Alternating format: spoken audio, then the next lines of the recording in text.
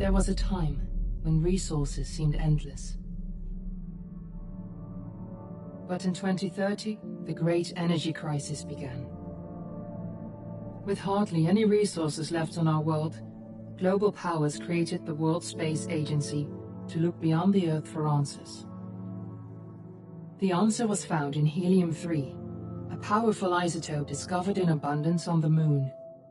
With it, humanity could satisfy its energy demand for decades to come. And so, in 2032, mankind colonized the Moon. Spearheaded by the Lunar Council, the WSA constructed several permanent settlements to harvest and process helium-3. The resulting energy was transferred to Earth through a revolutionary energy network, the Microwave Power Transmission, or MPT. For a time, all seemed well. Then, one fateful night in 2054, the lights went out. No energy. The MPT had gone offline, and communication with the lunar colonist was lost. Without earthly resources to launch a full-scale rescue mission to the Moon, the World Space Agency was shut down permanently in 2055. But a small group of former WSA colonists refused to accept humanity's bleak future. Determined to discover the colony's fate and to restore the MPT, they've been preparing their mission in an abandoned desert launch facility. Now, in 2059, they are ready to launch an astronaut to the Moon. What awaits is unknown and unforeseeable, but the mission is clear. Deliver us the Moon.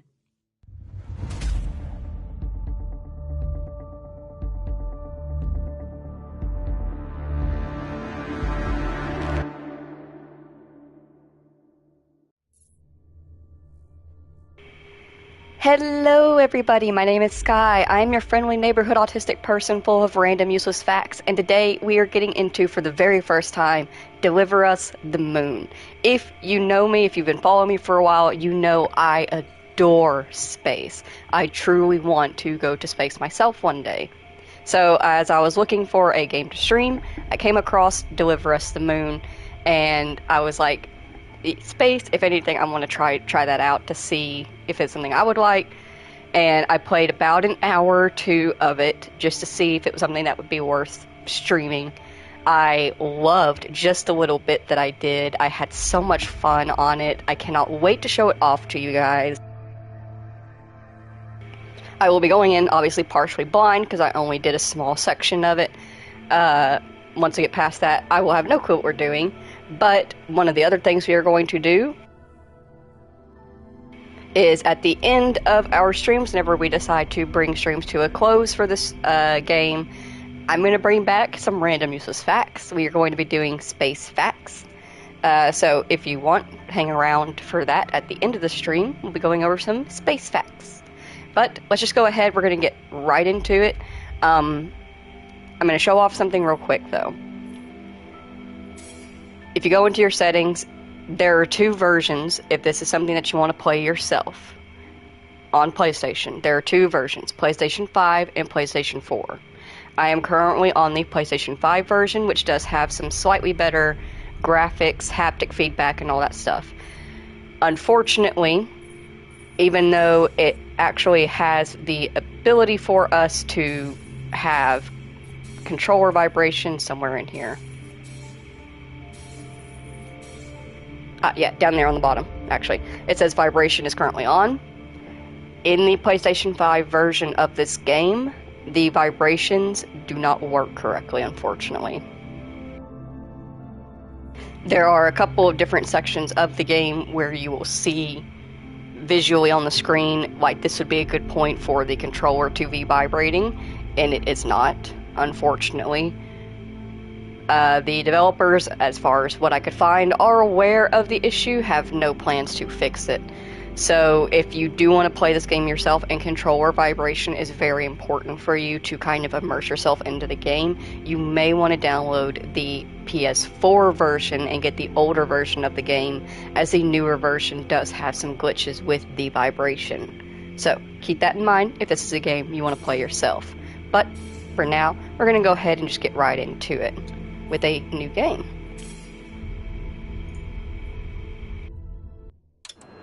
Friends and family of the missing lunar colonists gather all around the world tonight in remembrance of the 2054 MPT blackout that resulted in a global power outage and the loss of contact with the lunar colony. The blackout caused global turmoil, which ultimately led to the closure of the World Space Agency 1 year later.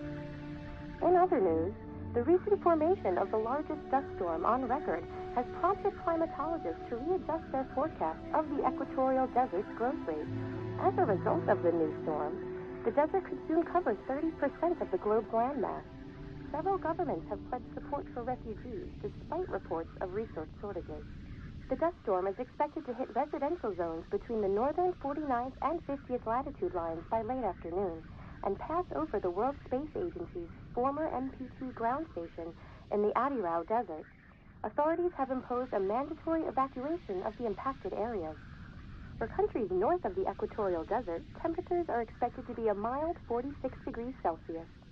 This was Nicole Page for World News 1, September 16, 2059. Wishing you a safe and happy day.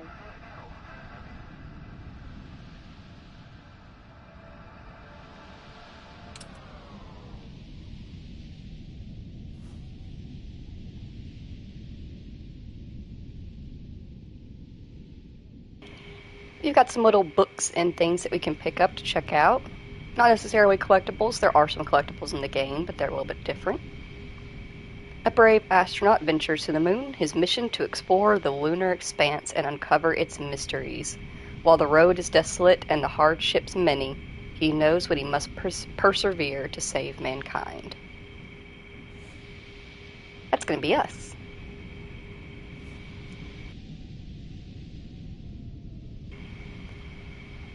Alright, let me just memorize this real quick of the launch sequence. Switch 1, pull 2, flip 3, pull 4, twist 5, switch 6, pull 7, pull 8, switch 9, pull 10. Katrina, are you there? Give me a second, still getting ready.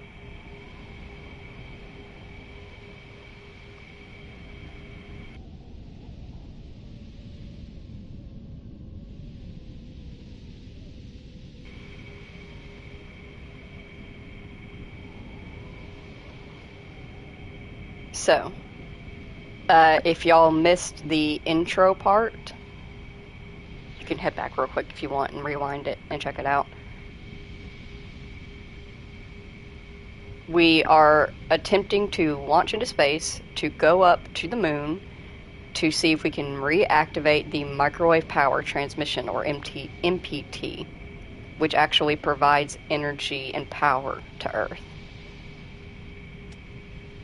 Let's grab our suit.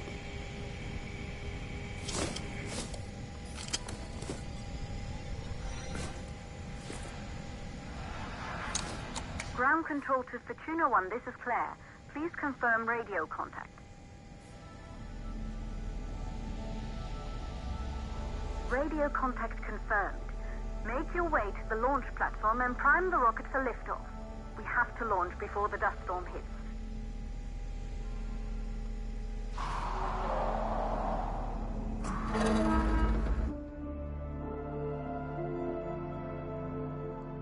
There she is, the Taurus 5. It took us 4 years to get her ready for launch. But you need to hurry. The dust storm will hit this area in a few hours. If we don't succeed now, the Fortuna mission will be over for good.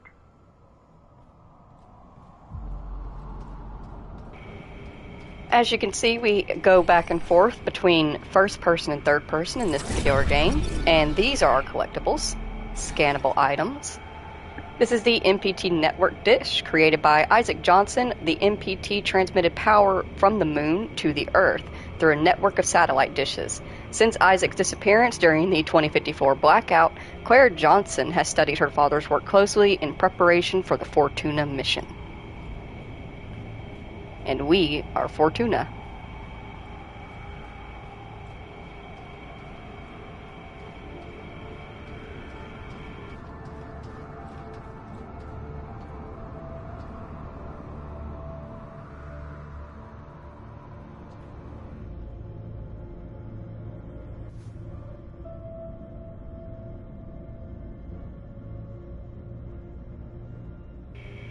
Got MPT Into the Age of Wires by Isaac Johnson. All of our energy needs satisfied in the blink of an eye. A system that can wirelessly transmit energy all over the world and beyond. This is the MPT, the microwave power transmission. In this book, MPT inventor Isaac Johnson discusses what the future might hold for this revolutionary system.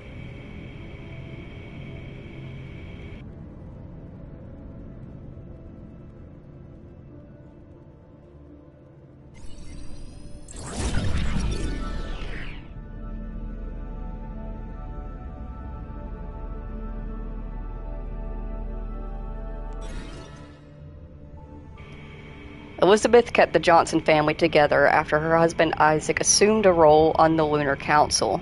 After her death, Claire took care of her sister Kathy before she was taken to the moon to live with Isaac. Both Isaac and Kathy have not been seen since the blackout.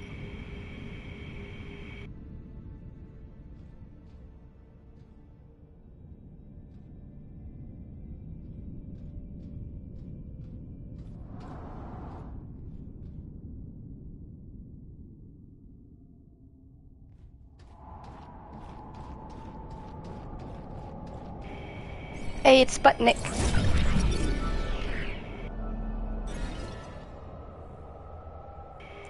Monument that marks the entrance to the Feskanov Cosmodrome. The facility was abandoned until the Fortuna team made it their base of operations after the blackout and began preparations for humanity's last mission to space.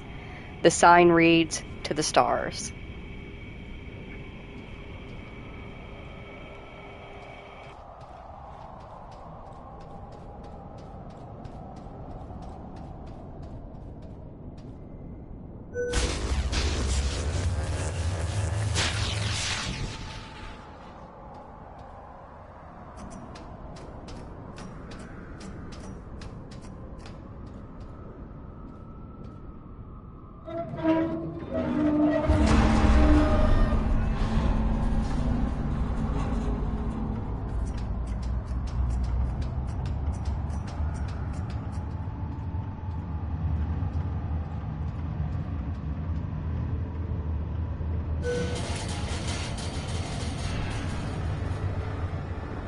I see you're on your way up to the facility. The control center is located on the top floor. There you can prime the rocket for launch.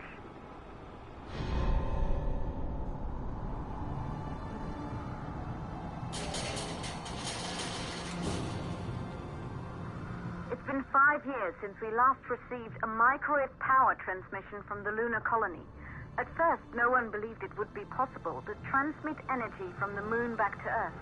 But the WSA proved the skeptics wrong. Just like you will, when you get the MPT back online.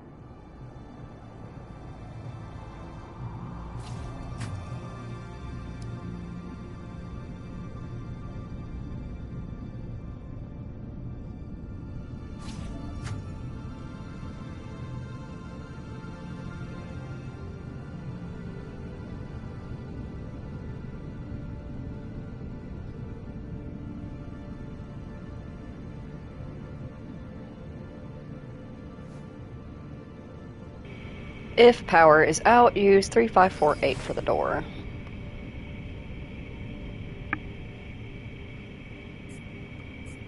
Three, 5, 4, 8.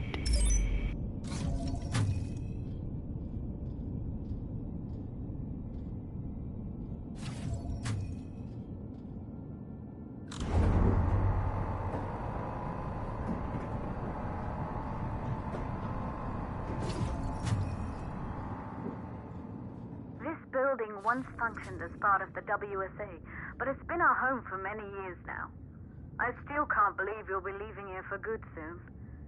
The desertification of this whole region won't take long after the storm passes through.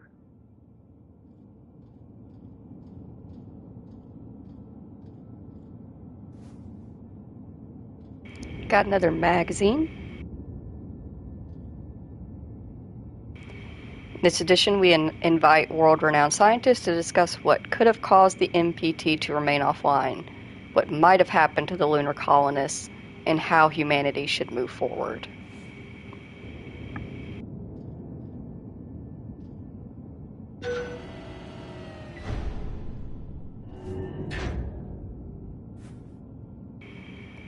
Missing Colonist Dossier, Isaac Johnson, Ph.D., date of birth 1811-2001. Education, relatives, last known location, Copernicus Moon Hub, psychological profile, known workaholic, consumed with creation and maintenance of MPT. Hello, Munchkin Man.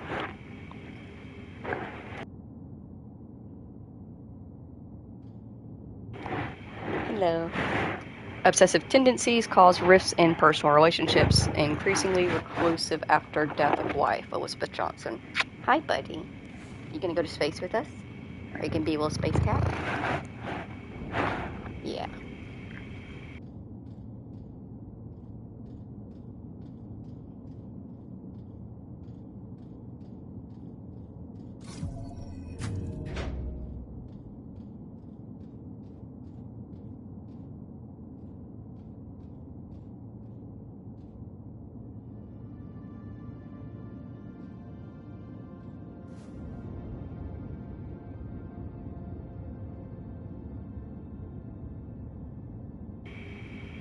In memoriam, Huygens malfunction. Is it Huygens? I think it's Huygens.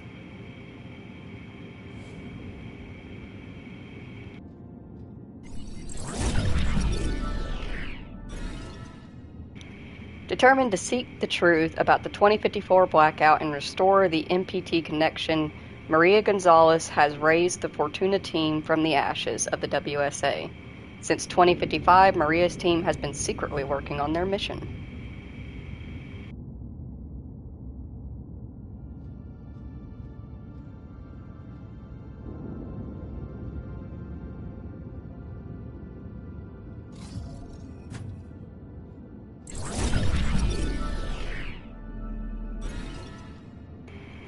One of the few survivors of the 2048 Huygens cryosleep malfunction, Maria brought her damaged ACE unit back to Earth with her. She'd been trying to repair her ACE in hopes of restoring holographic recordings captured by the device during her time at the Huygens research facility. So it was a cryosleep malfunction.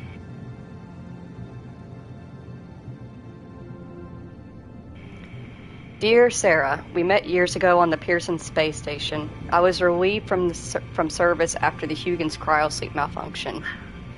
Remember how we talked about my broken ACE? I'm looking for a way to extract its holographic data, and I'm hoping you can help me out. Maria. Hi, Maria. Yeah, I remember. Holographic data runs through a unique hardware component. I specialize more in software, so you should reach out to my colleague Rolf Robertson here at Pearson. He's an excellent mechanic. Sarah.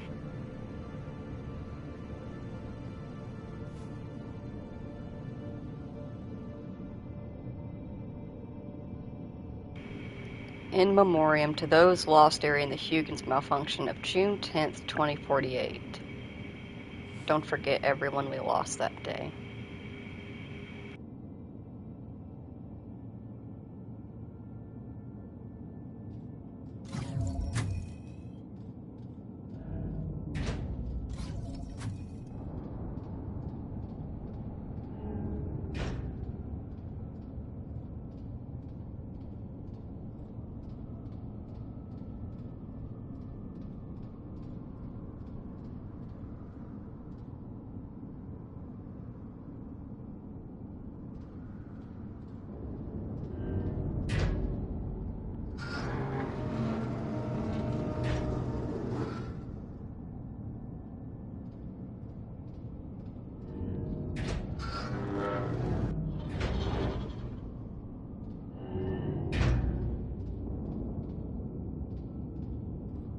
Let me do a quick sprint. I don't think there's anything to scan. Nope.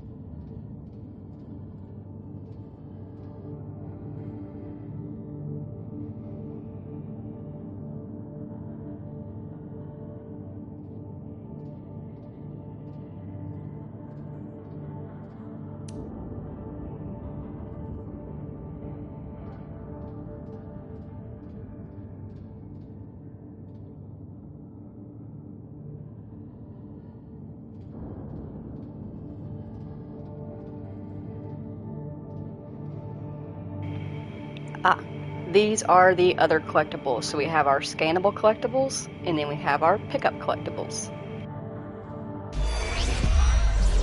We've isolated 3 plausible causes for the MPT blackout.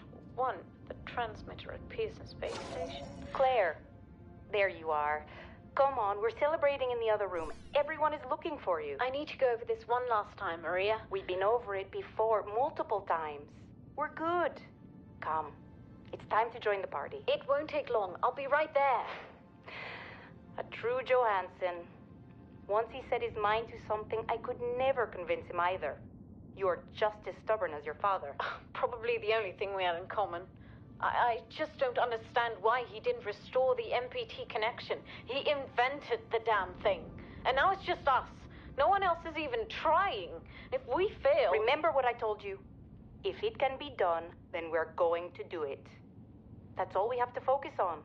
Go over your notes. Join us when you're ready. All right. Causes of the blackout.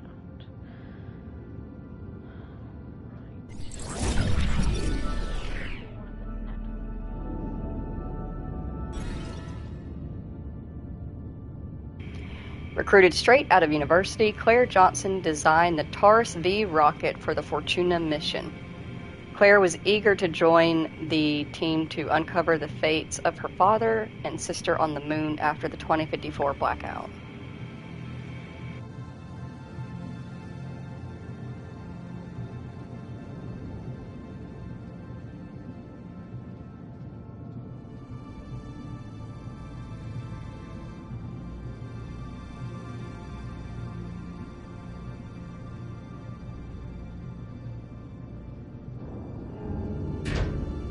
You're in the control center.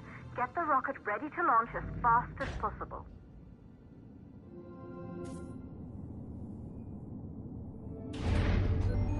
Calculating new storm ETA. Claire, we have a problem. The storm is approaching faster than expected. Way faster. Time's running out. Keep going, Fortuna. We've been working too long to give up now. We're going on a trip in a Taurus rocket ship. Well, let's get everything done and get out of here before this dust storm hits.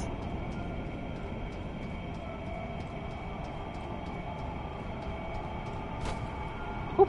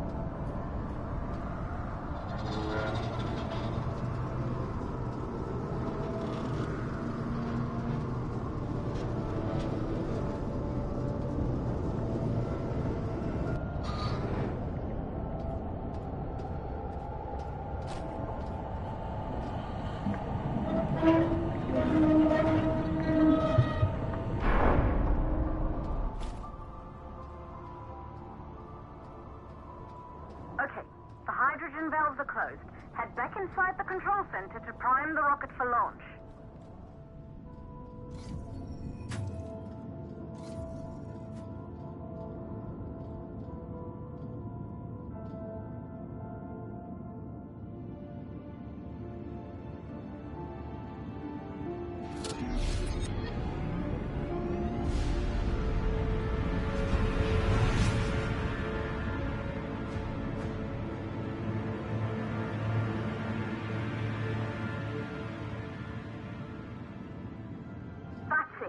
rocket is primed.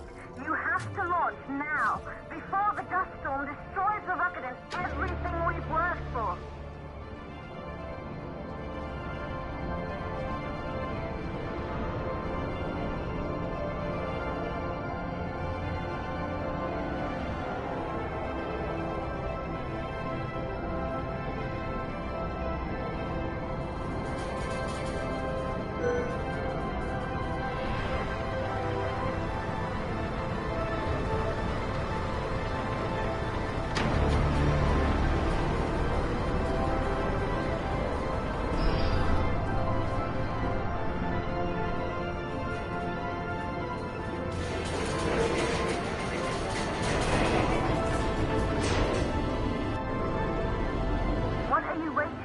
We have to launch before it's too late.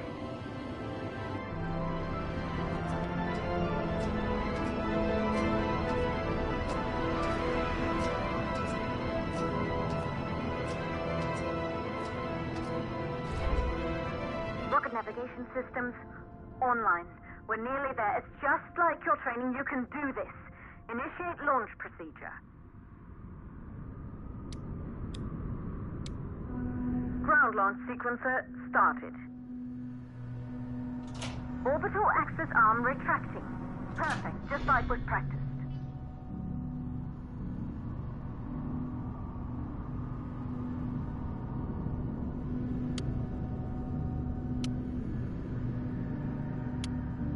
Auxiliary power units booting up.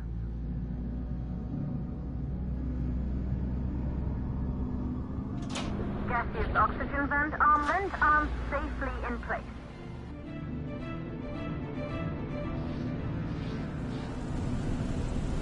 Sound suppression system engaged.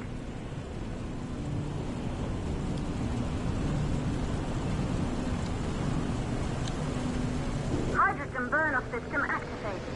Rocket boosters ready for ignition. Standing by for countdown. Rocket boosters, ignition start. Engines ready in 5, 4, 3, 2, start, 1. We have liftoff!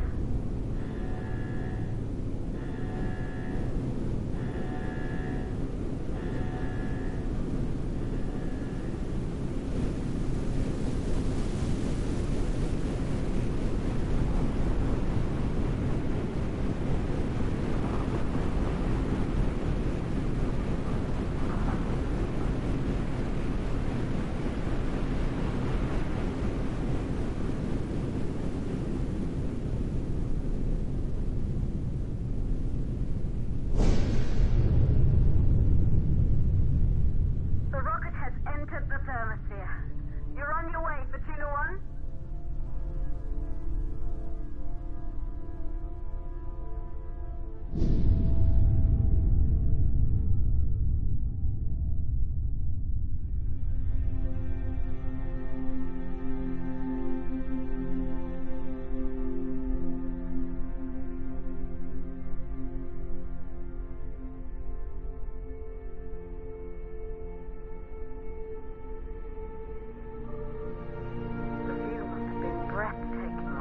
Astronauts made their way to the moon just 100 years ago. They knew an Earth full of life. All we know today is dust. If you can bring the MPT network back online, it could restore the hope humanity lost after the lunar colony fell. We could recover, rebuild, and most of all, start thinking about a future. You'll need to find the MPT transmitter at the Pearson space station. From there, the power signal was relayed to Earth. This was the final link in the MPT network before the blackout. If there are answers to find, they're at Pearson. Claire, we need to head down to the shelter. These winds are getting bad. Understood. Fortuna 1, this storm is going to jam radio contact. You'll be on your own for a while. To reach the station, you must... Once you're in the... the second stage of the launch. Please, deliver us the load. Alright, we're on our own for a bit. Let's get second stage started.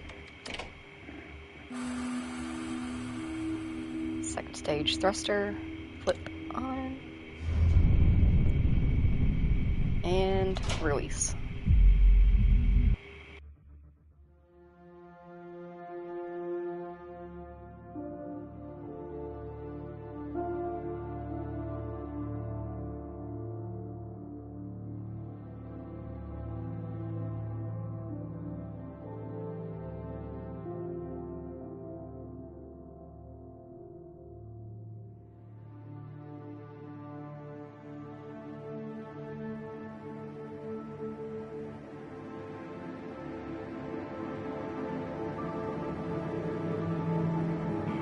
I'm having so much fun. That sequencing of like actually flipping on everything in the rocket and getting it to launch. It's like a dream come true for me, even in a game. So much fun.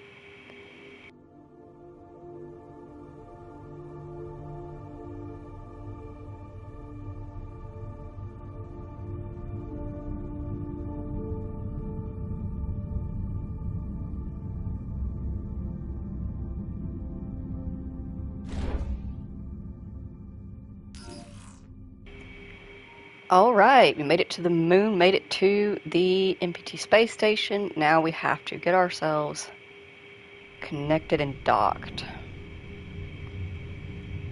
It's not my first time driving a spaceship. And let's try not to make it our last.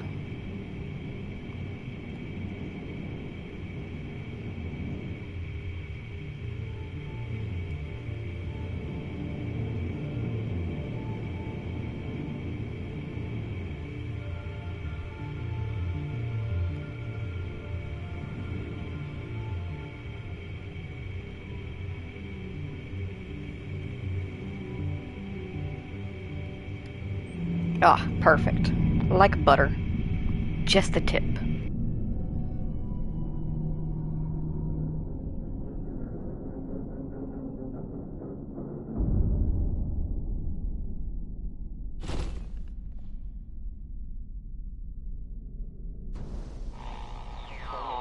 Ground control to Fortuna 1. You must have reached Pearson Space Station by now. The storm has severely damaged our instruments, so we can't reach your location or receive any messages. But we can detect fluctuations in the MPT network. If you can hear this, when you reach the control center, try to find out what's wrong with the MPT connection so you can bring it back online. Good luck up there.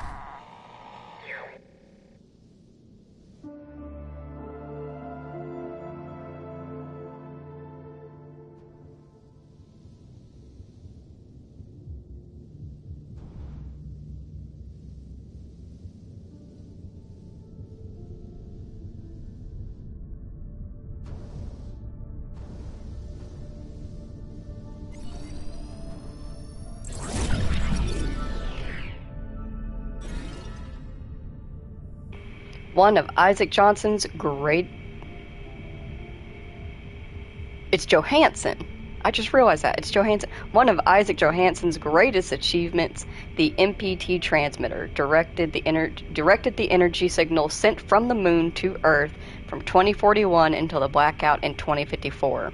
As construction continued and Isaac's responsibilities within the WSA grew, the distance between him and his family began to take its toll.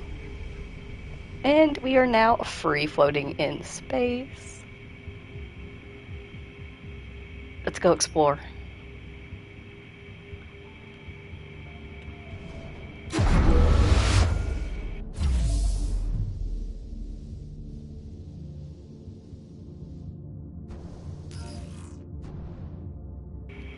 Alright, let's bring life support back on.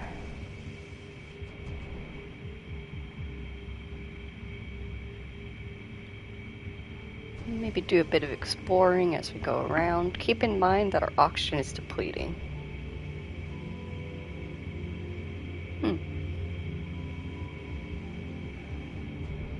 You look helpful. Come here.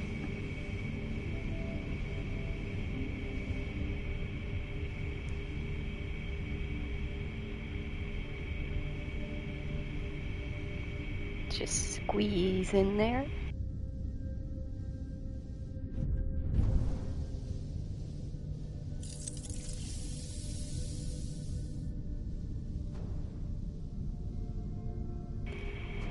Alright, so we got our life support systems. They both need to be rebooted. We need more of those little cylindrical things. Man, this is so cool.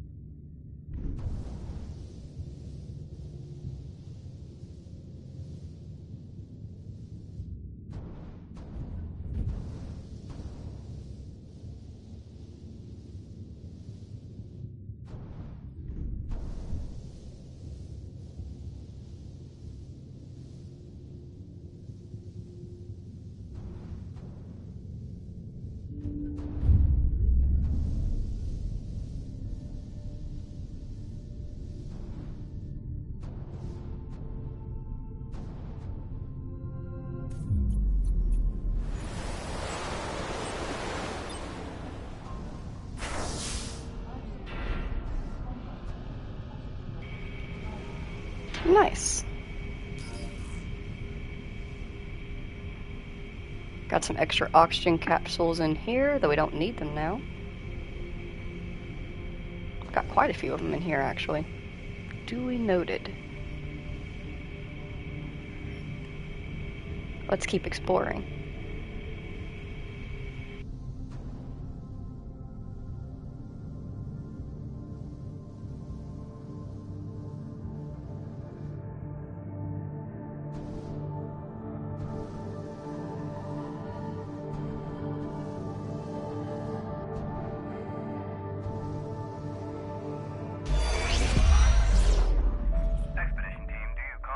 Copy, Control. We're all set. Ready for descent. The MPT network is still down, so expect the lights to go out as you descend towards Copernicus. Thanks for the heads up, Pearson. Remember, Sarah, our oxygen here in the station is limited. After arriving, you'll have 40 minutes to find out what caused the blackout and bring our MPT network back online. If you're not back by then, we'll have to evacuate without you. We hear you, Control. Rolf, you ready? I am. And don't worry, Control. It's probably just a glitch. We'll be back before you know it. Let's find out how they've been holding up down there. Alex, commence descent protocol. All systems go. Descent in 3, 2, 1. Descent engaged. Godspeed.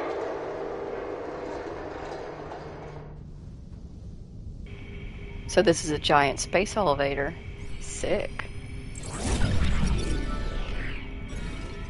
The Pearson space elevator improved the logistics of getting people and supplies to and from the moon. When the 2054 blackout occurred, station crew members Sarah Baker and Rolf Robertson were sent down the elevator to investigate the blackout on the moon's surface. Due to the station's emergency protocol, their time was extremely limited.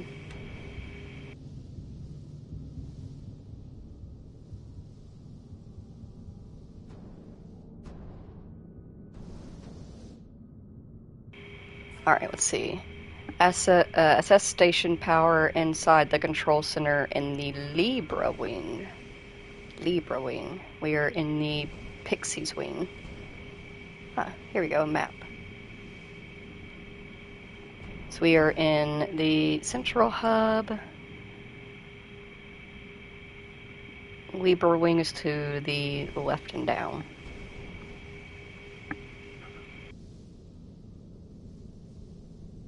Here we go.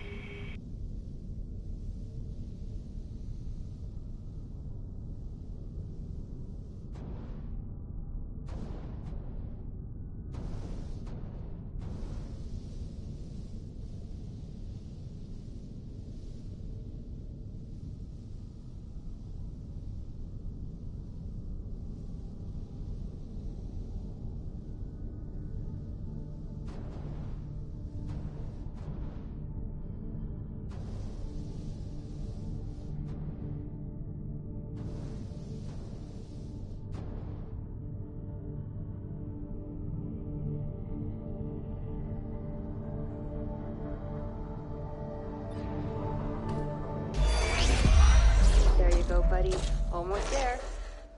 We'll touch up your paint job later, don't worry. Are you ready to go? We've almost got the elevator running again. Yeah, just patching up Alex before we head down. Are you bringing that thing along? Of course.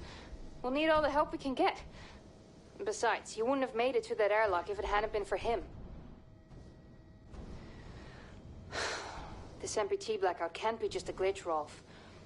Everything is still dark down there. Last time there was an outage... Did you hear the message from Earth? No. What did they say? They can't even send ships up here anymore without the MPT. It's crazy, right? We're the only ones able to investigate the blackout. Sarah, we need to get you guys down to the surface ASAP. We don't have much time. Okay, let's go.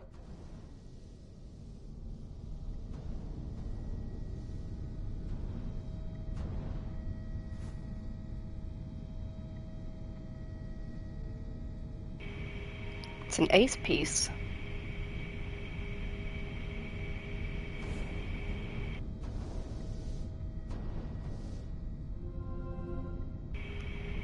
Council member Laverda, the MPT is still offline. What's going on? Backup power is finally running up here at the station, and we're repairing the Pearson elevator to take us down to Copernicus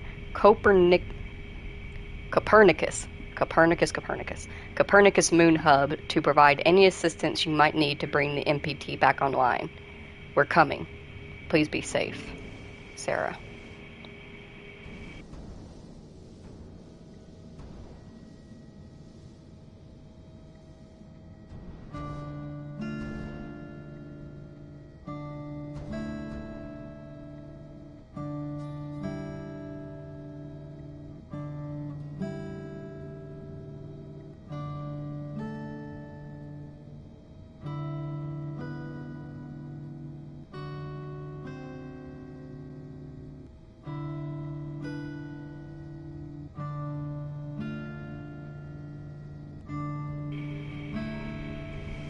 I'm not going to sit and play through the whole thing, but you can play the theme song of the game.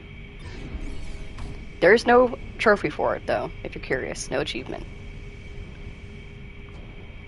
Got another Moon Man comic, or magazine. The astronaut docks into a rundown space station on his way to the moon. In it, he discovers clues of an old friend. Convinced that they may still be alive on the moon, he doubles his effort to reactivate the space elevator in a race against time. Is Moon Man about us? Are we Moon Man?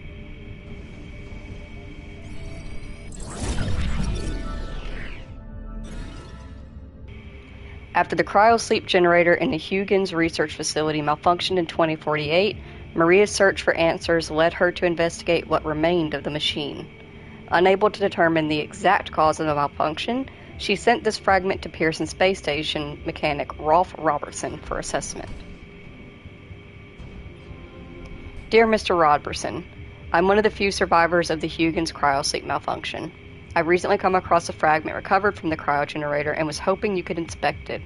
Also, is there any way I can get my ace to project holographic data from that day?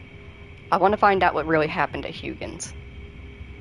Dear Mrs. Gonzalez, I've inspected the generator fragment you sent over, but I can't find anything conclusive. As for holographic data, it is unfortunately location-based. Holograms can only be projected where they occurred. If the Lunar Council ever clears access to Huygens again, I think the best thing to do is bring your ace and check out the holographic data that's there.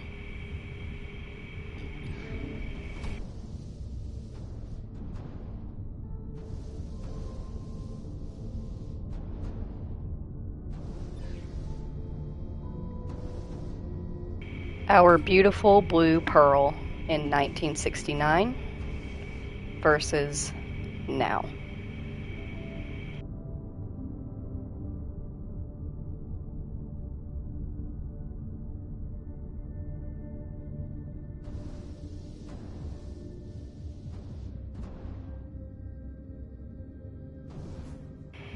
Reminder, they have changed the code again. New code is 2539.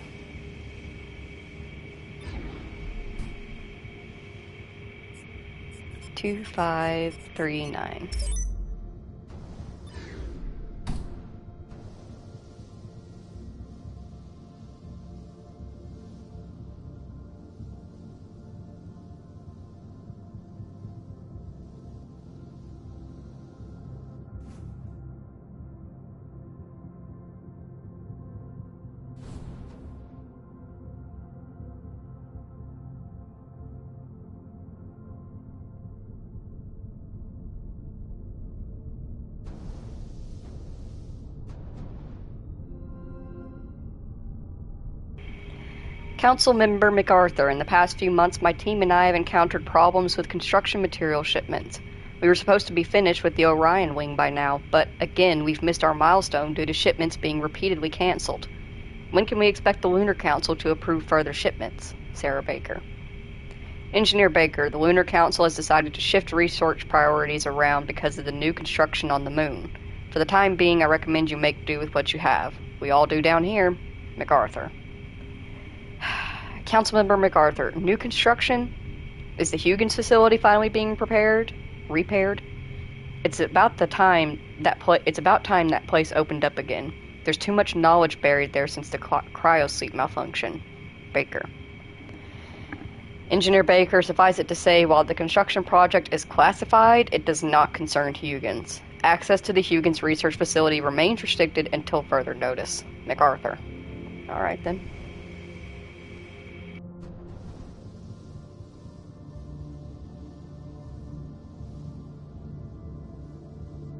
Alright, let's see what we got here. Let's get this diagnosed.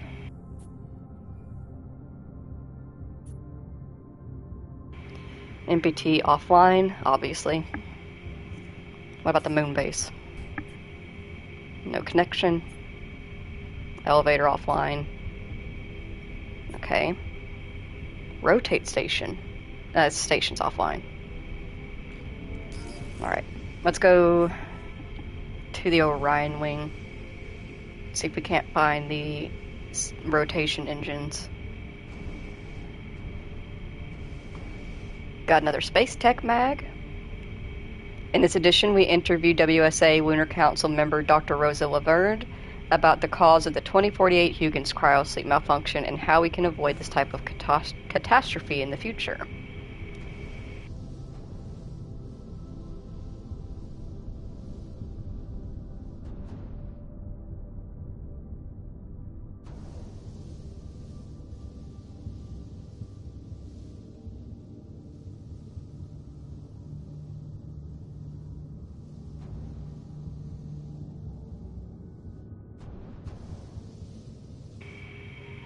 Two of the spacesuits are still gone.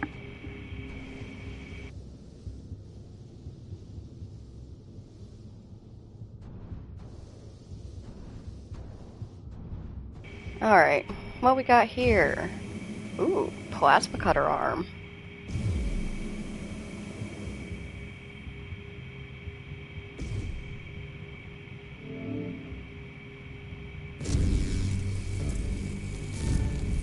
Nice.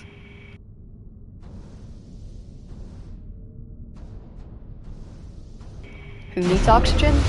Not us. Gimme.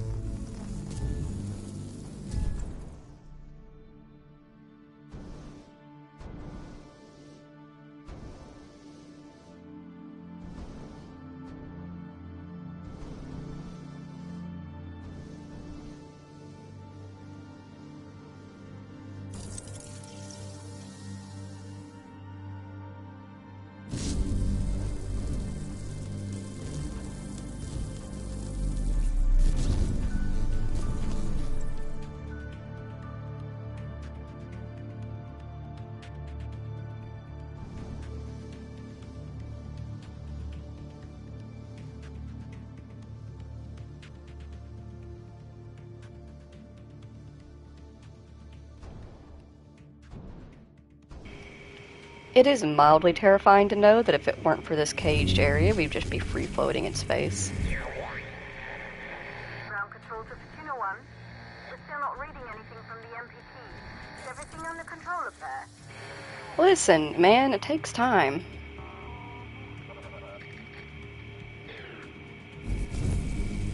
But yeah, as much as I love space and I want to go to space, one of my bigger fears around space is free floating in space, unattached to anything. That's absolutely terrifying. Though that should be terrifying to anybody.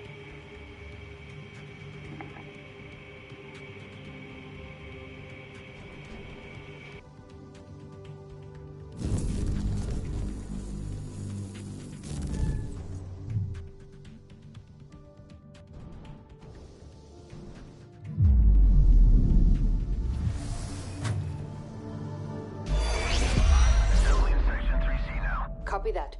Do you think we'll finish construction anytime soon? With the council claiming more supplies each week? I doubt it.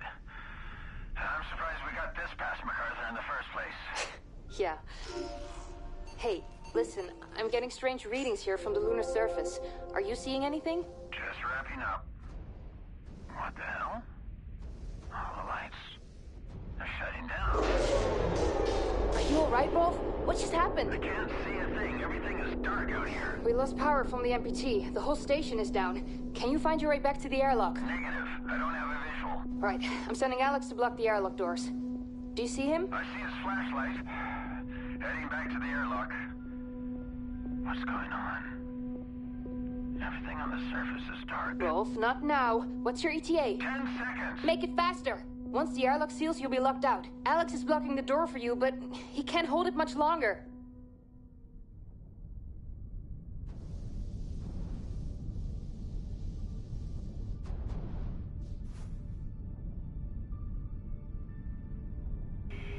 An order request from Pearson for the Orion wing expansion. Order denied. No supplies for you.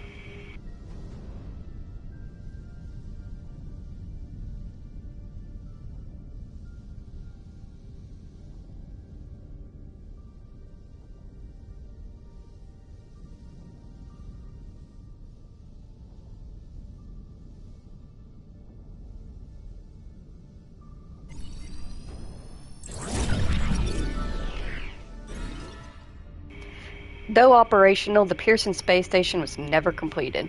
Sarah and Rolf oversaw the construction of the final wing until Lunar Council member MacArthur suspended shipments of material, such as this panel, diverting all resources to a classified project on the moon.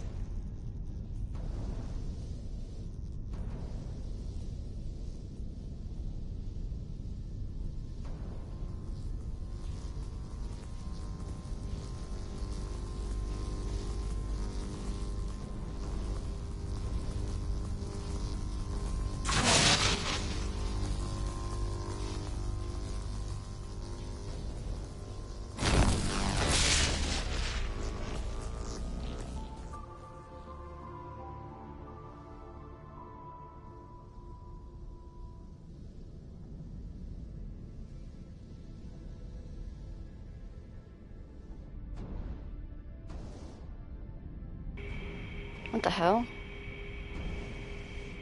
There's free-floating water in here. Why?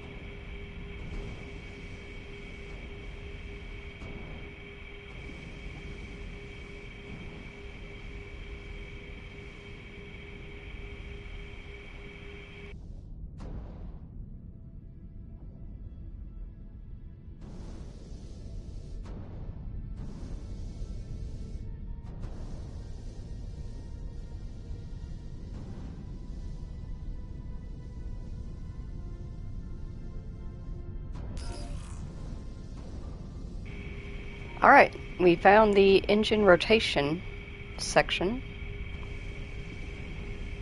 And we need more of these little guys.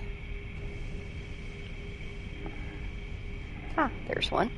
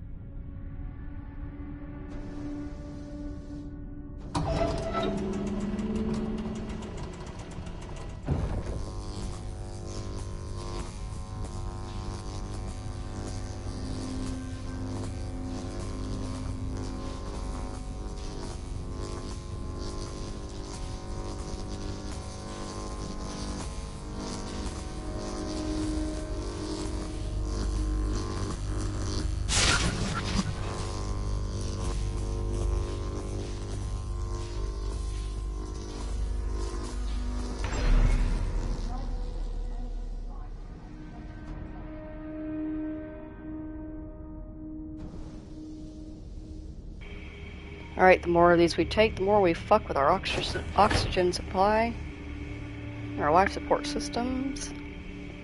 So let's move quick.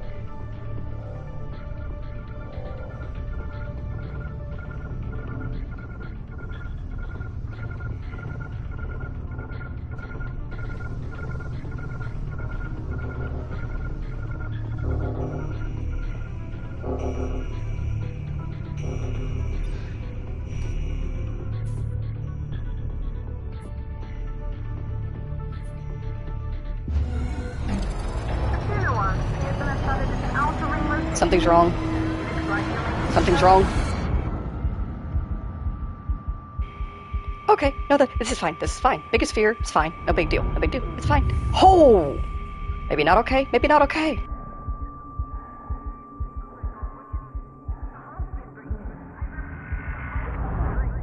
Grab something. Grab something. Grab something else. We need to redirect.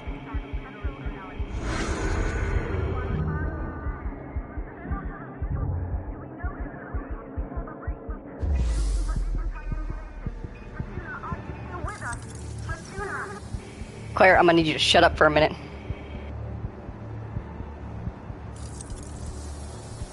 We've gotta move fast.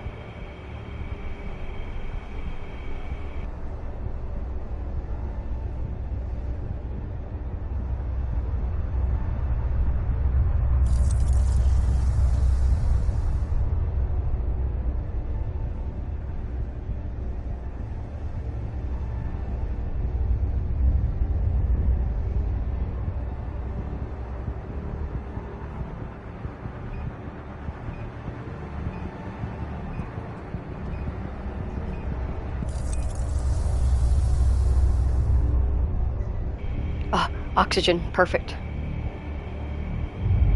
No! Fuck.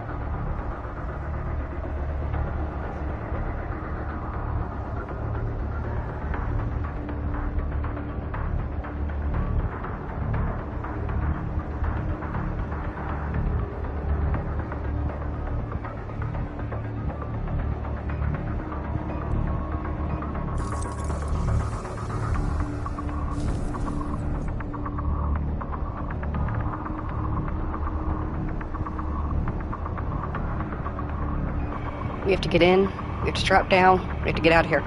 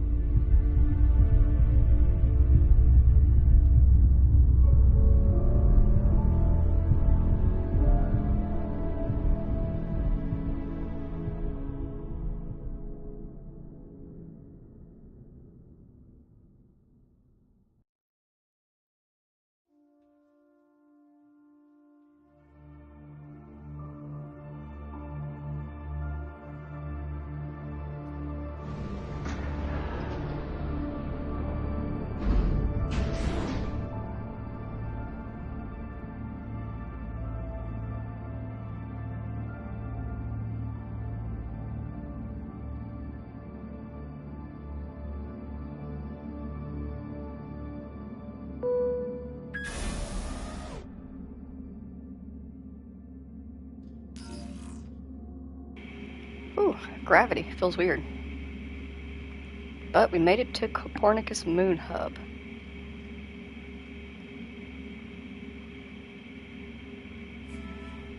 Retrieve an ACE unit.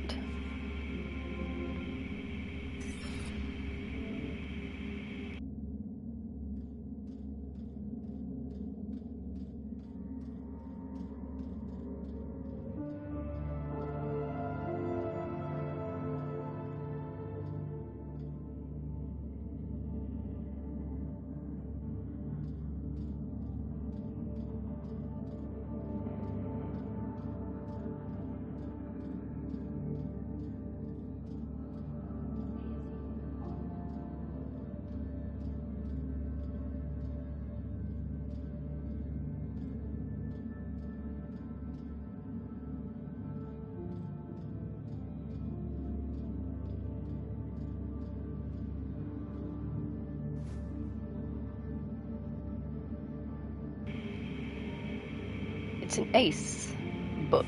Dear, the software behind your faithful companion. Dear Sarah, I found this book and thought you might like it. Please accept it as a thank you for all the emotions you programmed into my ACE. May this book inspire you to program many more.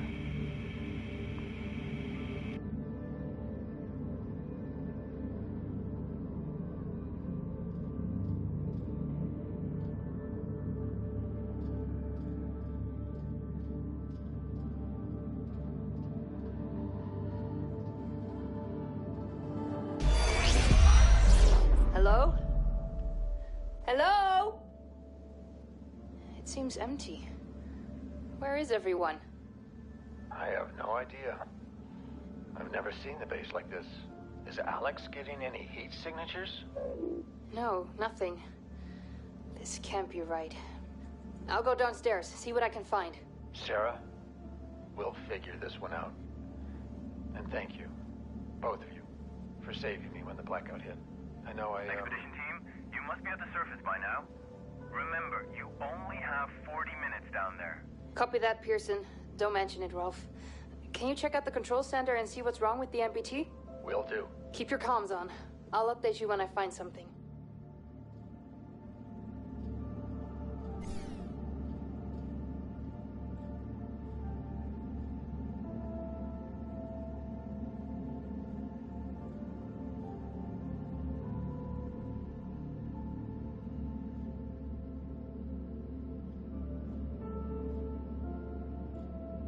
I'm just not realizing, I keep calling the woman that keeps talking to us Claire, but I don't actually know if that is Claire. I don't know who that is. I don't remember if she gave us her name or not.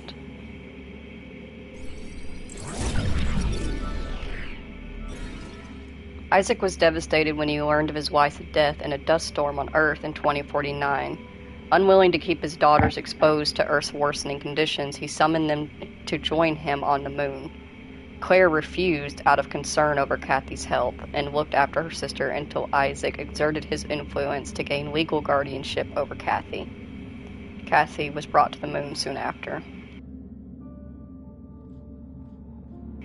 So yeah, I think that is Claire we're talking to. Maybe?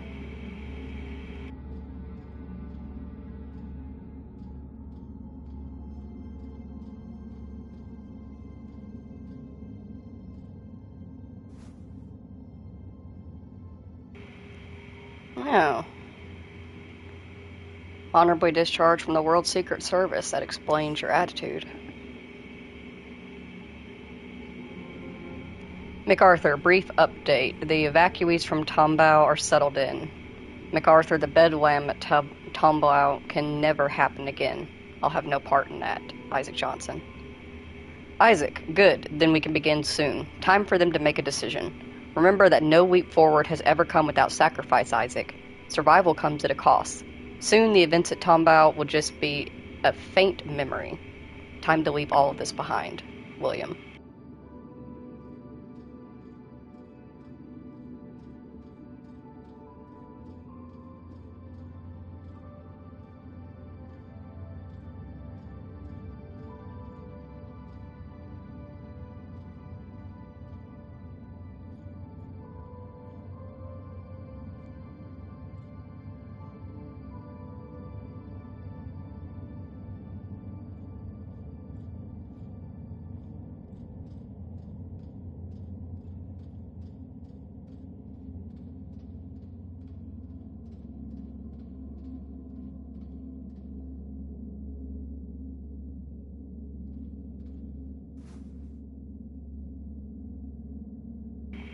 Speech. Crossroads, Tombau, Earth.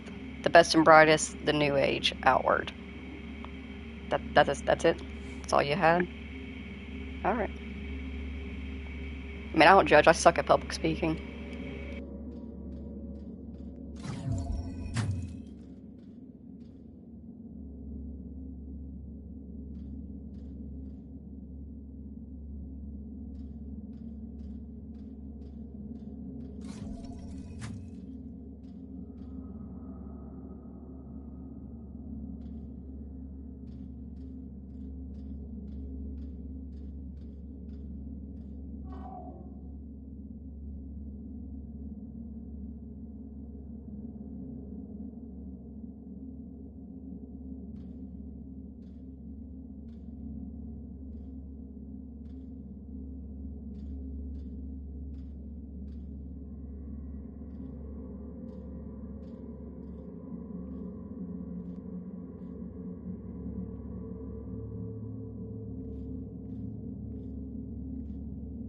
William, what the hell was that speech about? Our next chapter, Rosa.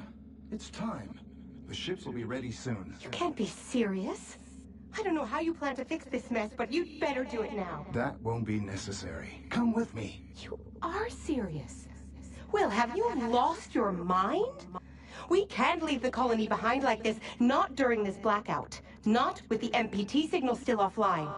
People on Earth depend on us. Don't concern yourself with them. Those days are over. We have to start the long journey ahead. That was the agreement. The ships were supposed to be our last resort. We didn't give up the first time, and we're not giving up now.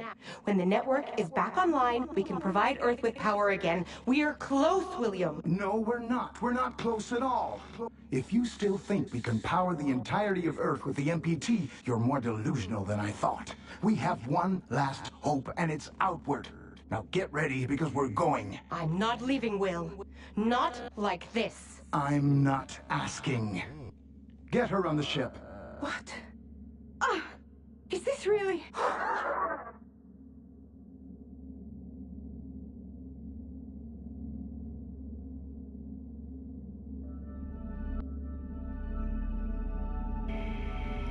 Interesting. So you're a little witness, aren't you?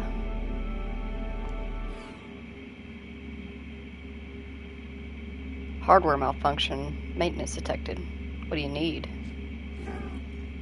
Come on, little guy.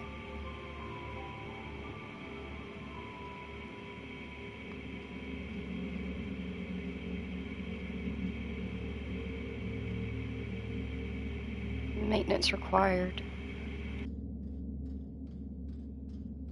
Where do we maintain you, buddy? Let me double check that I can't go that way. Because the lights are blue, they should be.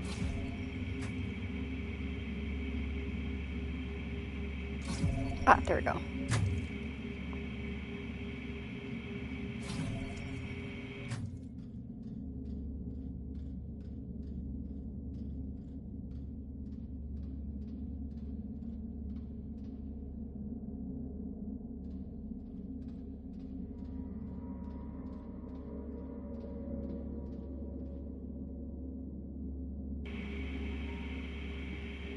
Yeah, maintenance seems right. Let's see if we can find something in maintenance.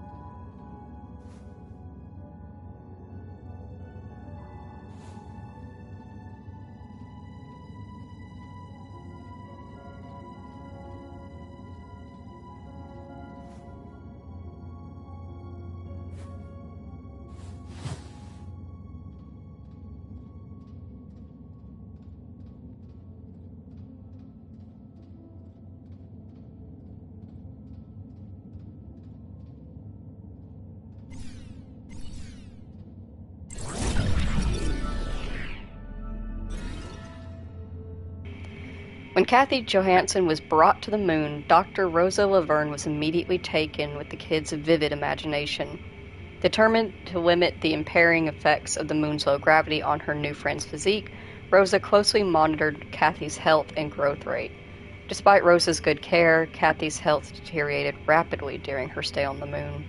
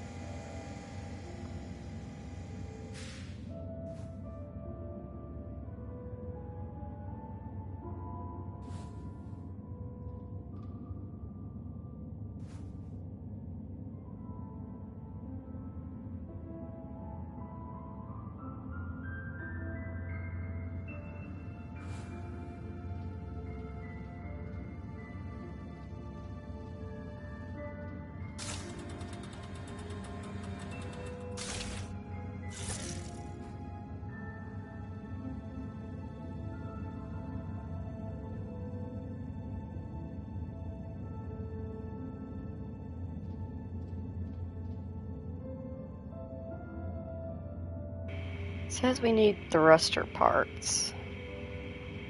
But I didn't see any when we came in.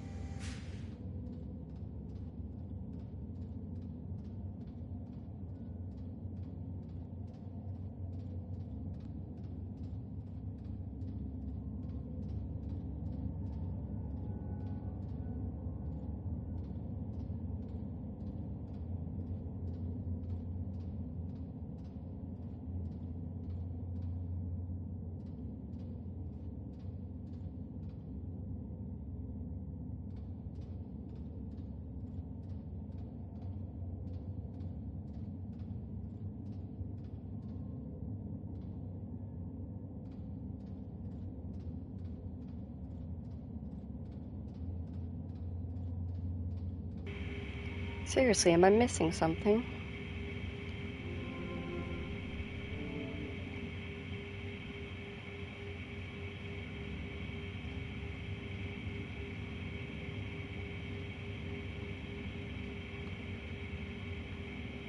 Can't do anything with that. It said that we needed to replace thruster parts, and then it opened this door back here.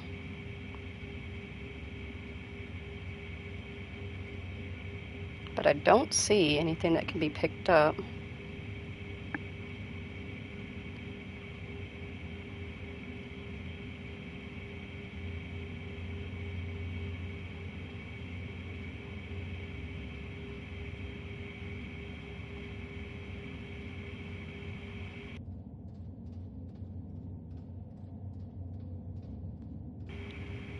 Switching to the day schedule's been going okay.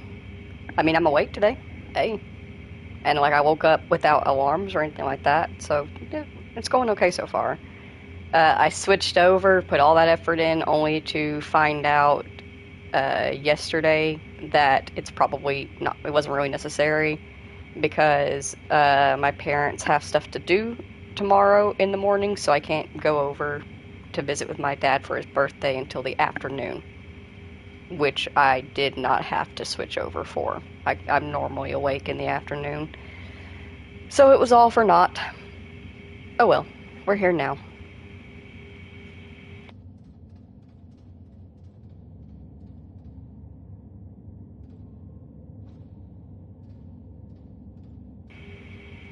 Seriously, where the fuck are these thruster pieces?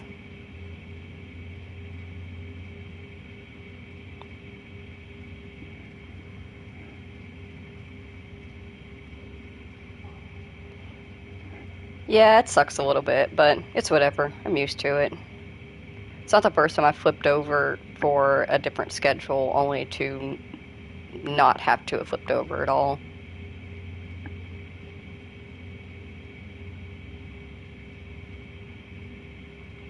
Where am I supposed to be picking up parts and pieces at? Oh, we got a readable. Hi Isaac, know you're busy. Could you install a new module to my ACE soon?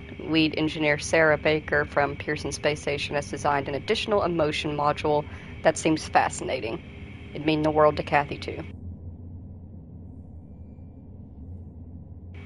Hey Rosa, I apologize, but pressing matters at Tombao require my full attention for the next few months. Besides, you know how dearly Kathy wants an ace of her own.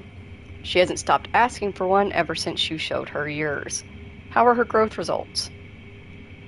Hi Isaac, of course our duties come first. As for Kathy, I need to be honest with you. The test results are in, and she's not at all growing like a girl her age should.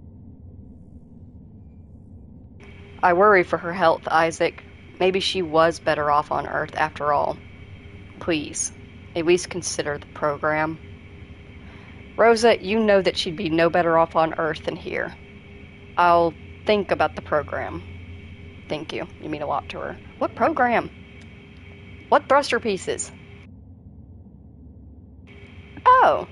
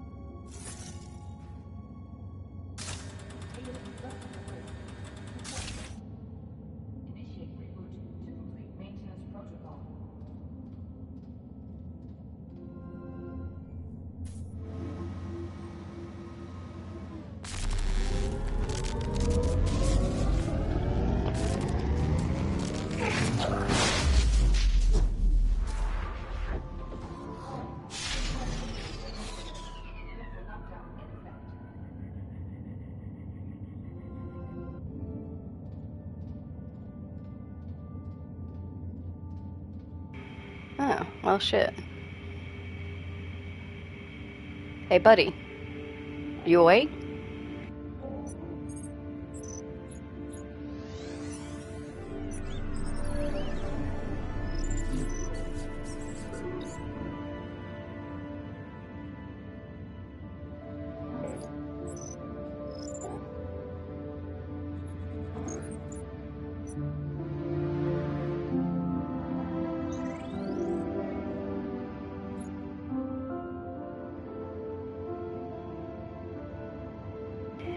Hello, little friend.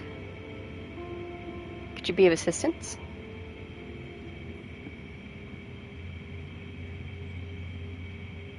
Over here.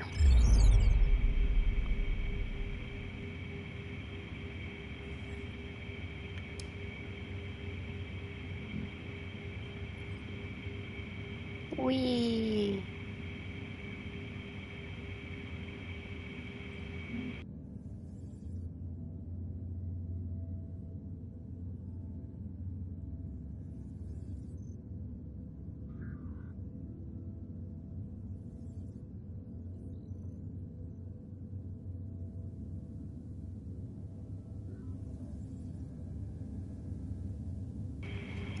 Looks like a pretty cool game. It is, so far. It's a lot of fun.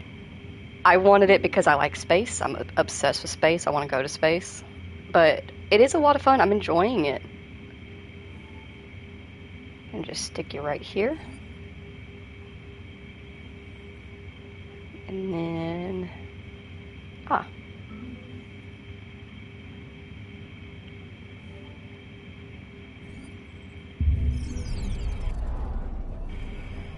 Good job, little buddy.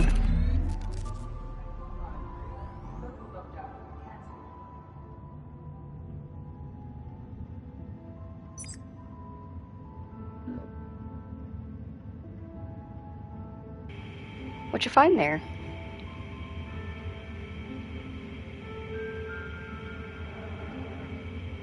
Is that you and your friend?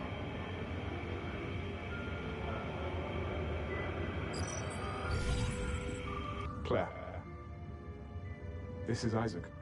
Hi. I'm not sure if this message will ever reach you. I don't think it will. But I'm trying anyway. We haven't spoken since the argument about Kathy. I want you to know that she's safe and well. This message will be the last you'll ever get from me, or from anyone else up here. It's probably something you'll never understand. Hell, I barely do. If someone ever finds out what happened here, know that I did it for her. For your sister. To give her a chance.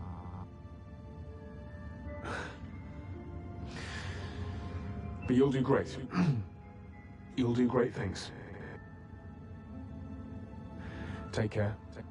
And, I love you. I wish I'd said that more often. Back when you still called me Dad. Goodbye, Claire.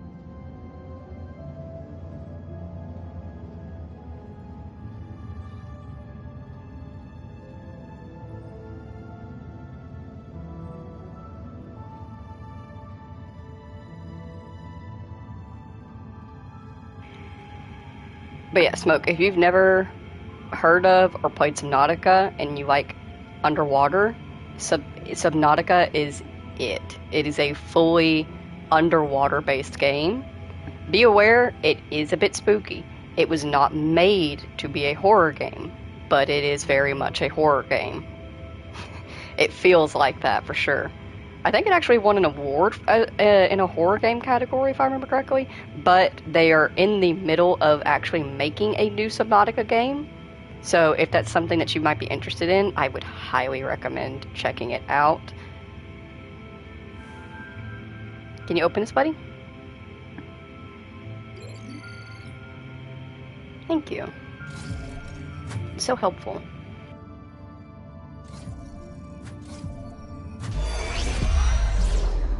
Still no trace. This just doesn't feel right. Alex, scan for data history. There's a recording. Rolf, come in. I think I've got something. I found a recording from the 23rd. That's what, 2 days ago? Are you sure? Yeah. Can you see it from up there? I think so. Go ahead. Alex, project hologram from September 23rd, 2054.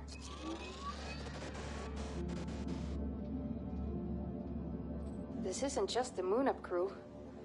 There's too many of them. These are Tombo evacuees. How do you know?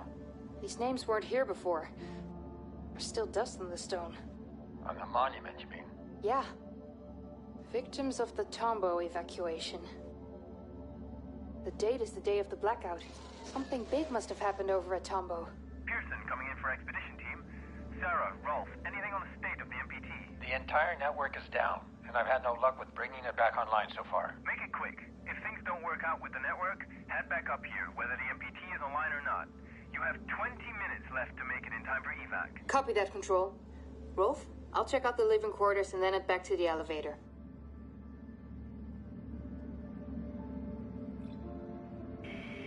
Okay. Interesting. So there was something much bigger going on than just a power outage. What's our objective? Access the status of the MPT network.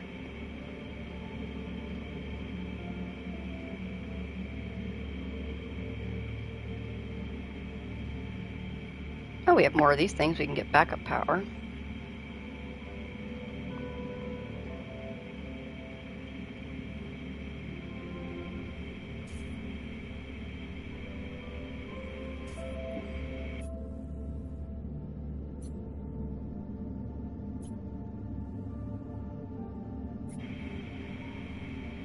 Ooh, we get to go on the moon surface. We have to manually realign pillars 1 and 2.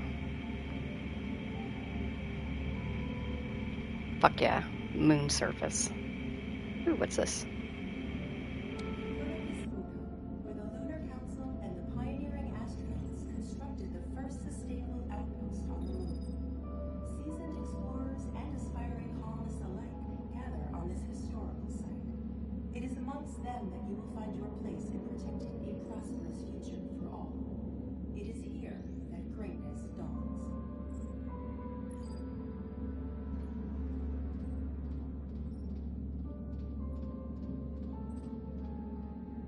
The microwave power transmission is a technological marvel that provides both Earth and the lunar colony with power.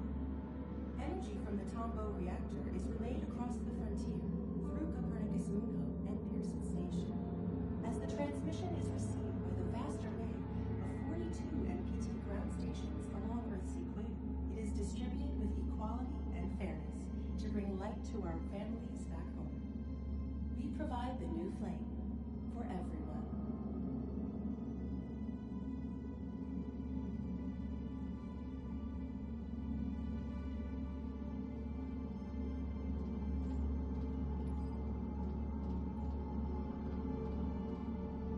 Home to the state-of-the-art fusion reactor, the Tombo facility is the heart of humanity's mining operations on the moon. Helium-3 drawn from the harvest provides for the ever-growing expansion of our home and lights the surface of both moon and Earth. Under Councilman Johansson's trusted leadership, our harvest have advanced and our MPT status stay. Through labor, we grow. All of us. I like learning about space things.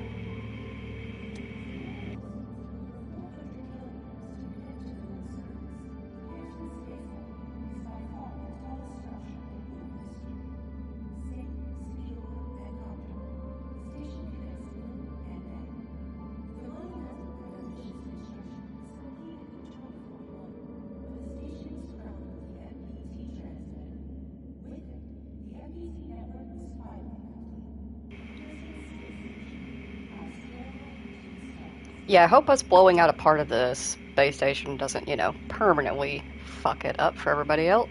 Surely it can be fixed.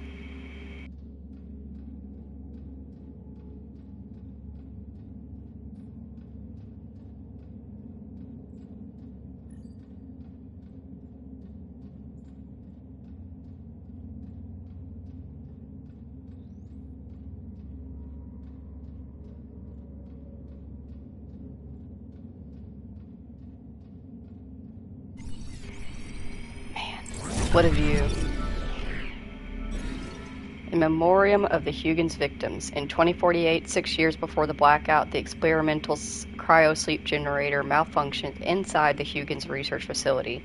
Only 3 people survived: Maria Gonzalez, Dr. Rosa Laverde, and Edgar Davis. For their bravery in the face of disaster, they were awarded a symbolic coin, of which one seems to be missing. We found that one back on Earth.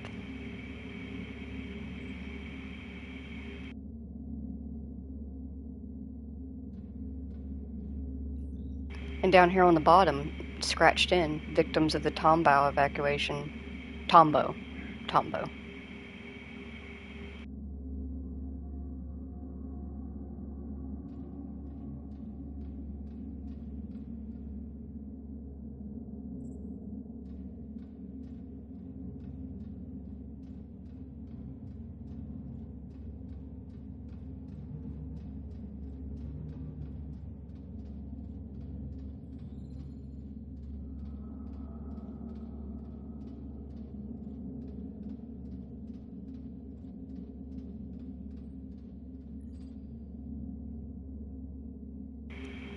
Is that a working camera? It is. But it looks to be automatic. I don't think it's being controlled.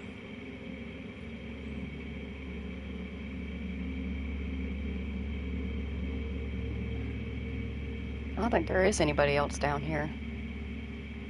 I was kind of hoping that there might be. But it seems less likely by the second. Vehicle bay sealed. Additional power required. Okay. So it looks like this backup power goes to maintenance. Oh, can we transfer it to anything? Check out crew quarters first.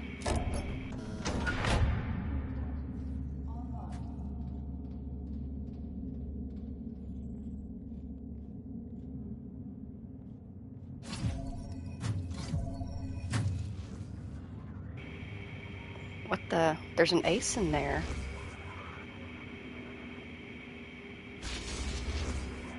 Seems to be malfunctioning. Or it's pissed.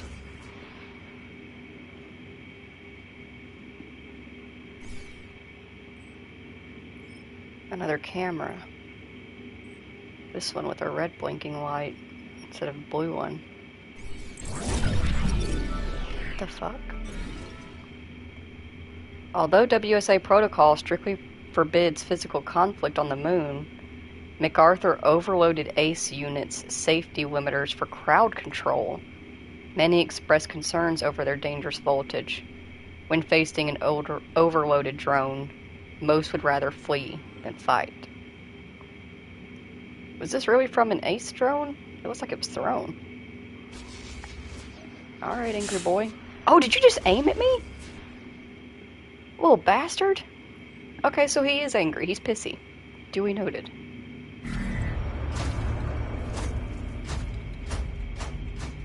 Did he just shut... He just shut us out. What's your problem, you angry bastard?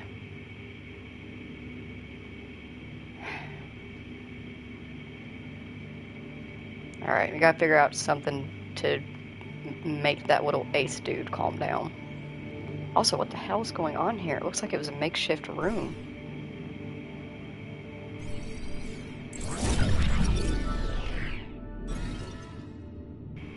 Ah, yes, because the Tombow facility was evacuated under obscure pretenses around the same time the MPT went offline. Whatever transpired in Tombow, these quarters provide ample room for temporary shelter under MacArthur's watchful eye. MacArthur keeps coming up. I feel like he might be an issue.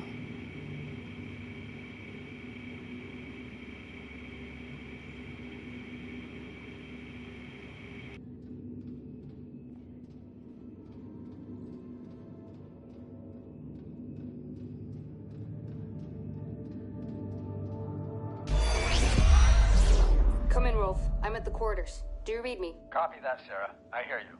Anything interesting? Everything's deserted, so nothing new here. Sarah, Rolf, this is Pearson Control.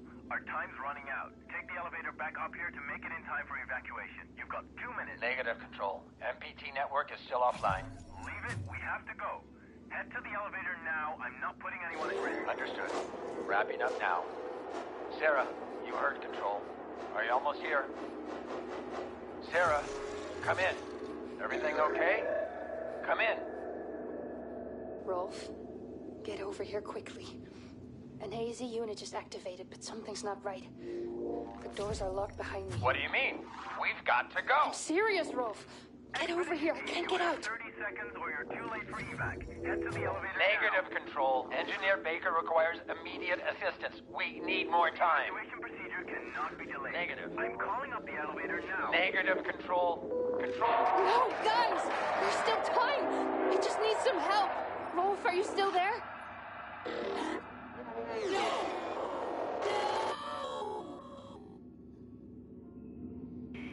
Shit, they left him behind. And all because of that little ace bastard in there. What the hell? Okay, so we have 2 doors so far that are opening for us. 3. 4. Alright, let's check out what we can. Might find some answers. Ah! Moon Man. The astronaut descends to the moon and finds it deserted. As he investigates the facility and unravels the reasons for its abandonment, he soon learns that he has no choice but to enlist the aid of an artificial intelligence with unknown intentions. Do you have unknown intentions, little buddy? Are you suspicious? Yeah, you're so cute.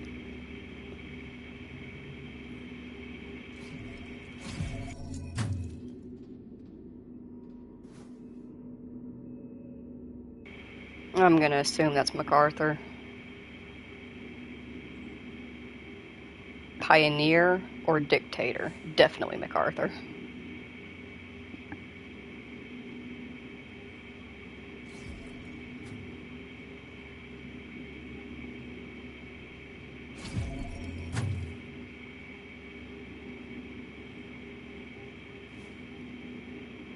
In emergencies, use Moon Hub's construction year to enter the office. Do not share. Ah. Moon Hub's construction year.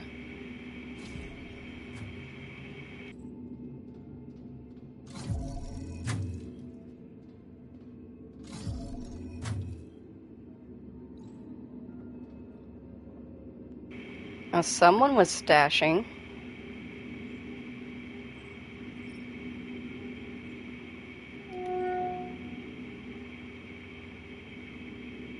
They took all the snacks.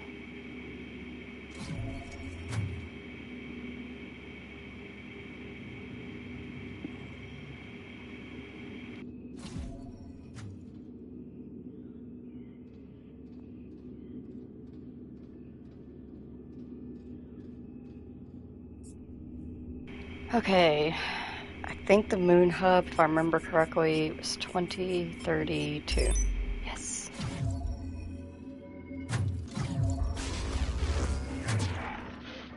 All right, listen here, you little bastard. We need to talk. All right. Hey, don't be a dick. Okay, let's look around here. There has to be a way to deactivate him if we can't get close.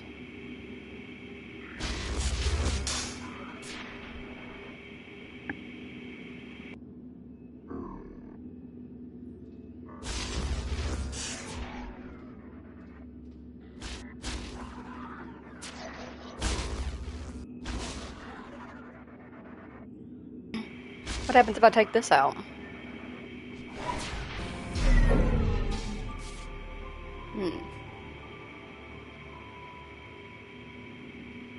Mine now. Not for you.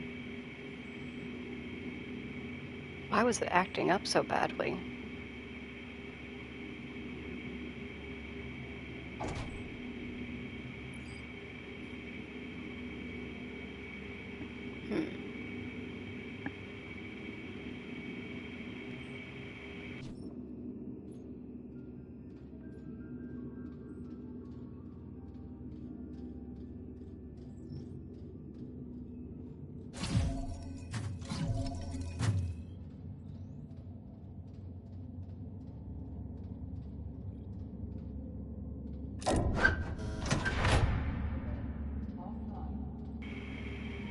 do a quick run through, make sure we didn't miss any scannables or collectibles.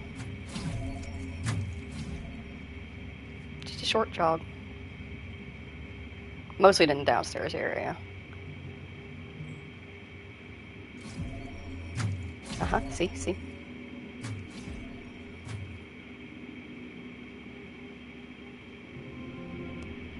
Sir, we've received another formal request from Sarah Baker, the lead engineer working at Pearson Space Station. She keeps asking about the canceled shipments for the Orion wing.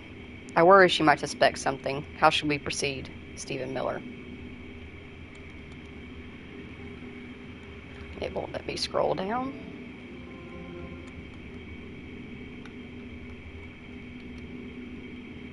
Well, I guess we're not reading the rest of it because it won't let me do anything.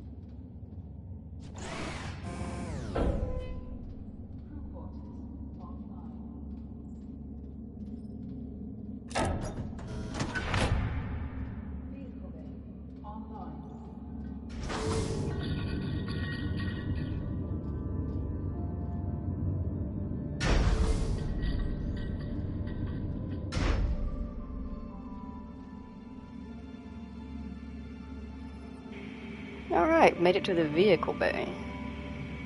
Let's bebop around and look for secrets.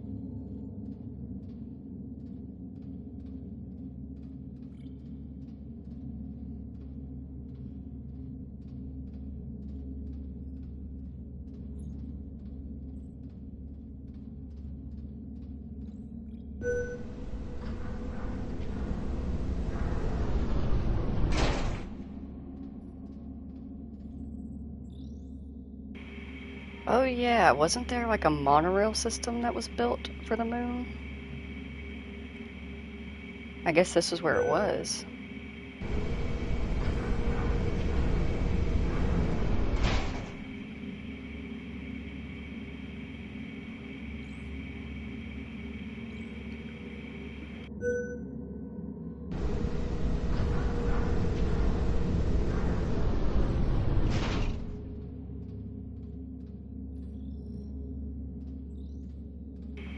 Yeah, sure enough, monorail system.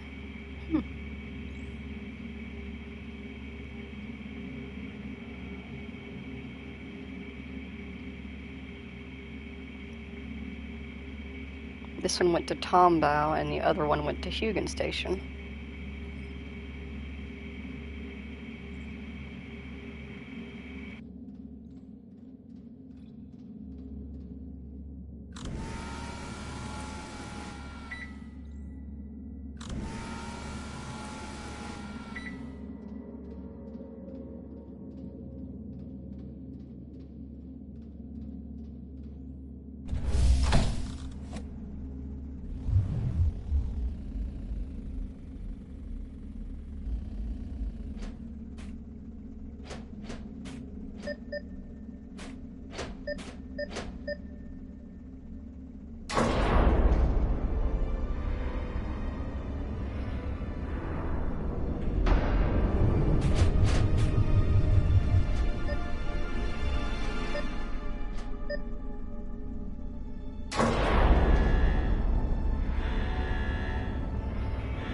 That's a smart way to control the airlock systems.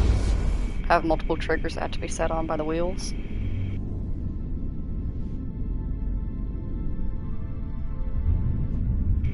We're on the moon!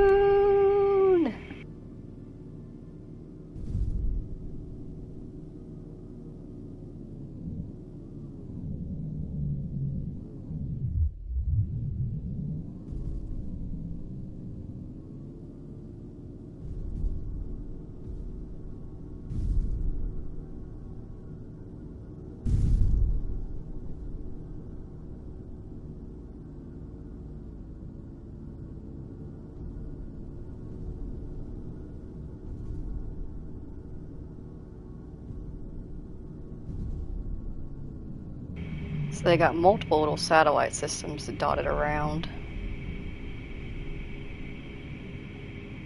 And we can see the monorail system as well. Bet if we followed it, we'd find the other stations.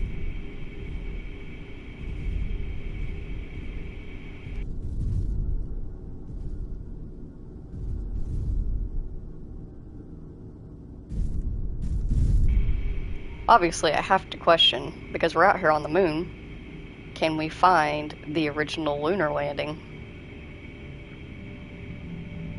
Because even if, like, we get to this point that they have gotten to in this game where they have built on the moon, the lunar landing will be left alone. It is a historical marker. So if we hopefully do reach that point of building on the moon, the lunar landing will be left alone. Which means it's somewhere out here. I hope we can find it. I bet there's probably an achievement for it.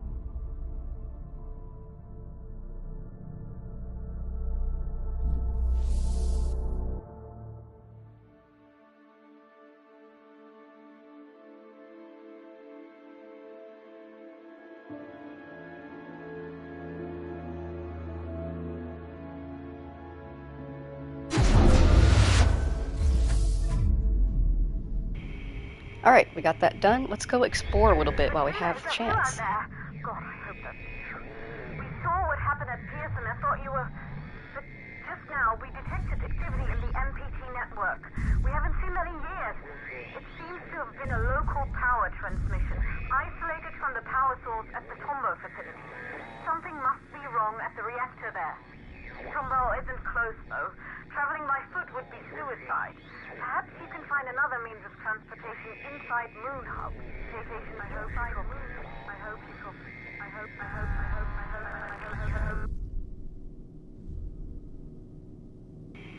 Okay then.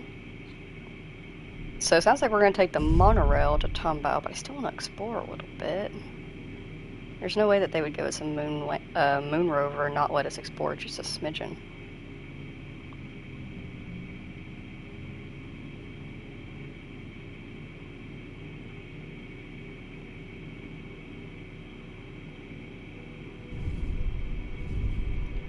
What the? No fucking way.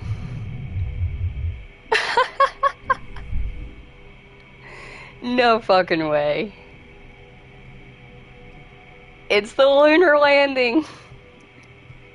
Set up. Because the moon landing was faked. Obviously that's a joke. I do not believe the moon landing is fake.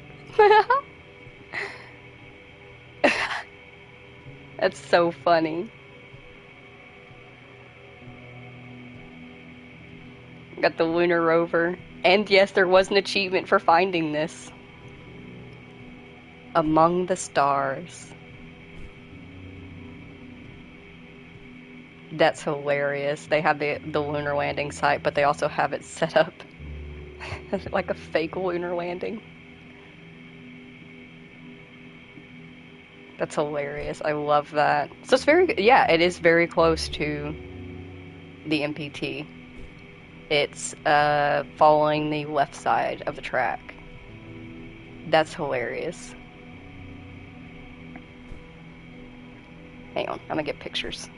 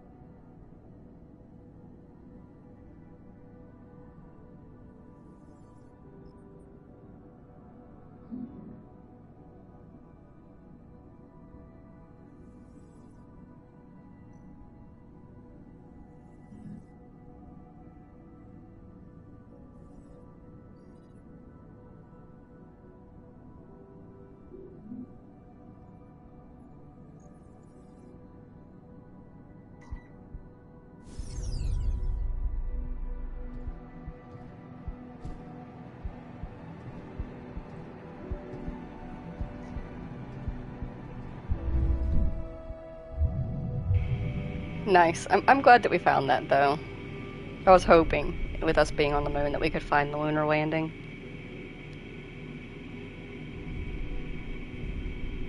Though, not quite in the way I expected to.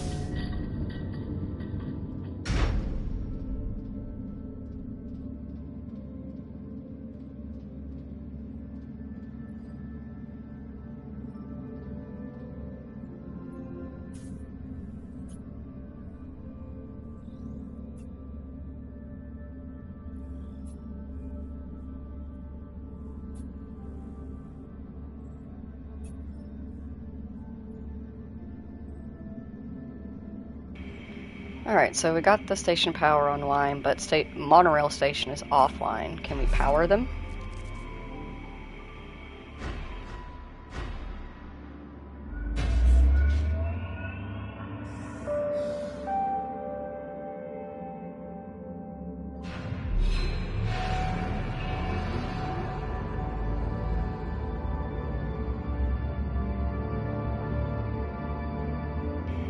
Nice, got the station back up.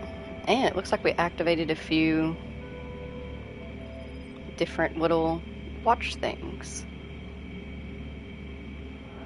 Oh. This is a big one.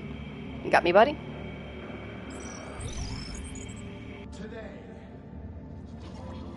Today we find ourselves at a crossroads.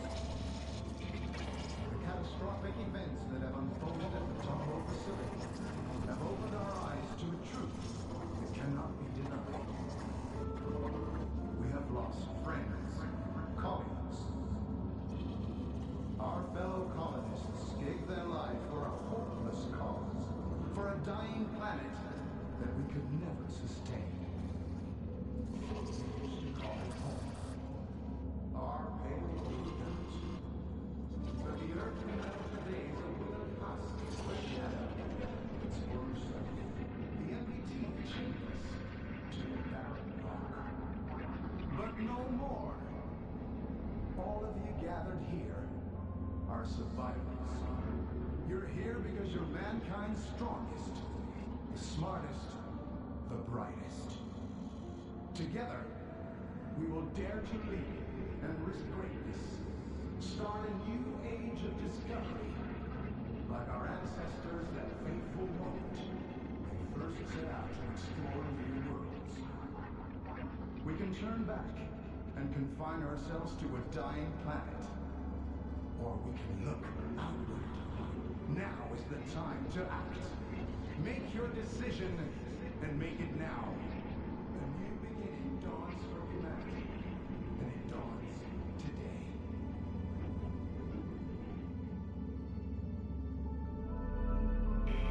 MacArthur did pull off some bullshit, didn't he?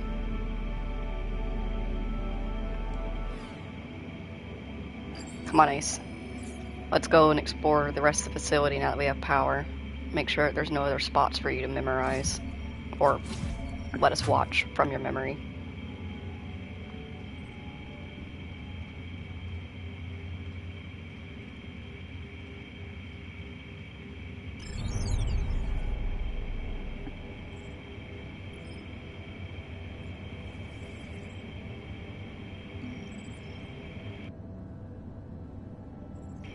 The Ace thing, it's broken. Well, at least that means that there's nothing that we missed back there. If we can't go back at all.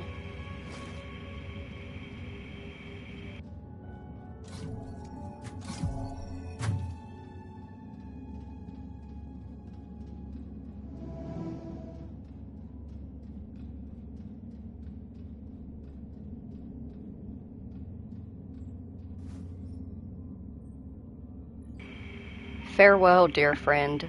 We joined the WSA to give our families hope. We came to the moon to save our Earth, in spite of the odds. Looks like Lady Luck has finally abandoned you. No fire burned brighter than yours. No heart was more determined, no mind more focused. No presence more inspiring.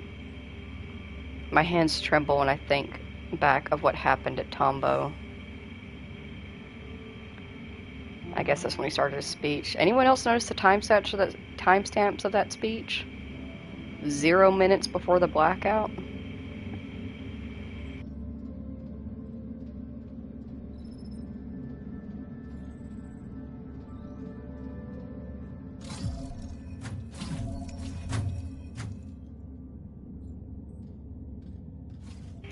I don't think there should be anything in here, even with the power being on. Yeah, because all the doors are still staying closed.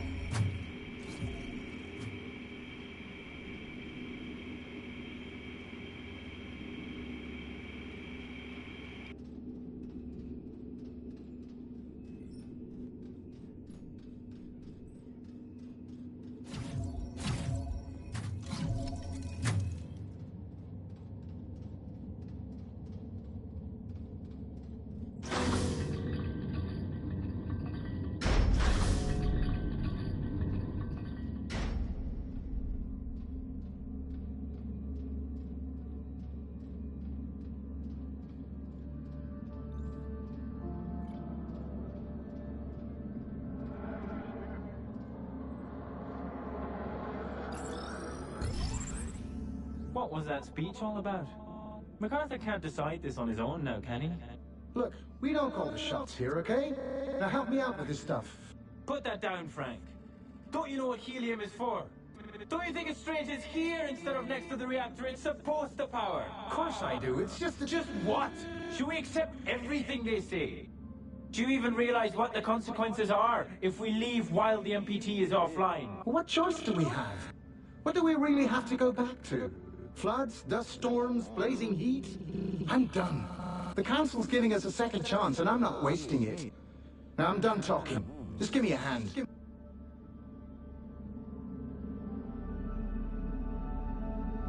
So that was 2 hours after the blackout. MacArthur, what did you do? Come on, Ace.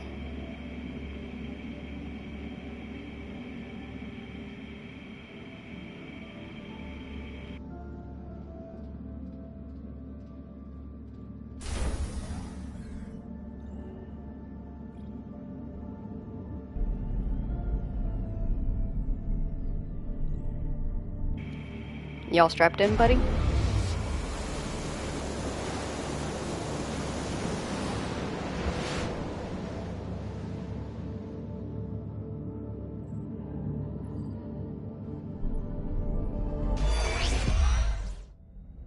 This is Sarah Baker, lead engineer at Pearson Space Station. I was sent to investigate the blackout together with station mechanic Rolf Robertson. I was attacked by an AZ unit and lost consciousness. The reasons for this attack remain unclear. It seems my expedition partner has left, and I am unable to contact Pearson Space Station or any of the other facilities. I'm going to cross the frontier now, passing Copernicus Outpost 1, to get to Tombow and try to figure out what caused the MPT failure. Whoever finds this, please try to contact me. Alex, end recording. Is that your name, buddy? Are you Alex? I think this is Alex.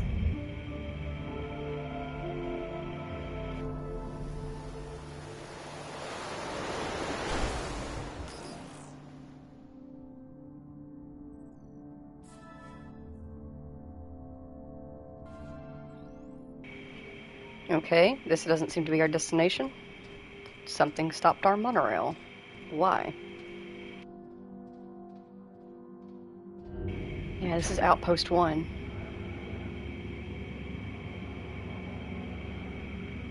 What the hell is going on here?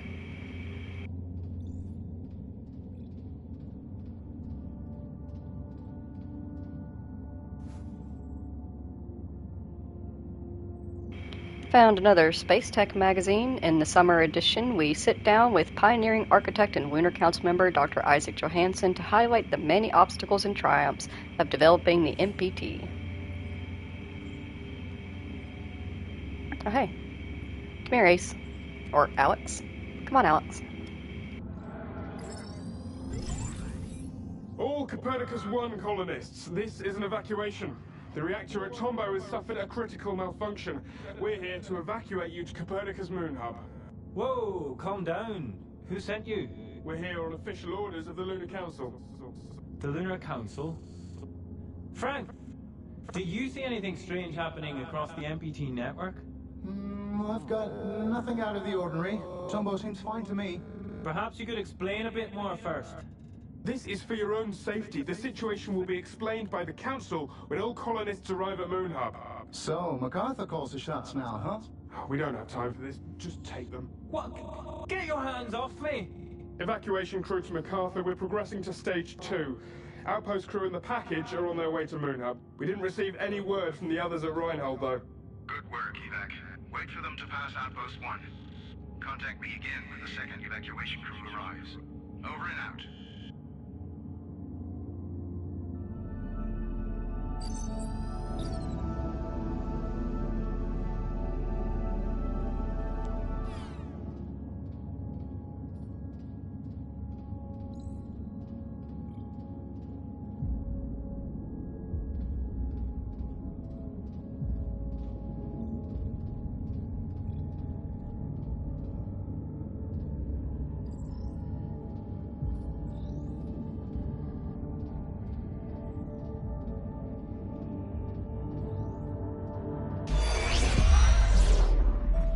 Pearson Station engineer Sarah Baker again. I traveled to this outpost from Moon Hub, where I was sent to investigate the blackout together with my expedition partner. Moon Hub was completely deserted when we arrived, and we were unable to bring the MPT back online. We got separated and lost contact. I'm traveling towards Tombow alone to continue my investigation. The only lead I have is that something has happened at the reactor facility. The entrance to the monorail station here is blocked, so I'll have to find another way to cross the landscape. It's worth a shot. So Sarah did make it. She survived that ACE unit, and she made it all the way out here with us. Maybe she is still alive.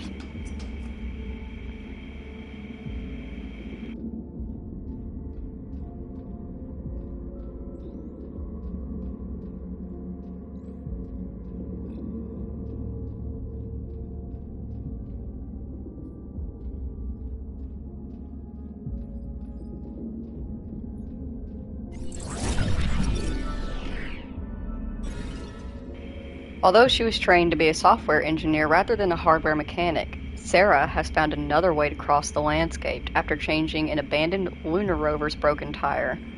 However, given the rover's limited range, it's unclear how one could take her to the Tombow facility. So she was here. She managed to get a lunar rover working.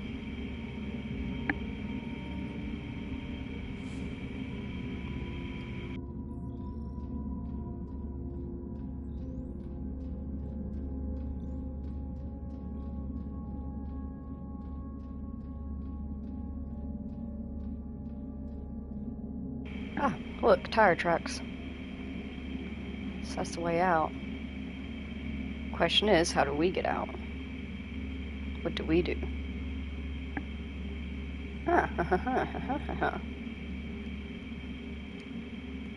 Gimme.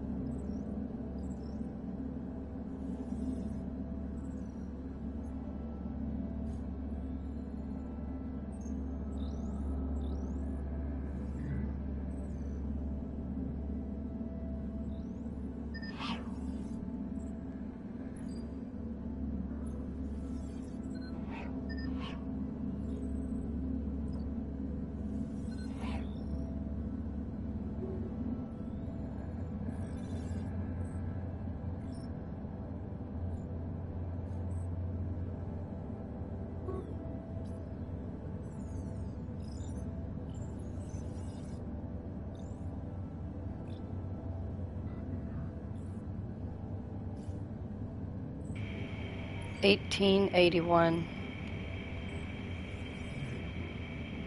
Someone remember that? 1881. Though I might be able to get him. Ha ha ha ha ha. Interact. Unlock. Neat.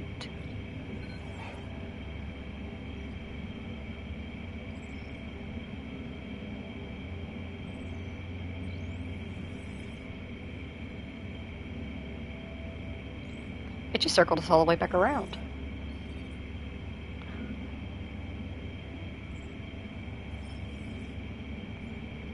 Looks like there's a thing here.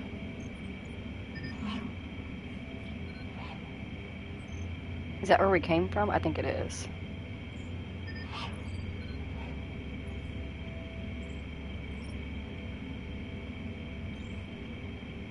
I guess that's all we really needed him for, was to get in there so we could find the code. 1881.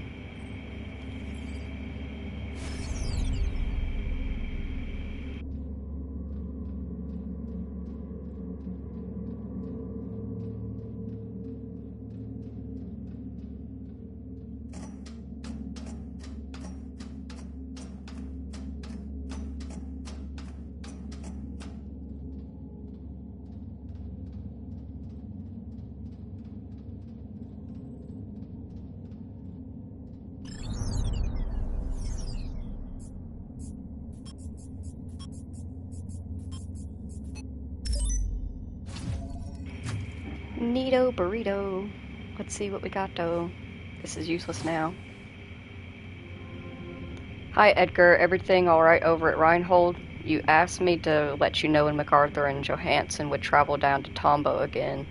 They just passed the station and should be at Tombo soon. Hope this helps, whatever it is you're trying to do. Frank. Frank, that's good. Very good. There's a pattern, and I'm close to bringing it to light. I just need some final answers. Thanks, Edgar. Okay, Edgar. Good luck. Frank, it's happening. I knew it. 3 monorail trains left Tombo. 1 headed to Huygens. The other 2 are going for the Moon Hub.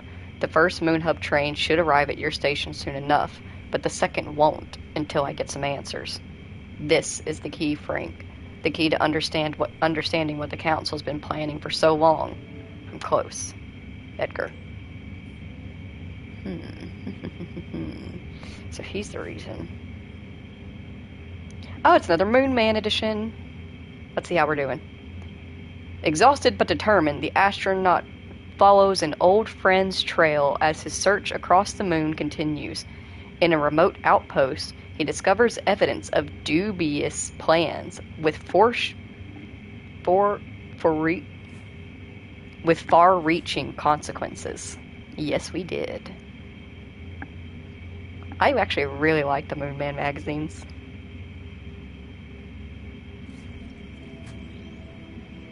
So what were we doing here again?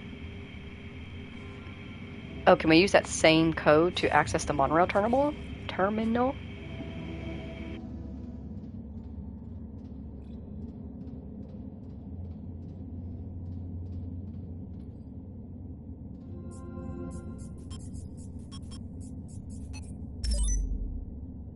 Hell yeah. Open the door. Never mind. Unlock maintenance.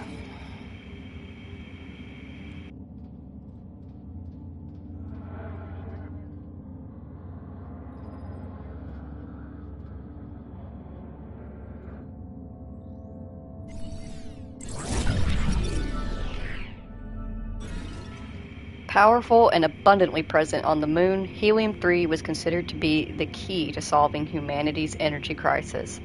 As it is both harvested and processed on the Tombo facility grounds, moving this resource away from the Tombo reactor is rarely allowed by the Lunar Council.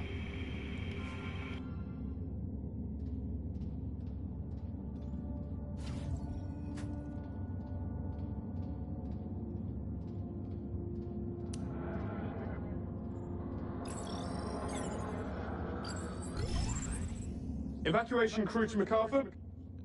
Helium package and Copernicus Outpost 1 personnel have arrived in Moon Hub, sir. Evac crew 2 is still nowhere in sight, though. We've been trying to reach them, but we're getting no response at all. How should we proceed? Seal the door and make your way to Moon Hub. The fuel needs to be in place before we arrive with the Tombo evacuees. Sir, the other crew won't make it in time if I do that. They'll miss the launch. They know what they signed up for. Seal the door, now. Yes, sir.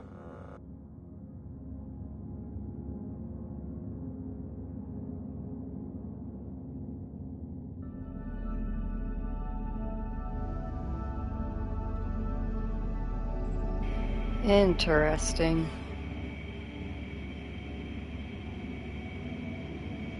Doesn't seem like we can get into this airlock. Go on, buddy.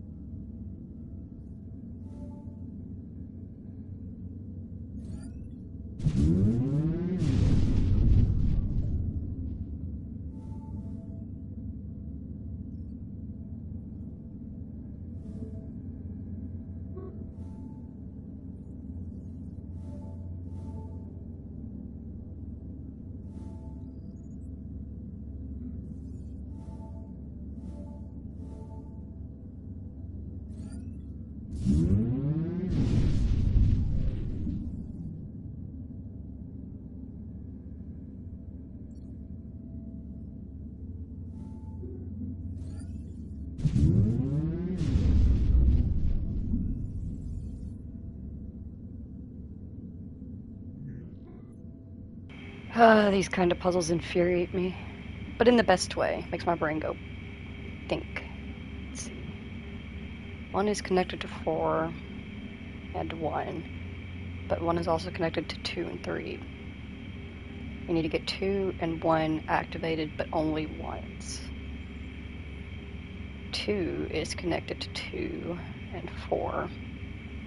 3 is connected to 3 and 2. And 4 is connected to 1 and 4.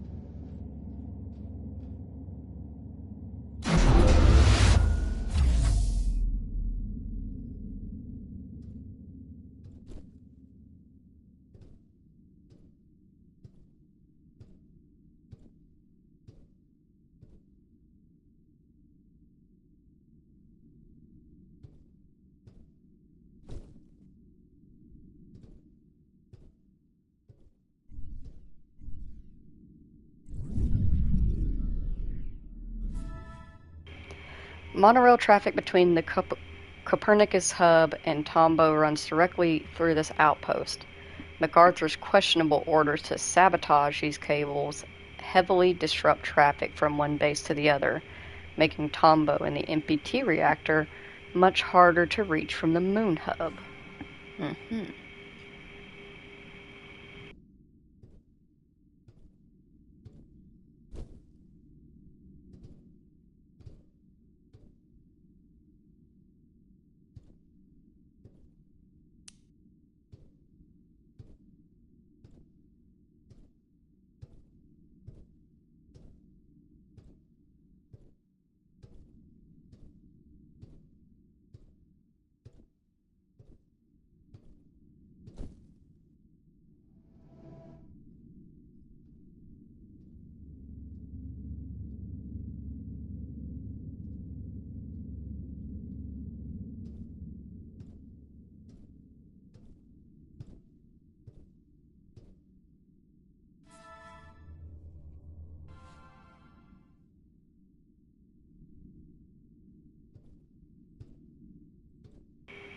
Is there even anything for, like, other than the scanned collectible that we got? Is there even a reason for us to be out here?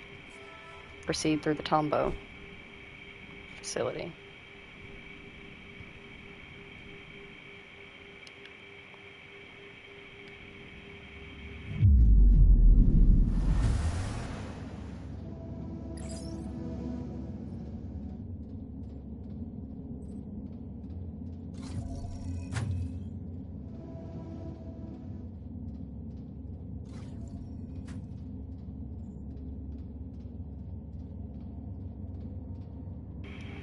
Yep, door's powered. We're good to go.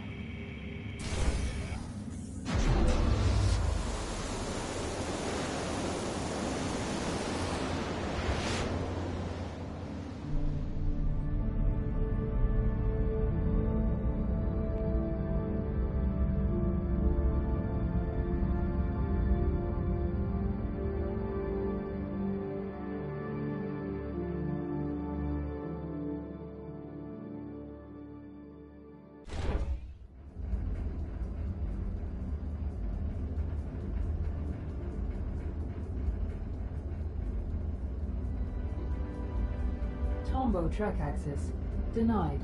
Communication with closest base operator offline. Consult operator on arrival in Rhinold Crater Base.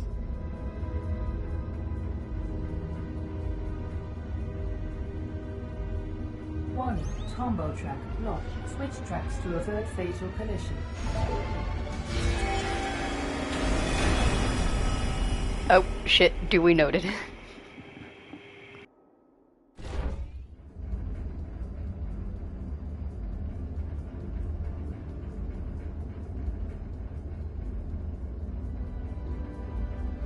Tombow track access denied. Communication with closest base operator offline. Consult operator on arrival in Rhinold Crater Base.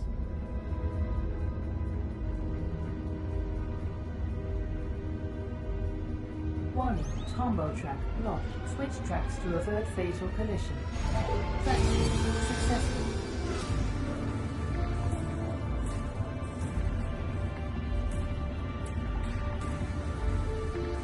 Warning, obstruction detected. Switch tracks to avert fatal collision.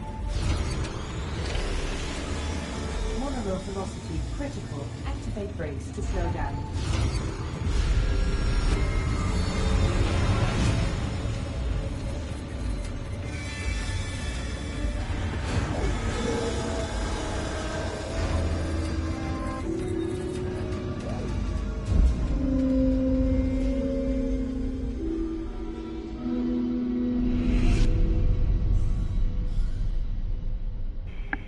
Whew, that was a bit close. That was stressful.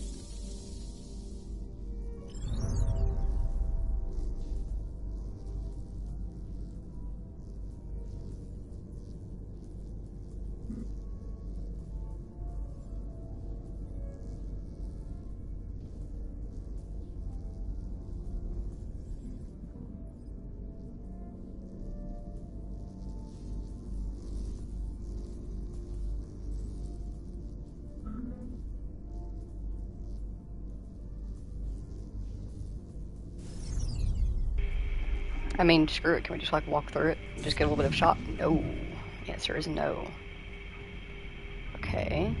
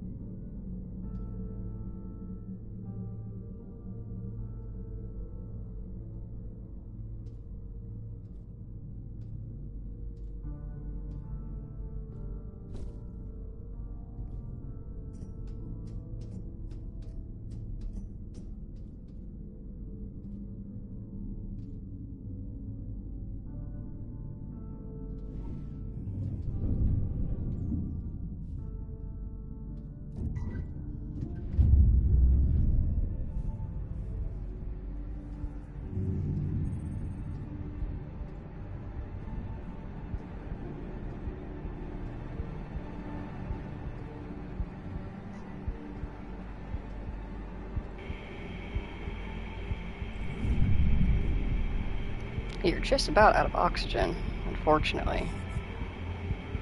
While relatively close to the Tombow facility, the rugged crater base makes Reinhold Station hard to reach. Whatever means of transportation Sarah has tried to use, the grimy marks on her weathered suit indicate that she had to make her final stretch on foot. Interesting. Anyway, it's time to see how oxygen death looks. Typical. Collapse. Die. Fun.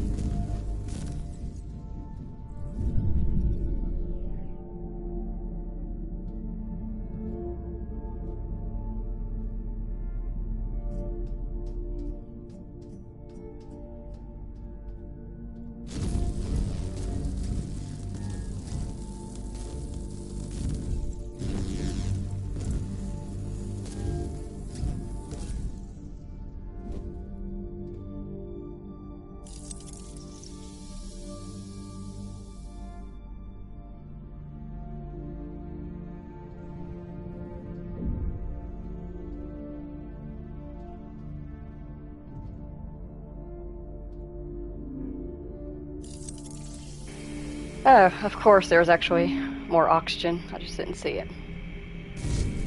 Duly noted. Pick up this.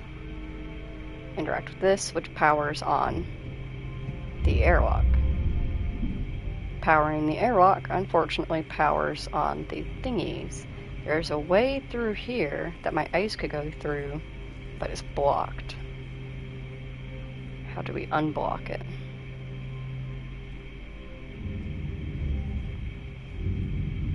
He's able to interact and interface with it to turn it on and off.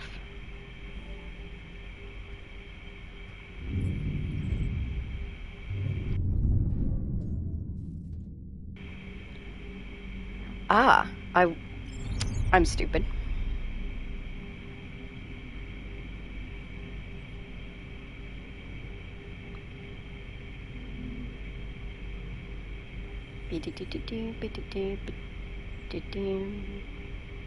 And now we interact.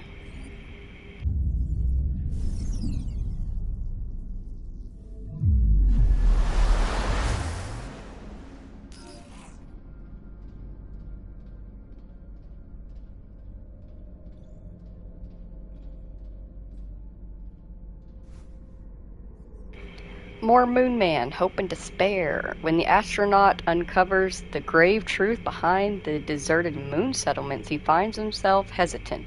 Greener pastures or distant planets? Betrayal or wisdom?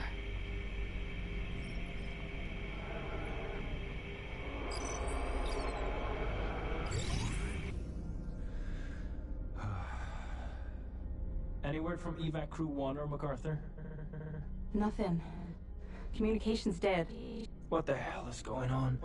All power in the tracks is off as well. I don't know, let's be quick. We have to get to Moon Hub with that helium before MacArthur and the evacuees arrive. We'll split up. You get a report on the tracks and look for a way to repower the monorail platforms. I'll find the operator to board the train for evac. Let's go. Wait up. There he is. Window at your 6, control center. I have eyes on it. Go check on the train. I'll take care of this.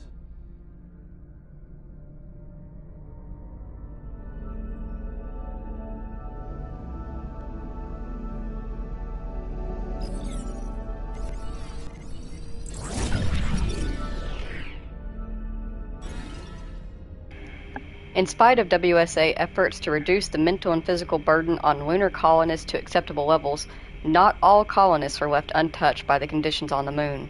The events at Huygens and the solitary existence at Reinhold seem to have left their mark on the base operator's mind. He, made himself some friends, I see.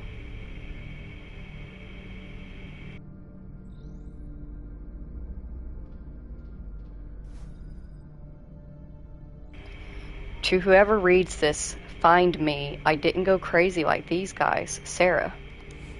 Alright. So Sarah made it up here.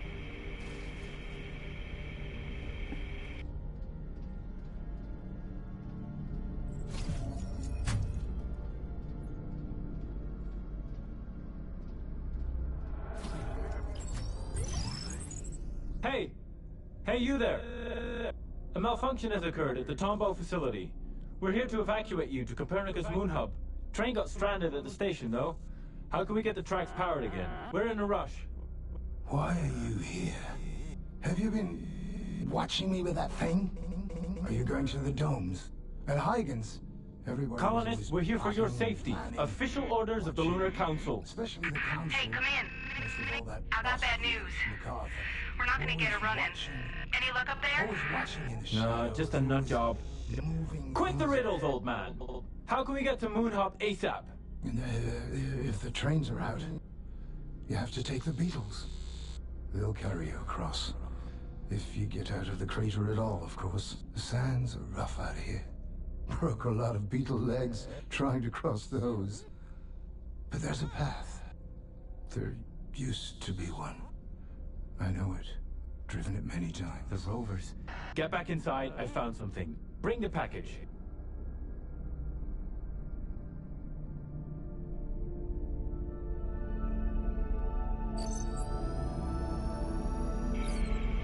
What package were they in charge of?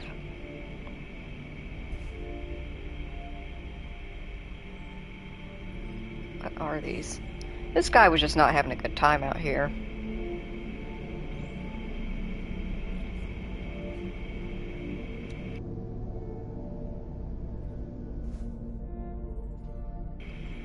It all goes here. Copernicus.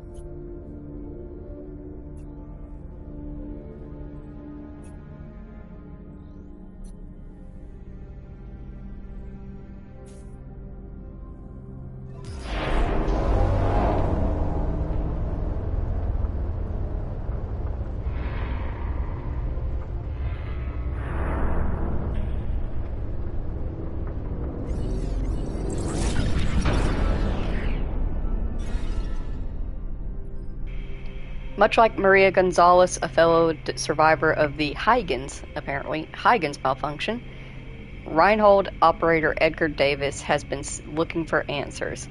His bewildering findings blame Rosella Verde for the Huygens cryosleep malfunction and establish a suspicious link between Lunar Council activity and the disappearance of Helium-3.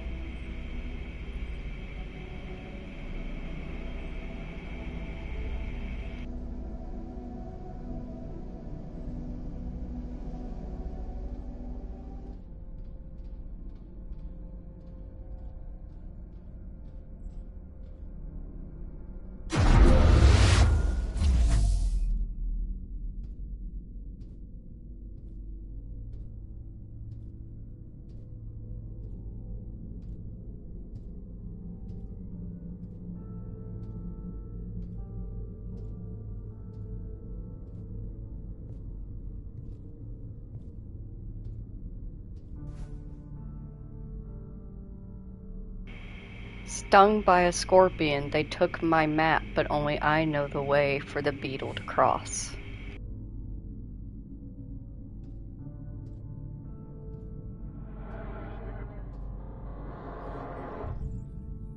Evac 2 to Evac 1, come in. We need to transport the helium to Moon Hub by rover, since we're not going to get the train running before the MPT shuts down. Evac 1, come in. Do you copy? Damn it. What are you laughing about? For the first time, I know everything. No more secrets. And all it took was one little switch. That was it all along. Don't mind him. Let's get out of here. I just had to see what you were up to. And now I know. Just for the fuel, helium-3. A ticket out of here. You stranded us here? Just leave him. He's not worth it. We've got to go. Simply a flick of the switch. And you did the rest. You have no idea what you've got yourself mixed up in. And what you've put at risk. ASEL-30. Don't. Activate crowd control protocol. No! Ah!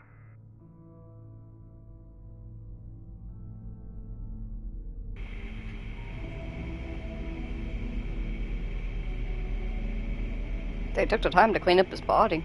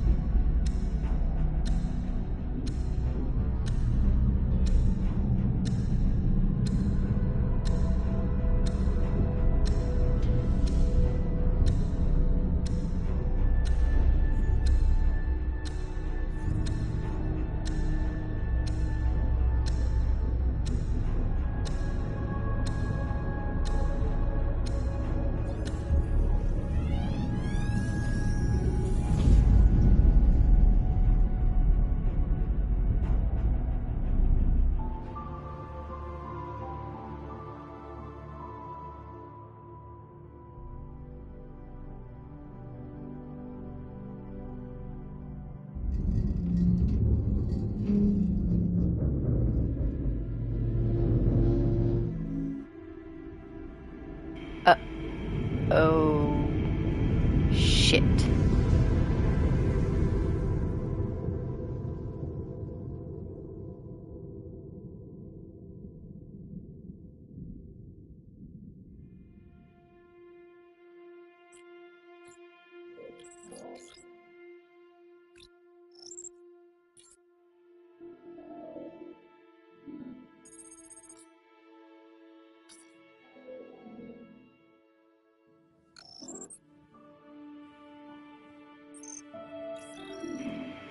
I'm still here, buddy. Oh shit, that was rough.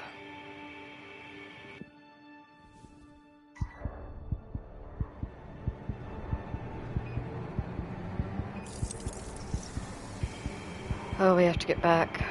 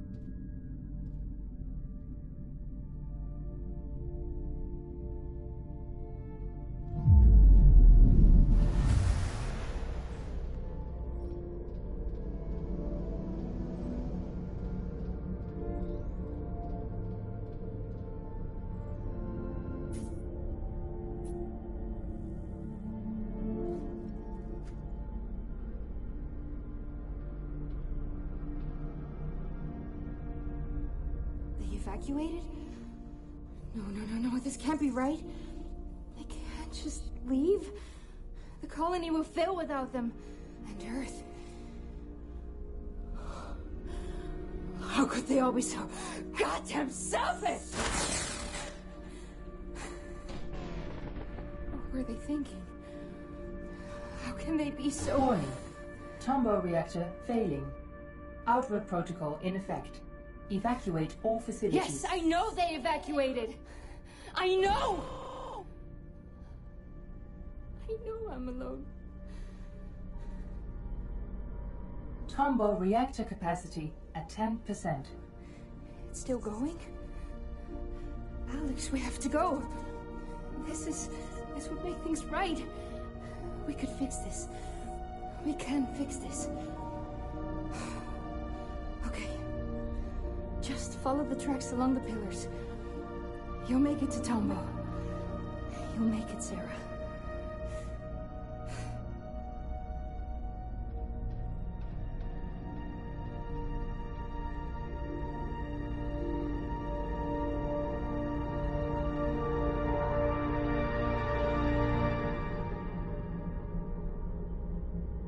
I'm on my way, Sarah. I'll find you.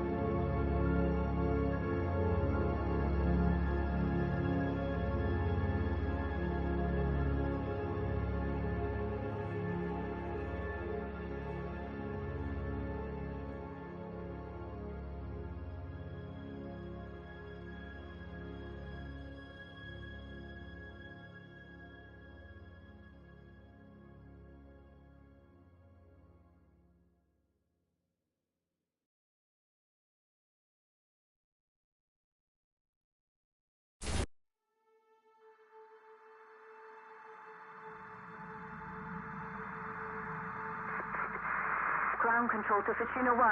I'm not sure if you're still there. The dust storms, they've gotten worse. Everything has. The solution has to be a Tombo. Whether it's the reactor or the MPT transmitter itself, I can't tell. But we're at the end of the line, Rolf. We could use some good news down here. I wish I could help you.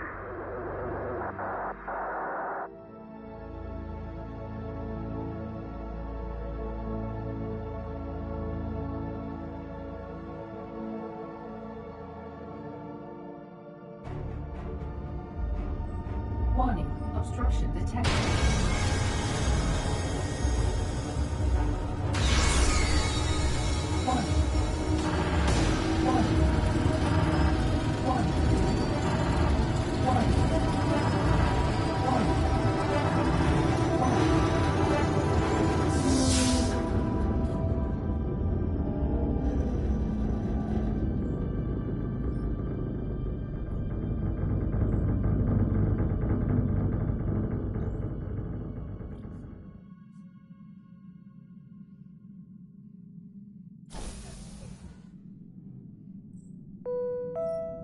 Please travel soon. I do not feel like I did. Alright, so we got some more information. We're Rolf. Duly noted, duly noted, duly noted.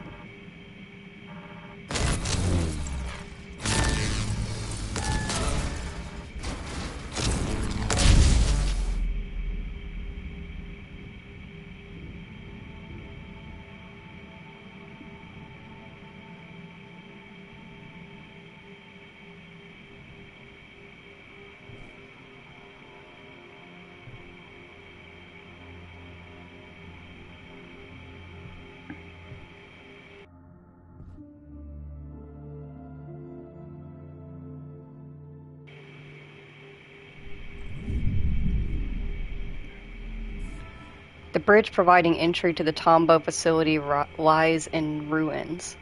Although no signs of sabotage or demolition are apparent, the debris bears no marks of natural calamity either. Only a narrow path remains intact for outgoing monorail traffic. Sarah has either reached Tombo before the bridge collapsed or found another way in.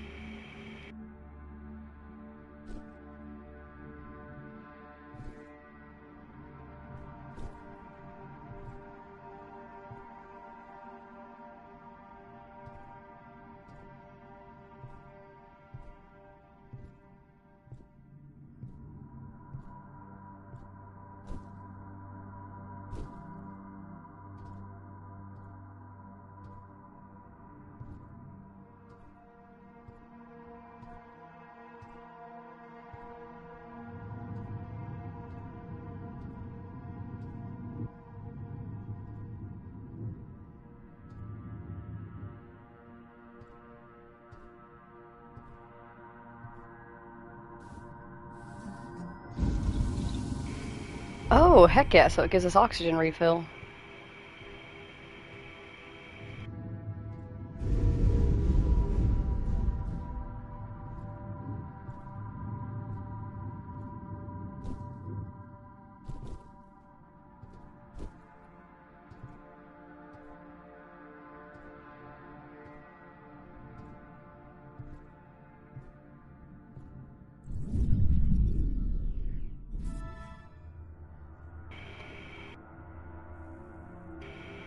When Dr. Rosa Laverda joined the WSA, she committed herself to one single goal: developing a sustainable energy source for Earth. To that end, the copious amounts of helium-3 harvested and excavated from moon rock made for outstanding fuel. Still, it would take her years to develop a reactor that would efficiently process helium-3. Only then could the resulting energy be transmitted by the MPT.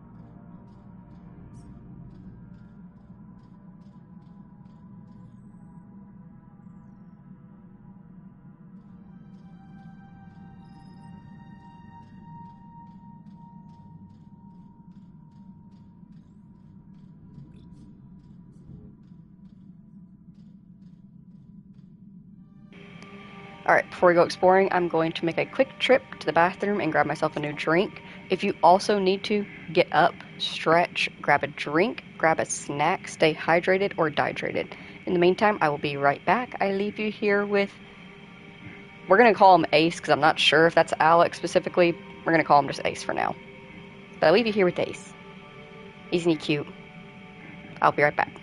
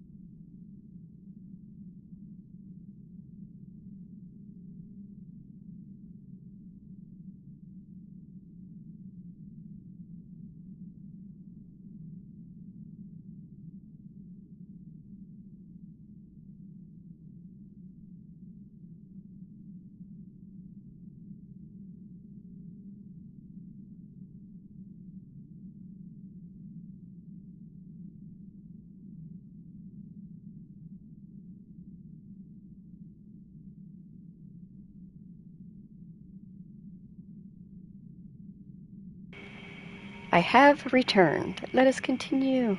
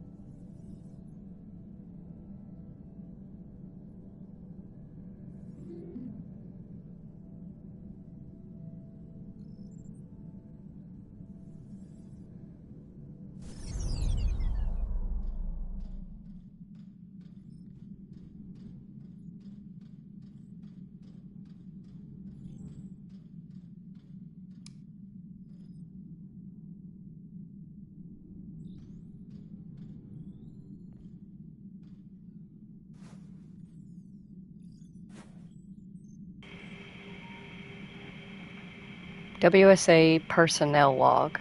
William MacArthur and Isaac Johnson. Date of visit 2209-2054 to 2309-2054. Purpose of visit, periodic MPT assessment. On the back side, it says no one enters or leaves without my explicit permission.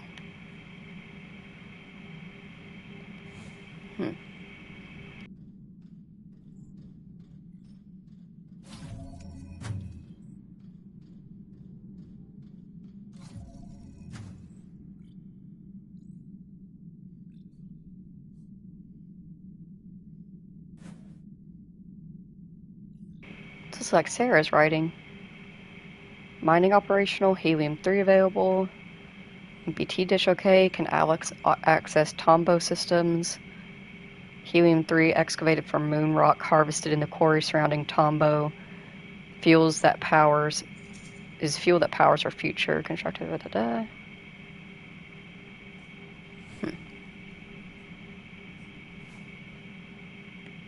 Oh, it's just like a little pamphlet, that's why. But that does look like Sarah's handwriting.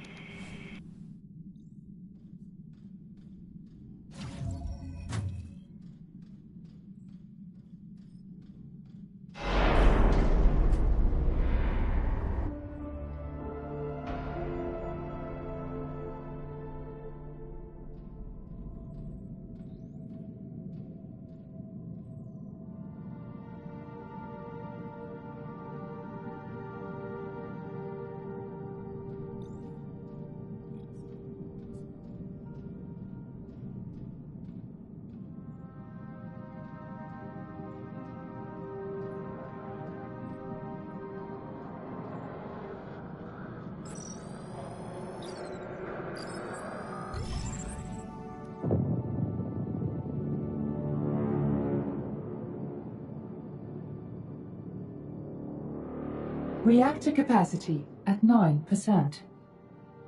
We're close now. Let's go, Alex. Welcome to Tombow. Who are you? Sarah.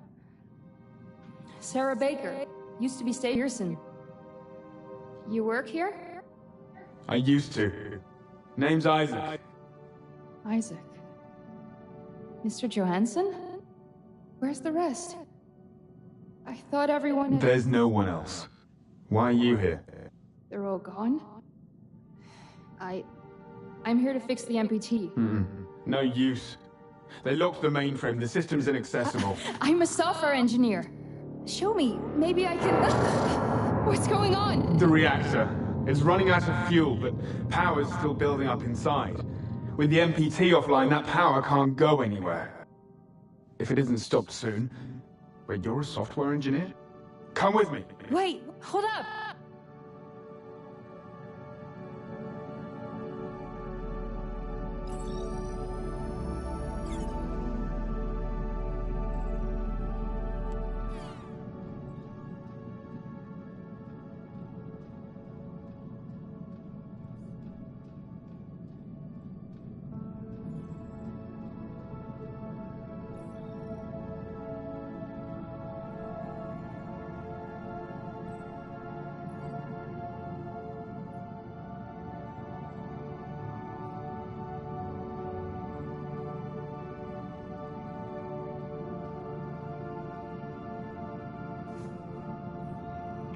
Got another space tech. Nobody said it was easy, but they did it. In this edition, we sit down with Lunar Council members MacArthur, Laverde, and Johansson to celebrate the MPT success and discuss its future potential.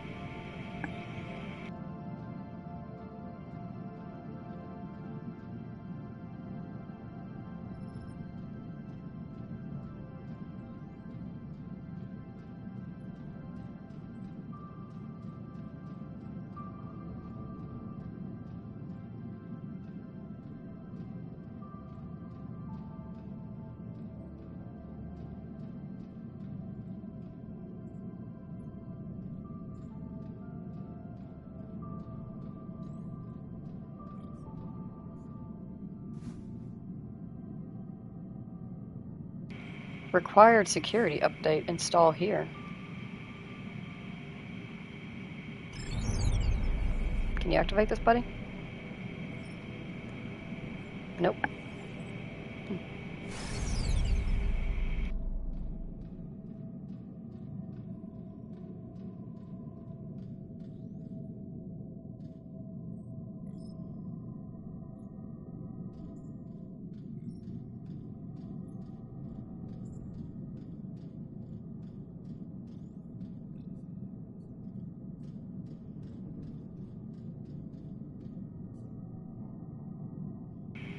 It's an ACE unit. But whose?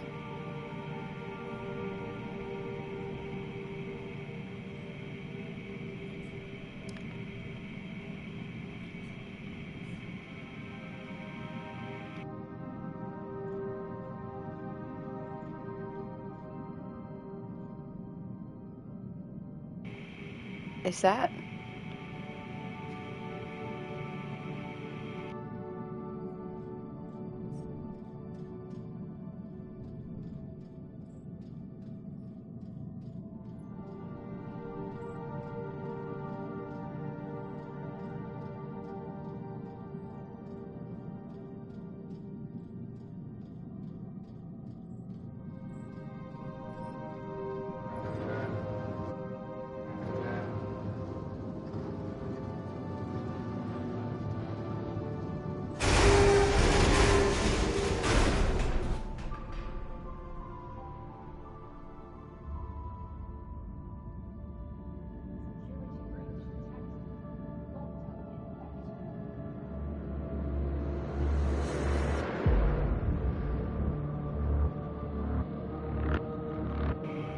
Oh, shit.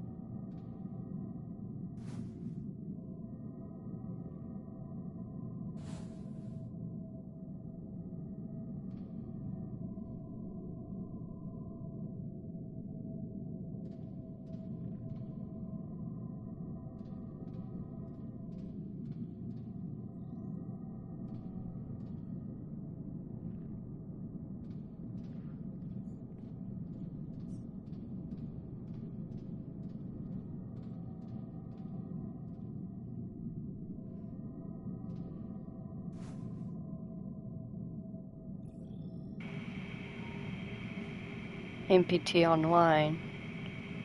That was us who made it work. This was like a memorial of them left behind, but what? I am so confused. And so at a loss.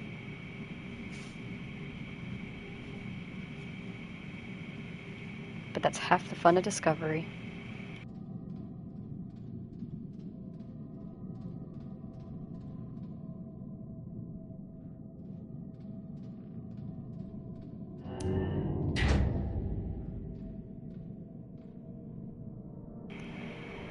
Alright, these ace boys are going to be a problem.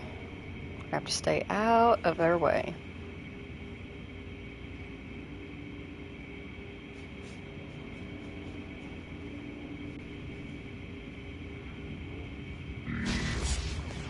No!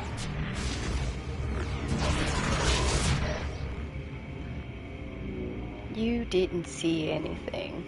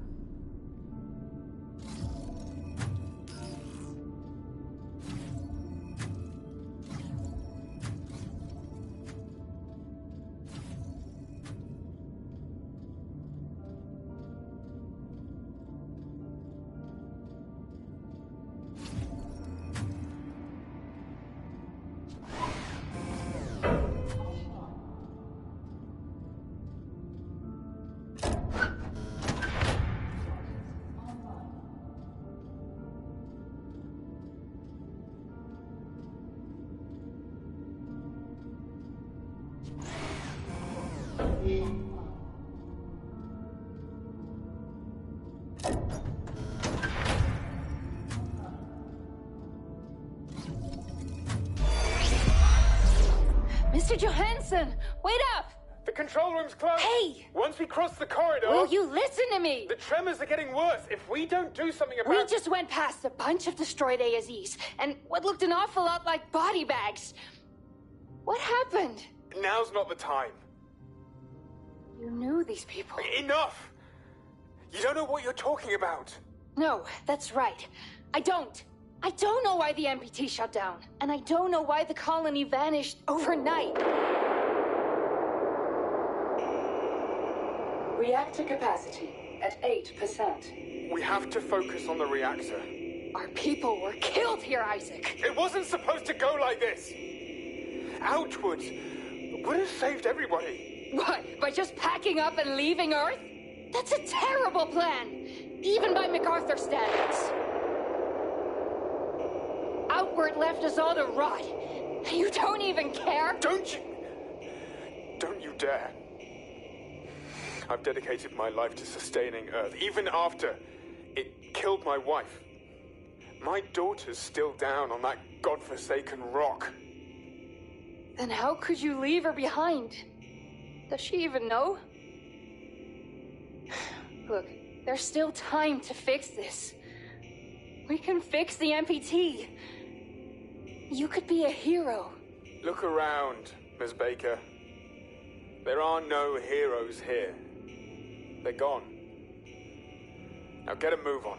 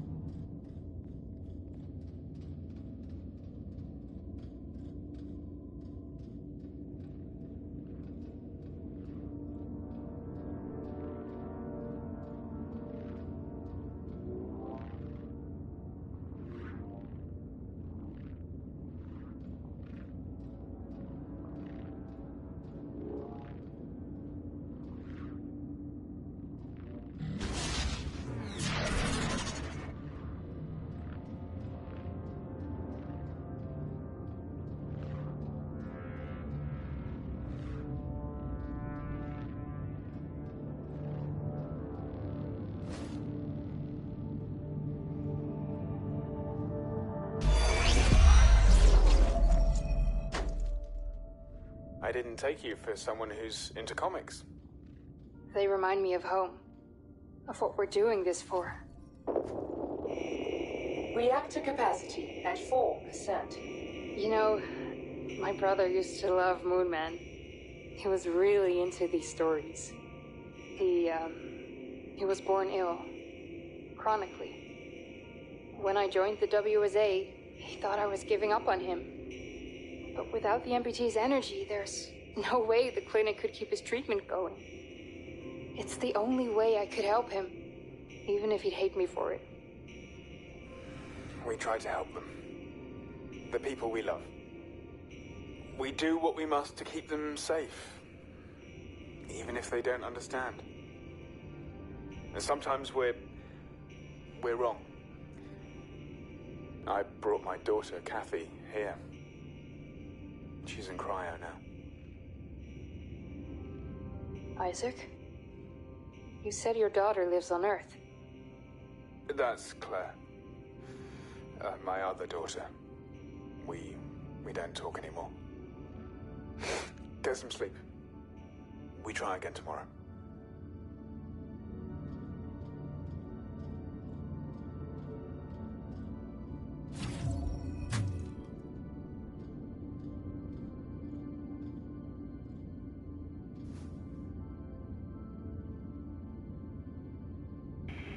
From Moondust to MPT, guidelines for Tombow operators. Tailored specifically for fresh minds joining the lunar colony, the comprehensive guide provides step-by-step insight into the answer to the great energy crisis. As the only official guidebook to the MPT, From Moondust to MPT contains everything you need to know about the mining and production of helium-3, how the reactor processes it into energy, and how the MPT transmits that energy to Earth.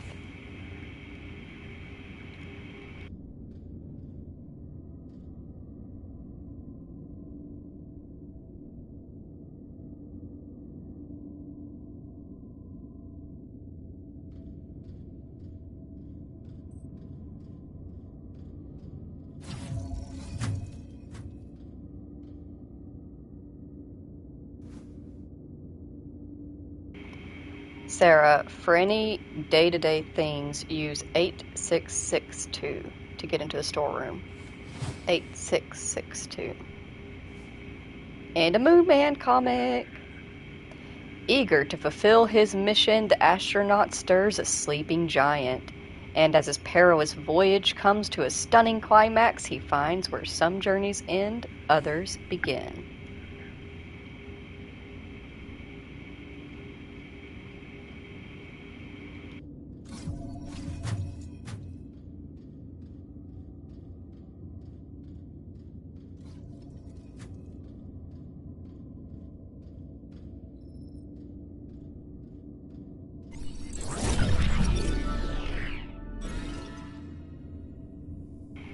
Suspiciously hidden in the men's room, a whiteboard is filled with a number of disquieting calculations.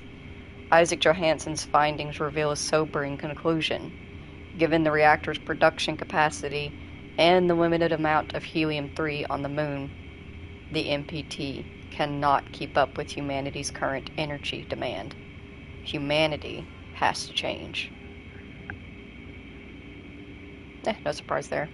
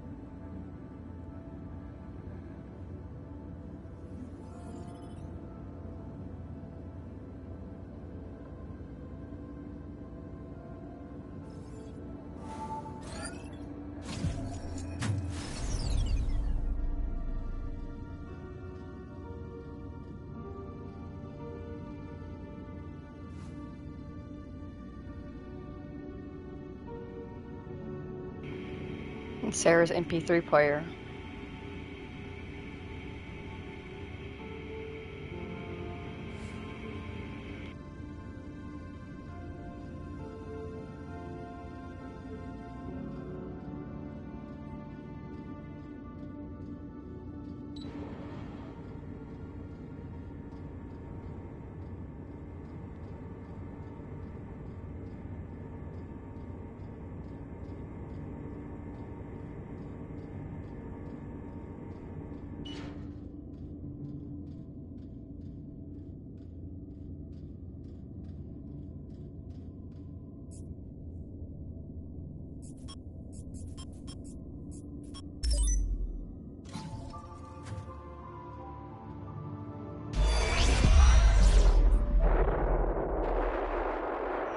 Reactor capacity at 3%. We're running out of time. There has to be something we've overlooked. We've checked the entire system. If we don't find a way in soon, Earth's lost. Sarah, it's a wasteland already. Look, I know. We messed up. For centuries. But the MPT can buy us the time we need to make it right again.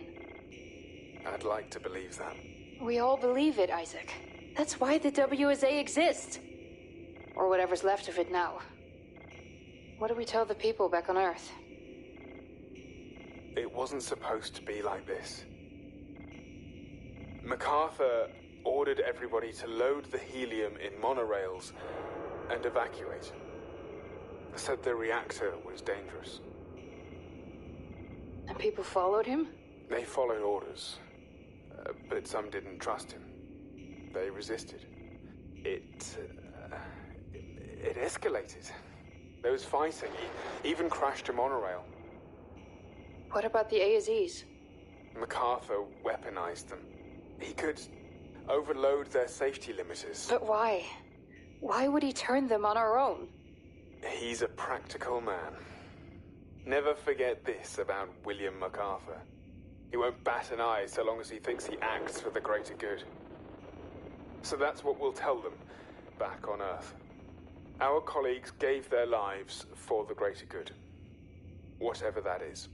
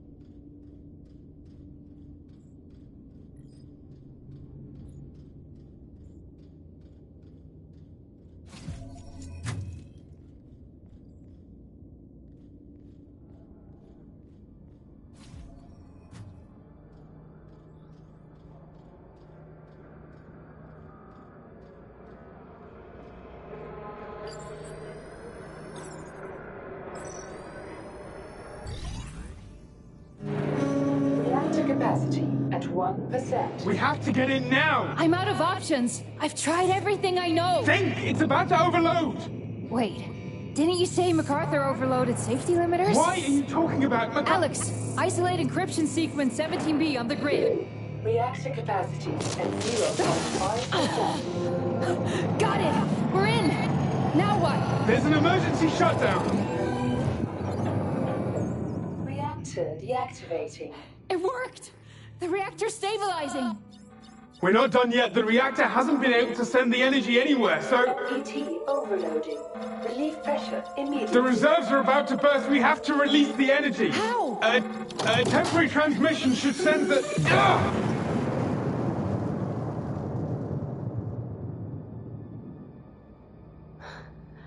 It's quiet. Finally. The reactor. Is it safe? It is. But the force has moved the MPT dish off its alignment. How bad is it? Can we realign it? The controls are up in the tower. But let's see if there's any helium left first.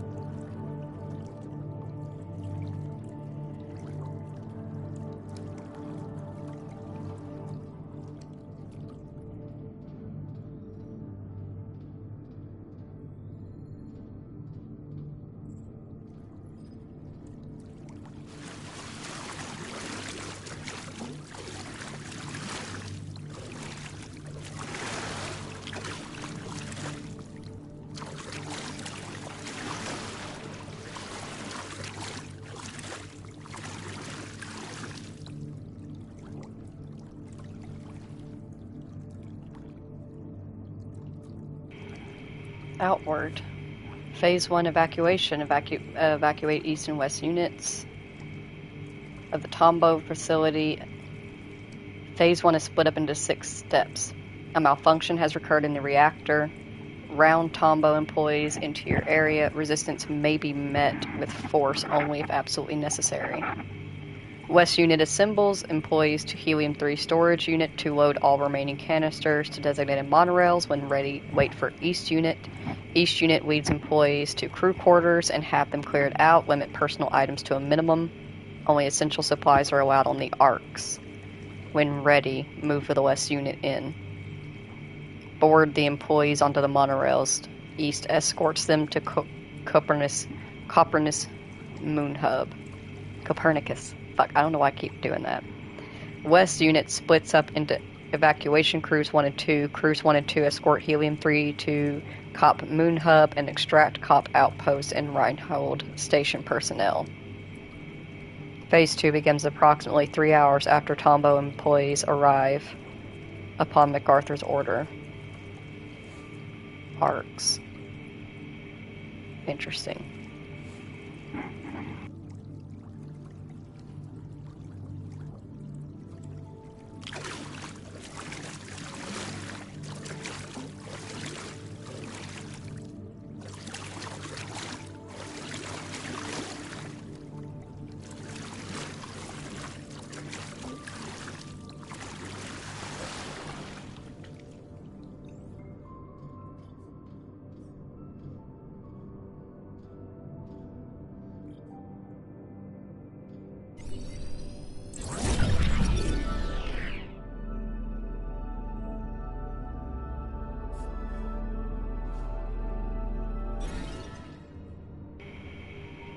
Big Brother. With humanity's survival at stake, MacArthur left nothing to chance. Having secured a backdoor in the ACE units, he kept a watchful eye on WSA colonists from his observation center.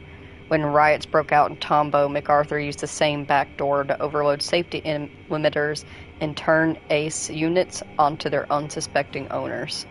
Motherfucker.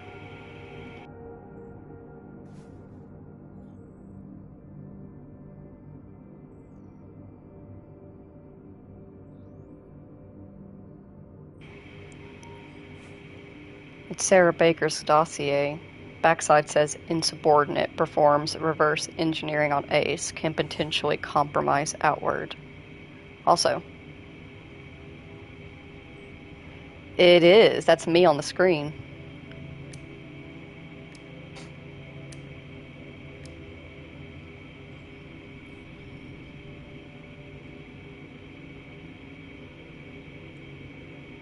What happens if I go into this mode? What does it look like? Oh shit, that's actually a really cool feature. That's really cool.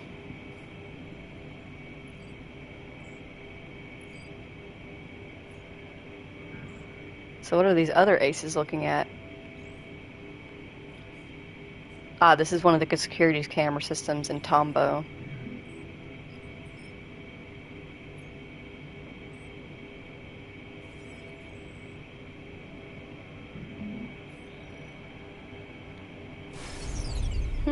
That's really neat. MacArthur, I've been pondering the first phase of the plan. We must reconsider. The colonists have given up everything to dedicate their lives to keeping the MPT running. We should let them decide for themselves and come of their own volition. They deserve better than to be lied to by the state of the about the state of the reactor. Isaac Johansson. Isaac, this is a defining moment in history. The Exodus is humanity's second chance. The only one we're going to get. But the new colony cannot survive if we become splintered. We need strong arms, bright minds, and undivided commitment. We cannot jeopardize outward by leaving it to the whims of popular opinion. People need a reason to leave the MPT behind, and we're going to give it to them. It's for the greater good. Wake up Kathy once we've begun Phase 1, then meet me in the monorail bay when she's ready to travel. We have cryopods for her and everyone else in the arcs. I'll handle the rest of the evacuations.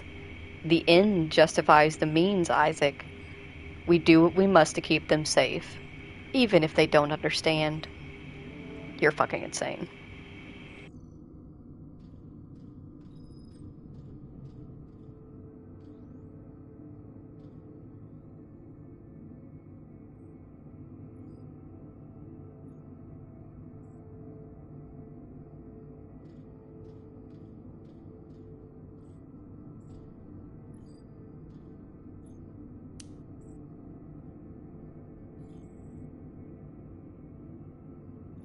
So he would bring in ACE unit pieces from the different places. Copernicus, Reinhold, Huygens, Pearson, and Tombo. He'd place them here, and he'd watch them play out. Creeper.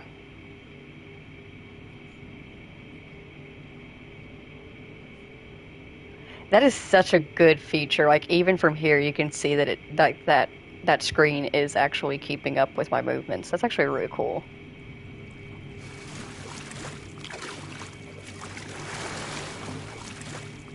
I approve of stuff like that. Thank you, game devs. What a waste of water. People would kill for this on Earth. It's coolant. Water used for cooling the reactor. Some of the pipes must have burst. You think MacArthur left any helium? He wouldn't be so careless. But we should check, just to be sure. Go ahead, I'll join you in just a moment. Wait, where are you going? I'll assess the damage further on, see if the cooling is still operational. I'll be right back.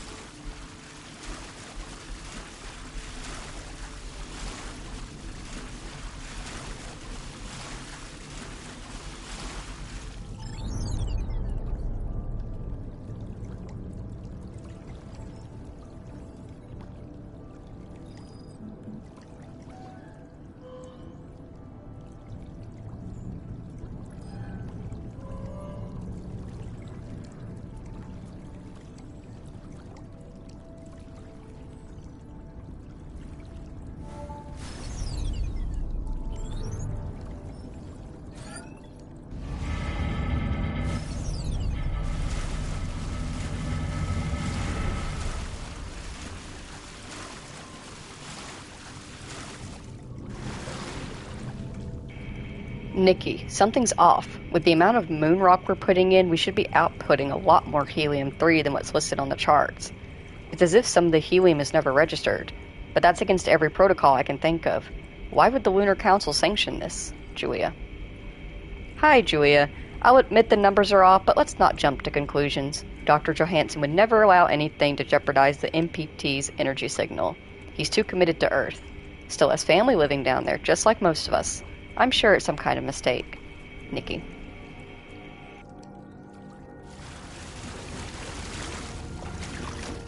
It was, in fact, not a mistake.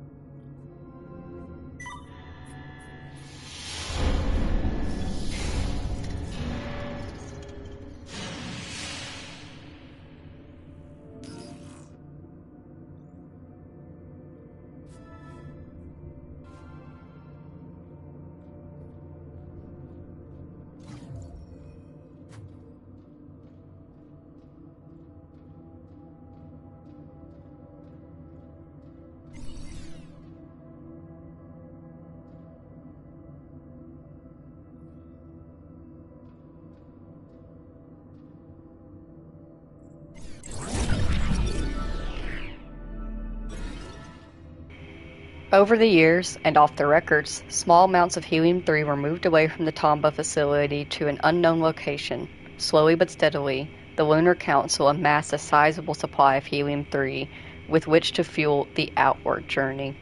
When Tombaugh was evacuated, MacArthur unaligned the MPT in Copernicus and the COP moon hub, causing the blackout. Only a small amount of helium-3 was left inside the reactor.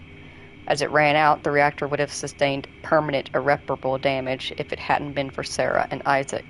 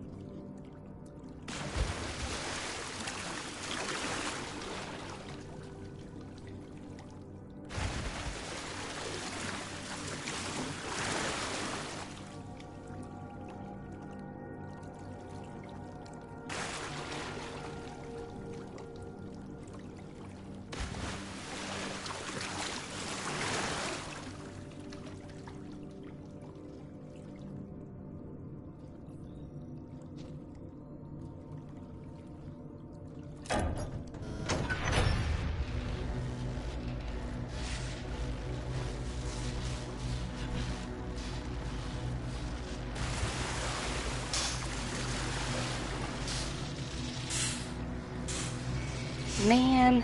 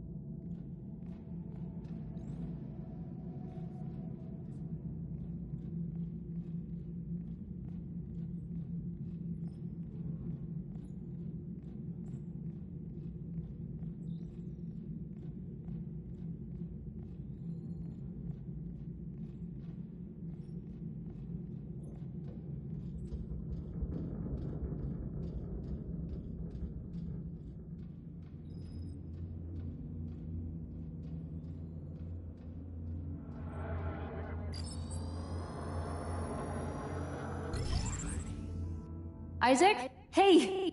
They took it all. Storage is empty and... What's going on? Stay there, stay there. I just need to, Is that helium? No, it's... Sarah, it's for Kathy, okay? She's waiting, she's on the Ark. And I just need to get this to her. Isaac, what are you talking about? Three, we made 3 Arks for Outward. Yeah, they're gone. No. In the end, there was only enough fuel for 2 Arks, so MacArthur moved the sick, the cryo patients, to the last one. And Kathy's, she's still on the Ark, stuck here on the moon. Wait. But with this, I can. Isaac, I'm sorry, but Earth is our first priority. Earth's beyond saving, Sarah. With or without the MPT, our only hope, Kathy's only hope is outward. Listen to me! We cannot give up on Earth. It's our home. Kathy's home. And think about Claire. She's made her decision, and I can't go back to Earth. But with Kathy and Outward, there's a chance to start over, a new dawn. We do what we must to keep them safe, even if they don't understand. But we can be wrong, Isaac. You said it yourself. MacArthur's wrong. Sarah! Outward is wrong. Sarah! Everything about this is... What's...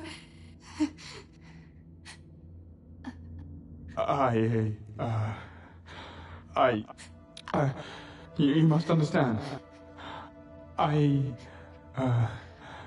have to go.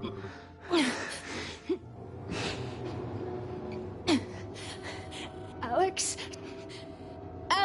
access that terminal. Send it up. Isaac! No. No, no, no, no, no, no!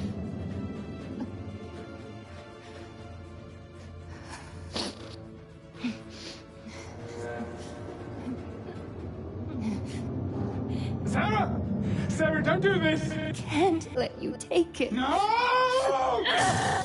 No! No!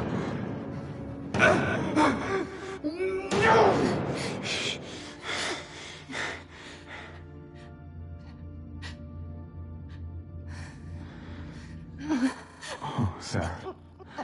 Oh, what have I done? Okay, stay with me. Stay with me. I'm sorry, Isaac. Okay, come here. So sorry about that. It's okay. It's okay. Don't worry. It's the only way I could help. Even if you'd hate me for it. Okay, easy now, Sarah. Listen to my voice. Don't close your eyes. Hey, buddy. Sarah? Hey, Sarah, no. Almost there. No. Sarah? Sarah? It's okay. It's okay. I'm so sorry. I'm so sorry.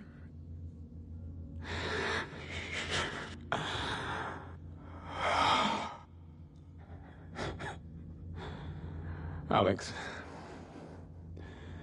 no one needs to see this.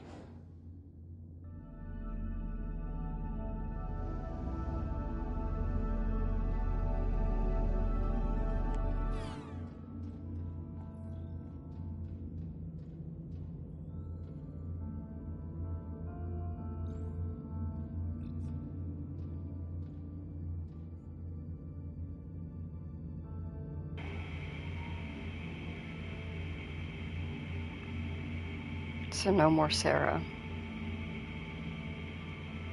Fuck.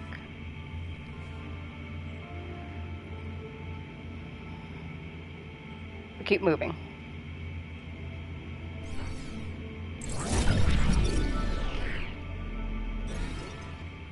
The terminal has tracked in and outgoing traffic in the monorail bay. A logged command shows that the monorail is sent off with critical velocity, devastating parts of the area. Weeks later, the terminal registered additional and unusual activity. So Isaac was still hard at work.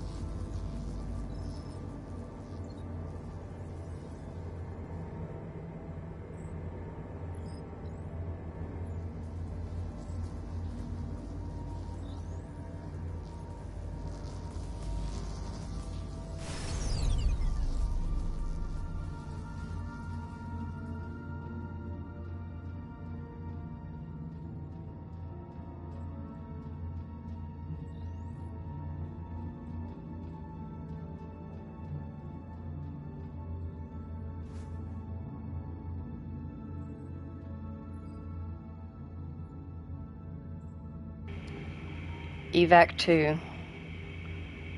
Outward planning demands we leave for Copernicus Outpost 1 now. As ordered, collateral damage has been managed, but some casualties in crew quarters were unrecovered. Please handle them with dignity. They deserve better. Outward. We rendezvous at Copernicus Moon Hub. How do we get past the door? Ah.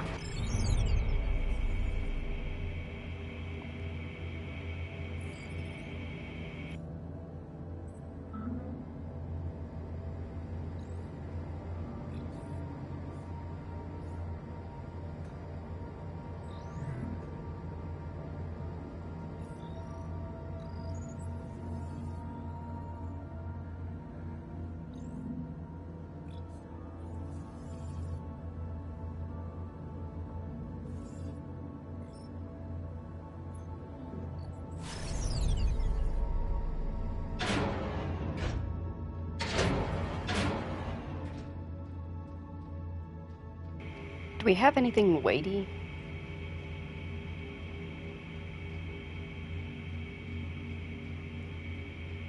Actually...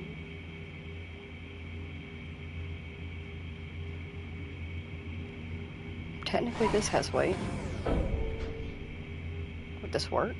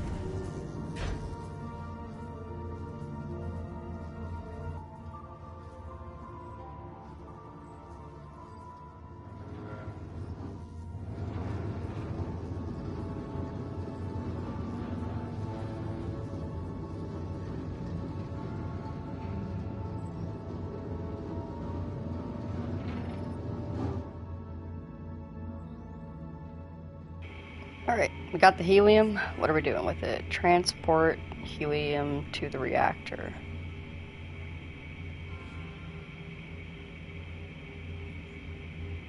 Now, how will we go about doing that?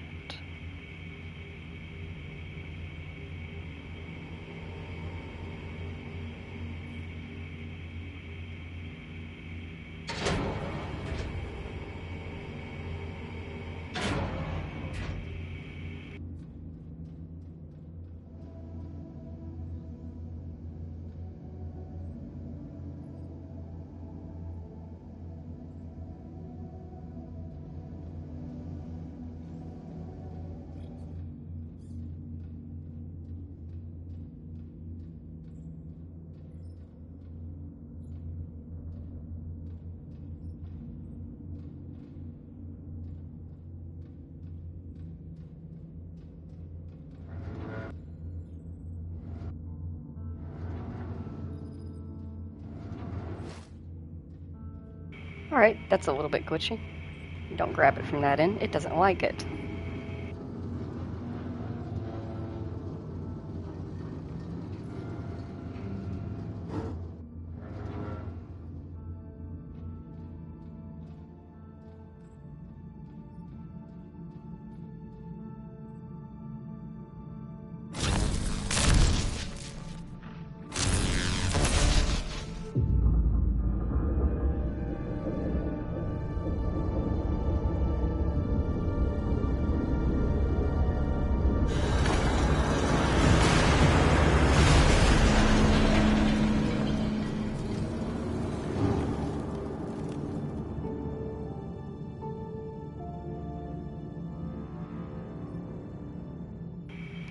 Making progress.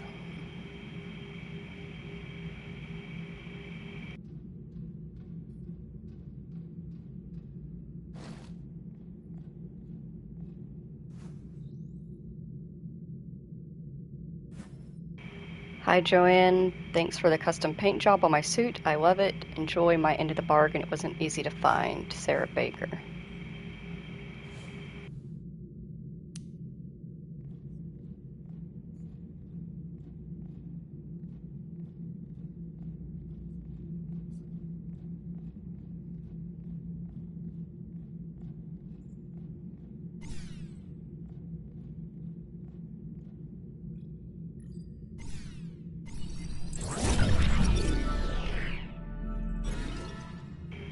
This broken pipe seems to have been part of the reactor's cooling systems. Developed by Rosa Laverde and her team at Huygens, the system appeared not only useful for cooling the reactor, but also provided the basis for safe and reliable cryostasis.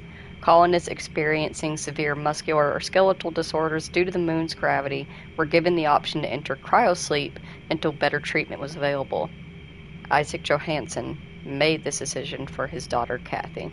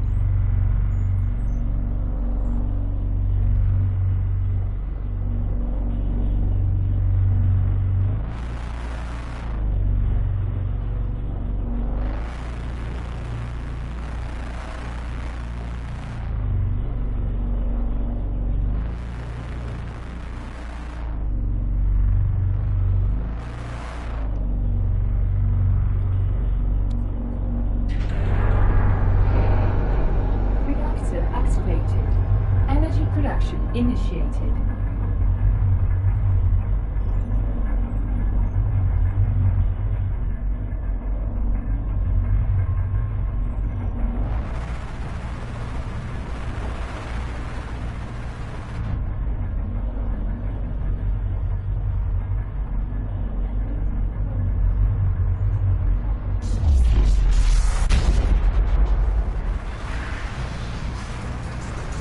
Okay, that's not good. Oh, that's not good.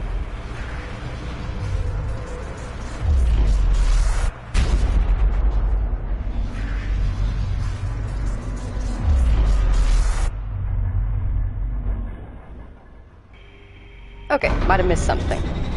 Let's think that back through again. Start the reactor.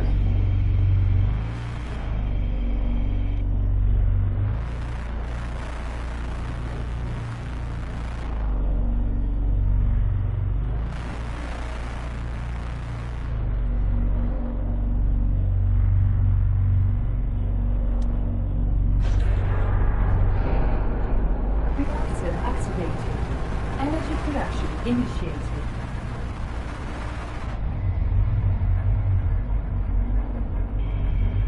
Okay, that's not it. What am I supposed to be doing? Maybe I'm missing something in that room.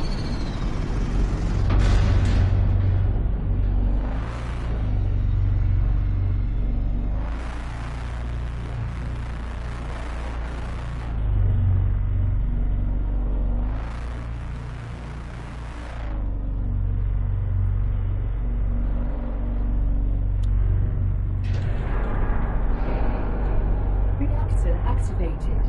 Energy production initiated.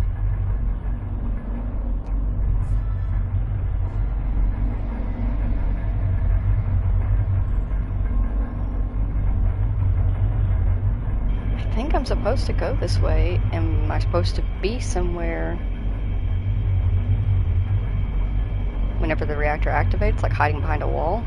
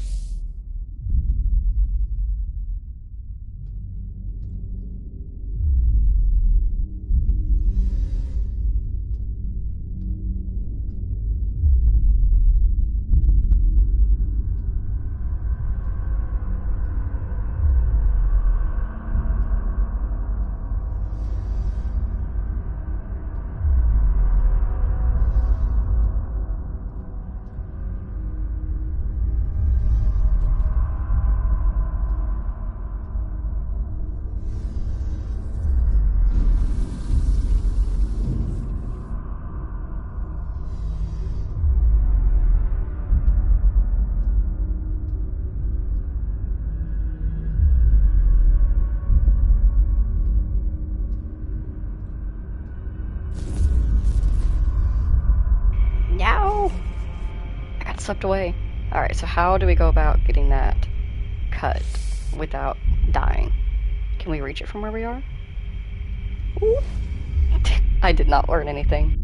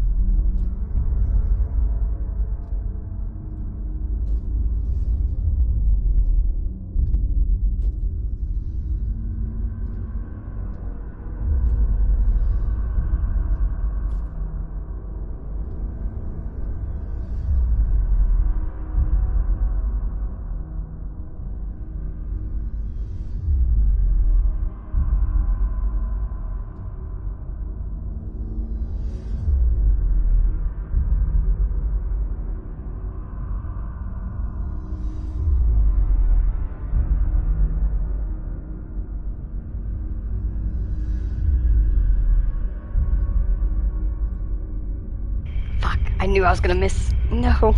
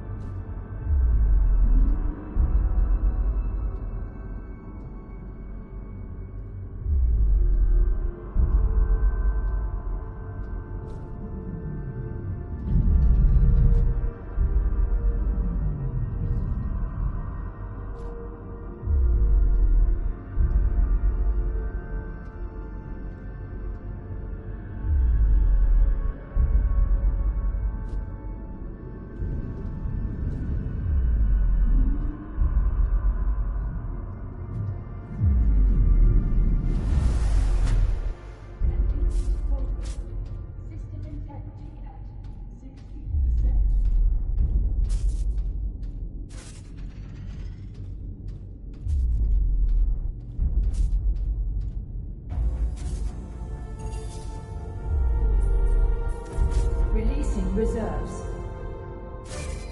MPT overloading. MPT overloading. MPT overloading. MPT overloading. MPT overloading.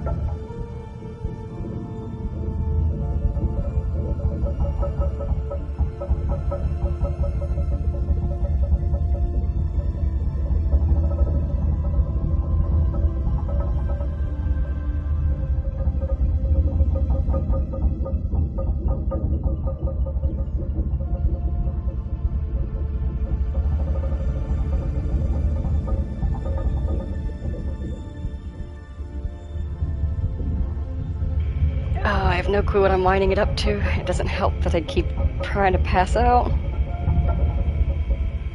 I feel like I'm trying to wind it up to that, but it's not connecting. Am I supposed to just have it lined up by the time it goes down?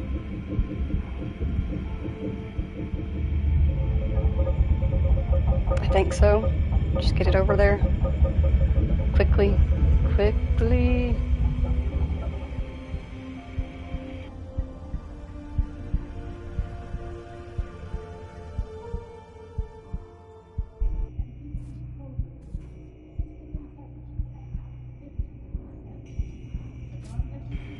Okay, stuck in a death loop until we can figure out what we're supposed to be doing.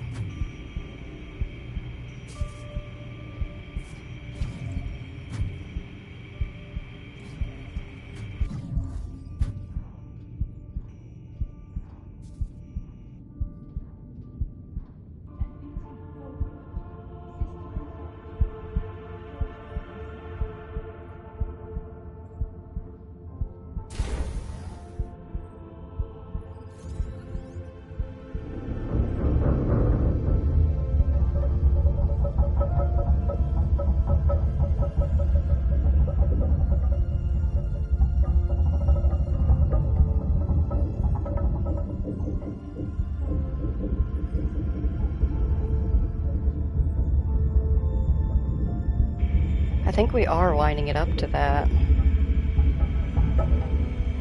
It won't let me move further to the left. But when we wind it up with this, it didn't do anything.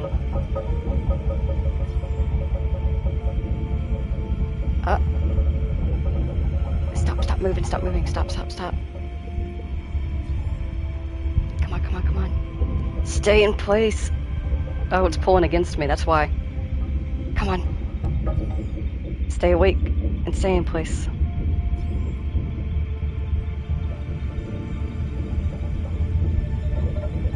Come on.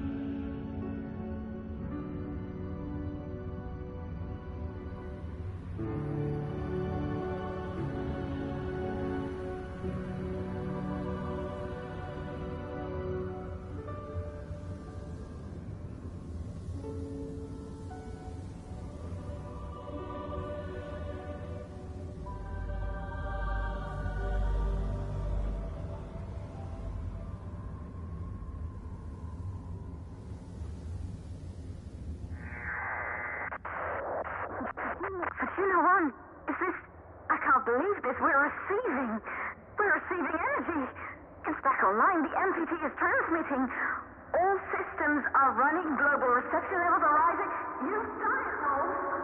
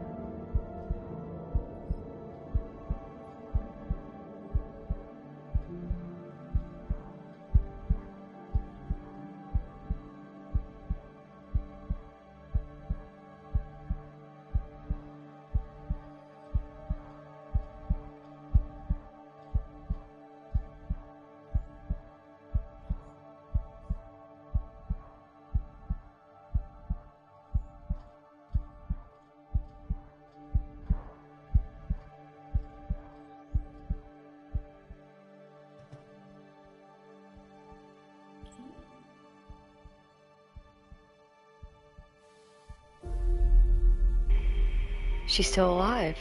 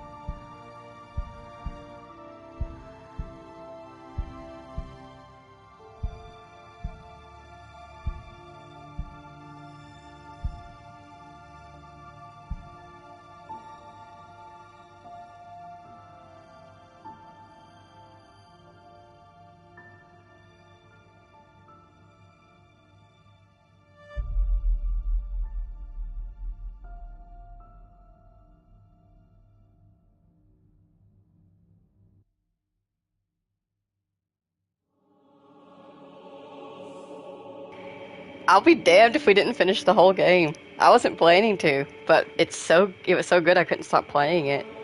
Fuck, that was amazing. That was a really good story. Also space, I love space. But do not worry, do not stress. Even though we have finished Deliver Us the Moon, we are not done with Deliver Us. There is actually another game by the same people called Deliver Us Mars, and we will be playing that next. Fuck, that was amazing. That was so good. I had a lot of fun with that. I like space.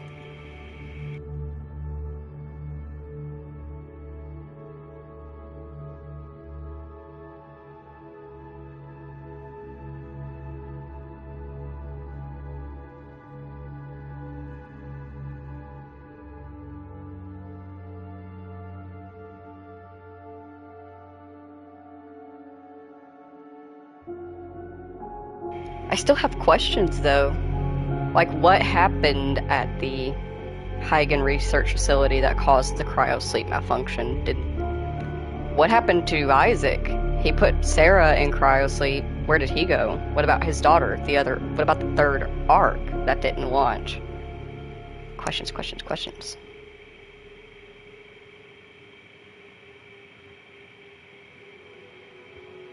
Yo, buddy.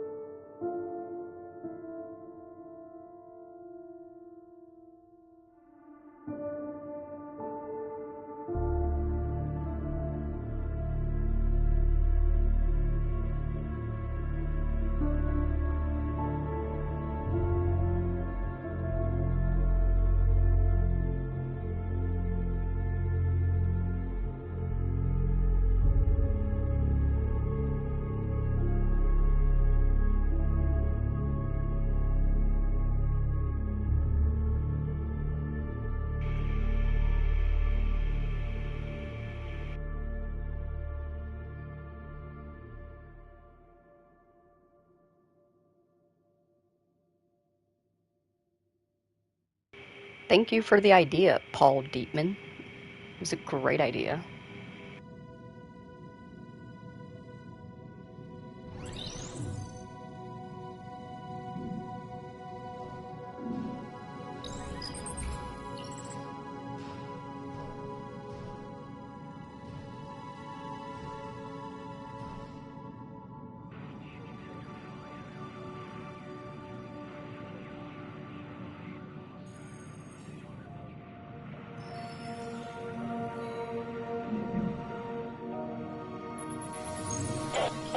Vestia 3 to ground control. We found them.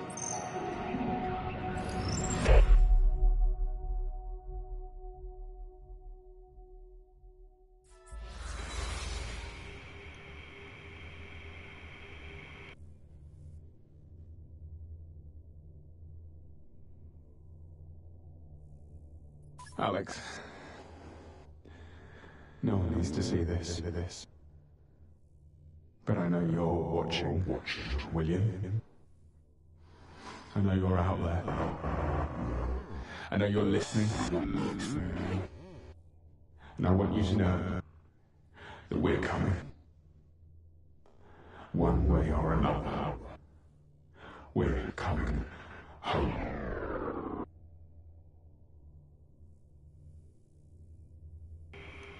All right then.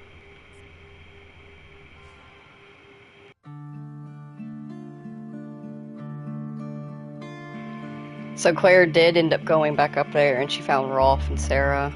Rolf, of course, not able to be saved at that point.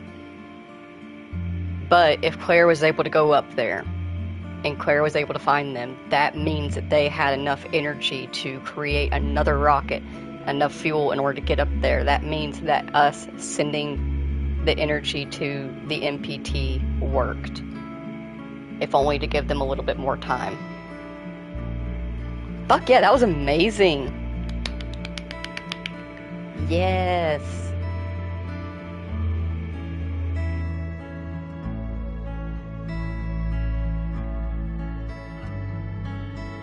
I'm actually really happy that I came across this game because, you know, I like space in general. But this was beautiful. It was so beautiful. I really loved, they did a good job of pulling you in and out of first and third person mode. Their cutscenes were very beautifully done. I appreciate them putting the lunar landing on the moon and making a joke out of it as well.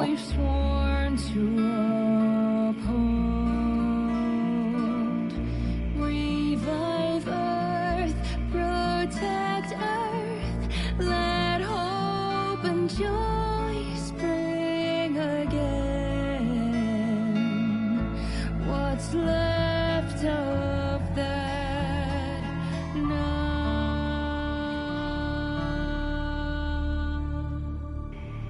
Damn.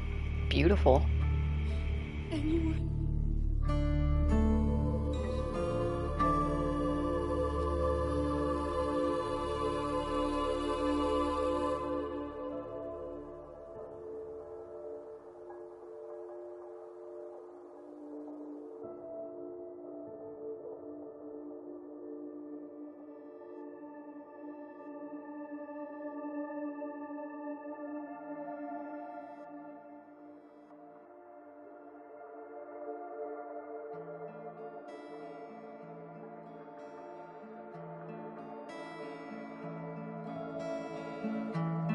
All aboard. We're on our way to the end of the world. I might as well forget you left me for dead out here. So here I am alone. If you're out there still,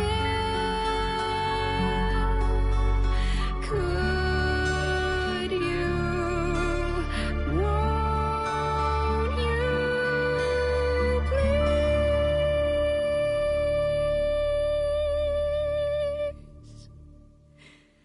find me?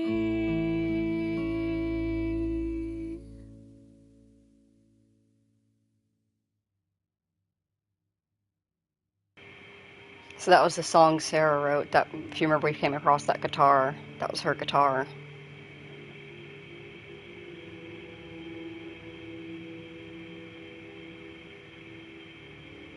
Man, that was so good. I'm very, very excited to see what Deliver Us Mars is about.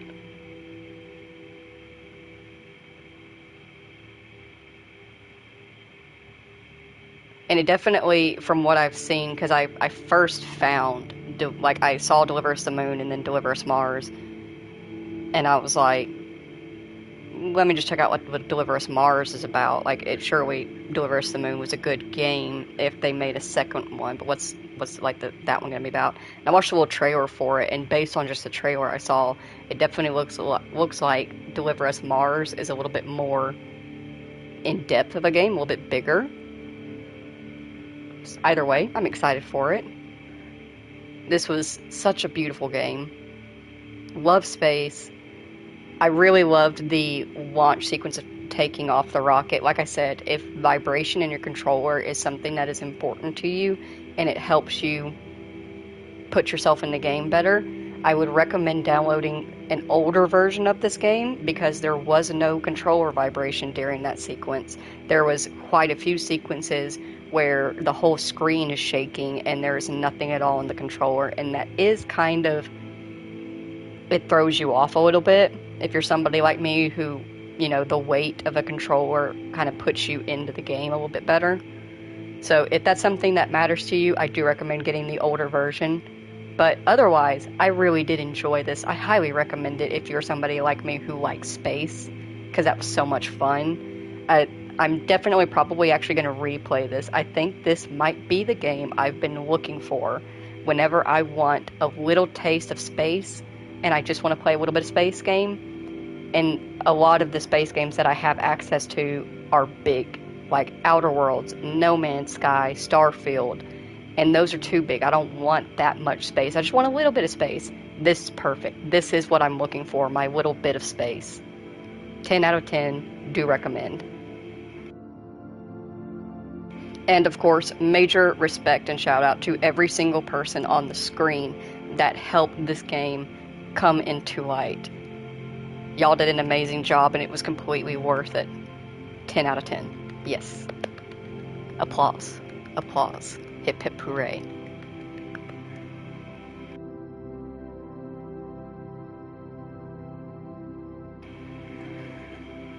Also, we are not entirely done for the day. Although I will not be streaming the second game today, I am going to, after I take a small break, we will be doing some no mic stream of Red Dead later tonight.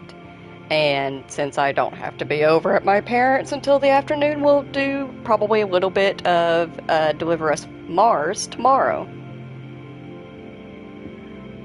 And then, of course, more Red Dead throughout the weekend, if you've been around long enough when it comes to the weekend time. But there are some new people. Hi, new people.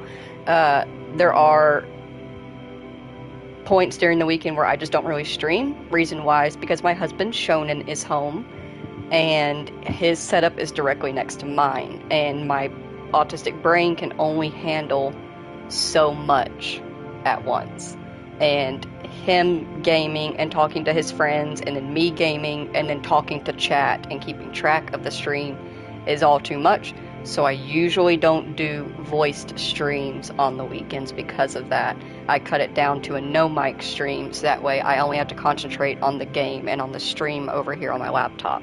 And I don't have to worry about talking or monitoring Shonen's speaking and talking around him. So you'll definitely see me. We'll be doing Red Dead 2 streams. We are reaching that point. We're going to slow down on doing story stuff in Red Dead 2. Because like I said, this is just for fun, me enjoying myself playthrough. We are going to do a few more story things. Everybody that plays Red Dead 2 has their favorite camp. My favorite camp is actually the one just outside of Rhodes. It's a little bit hot and humid, but it has some beautiful views, beautiful mornings, and the biggest thing is that, shoot. Oh fuck, what's her name? It just went out my brain.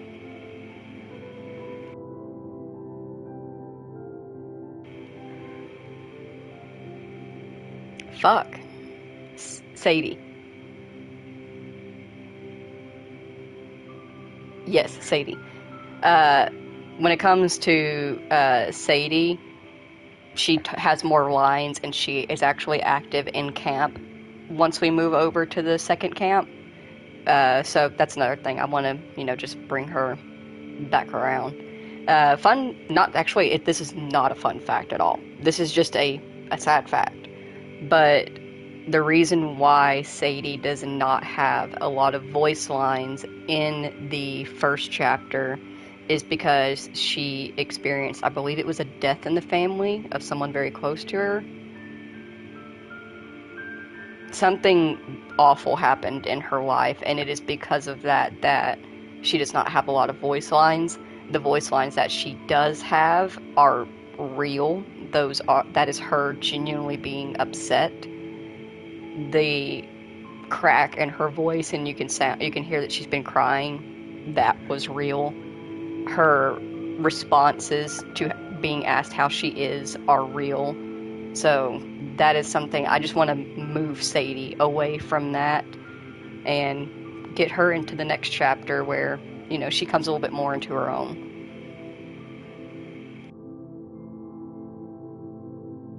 Just tell Shonen to shut it. I do sometimes, but I feel rude. I think it's cute when he plays with all his little boy friends.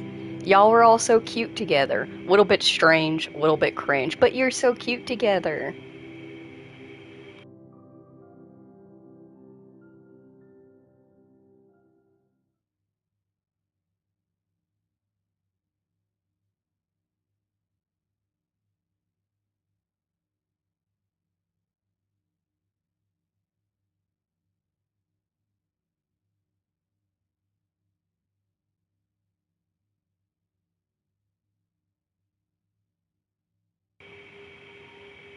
Awkward silence.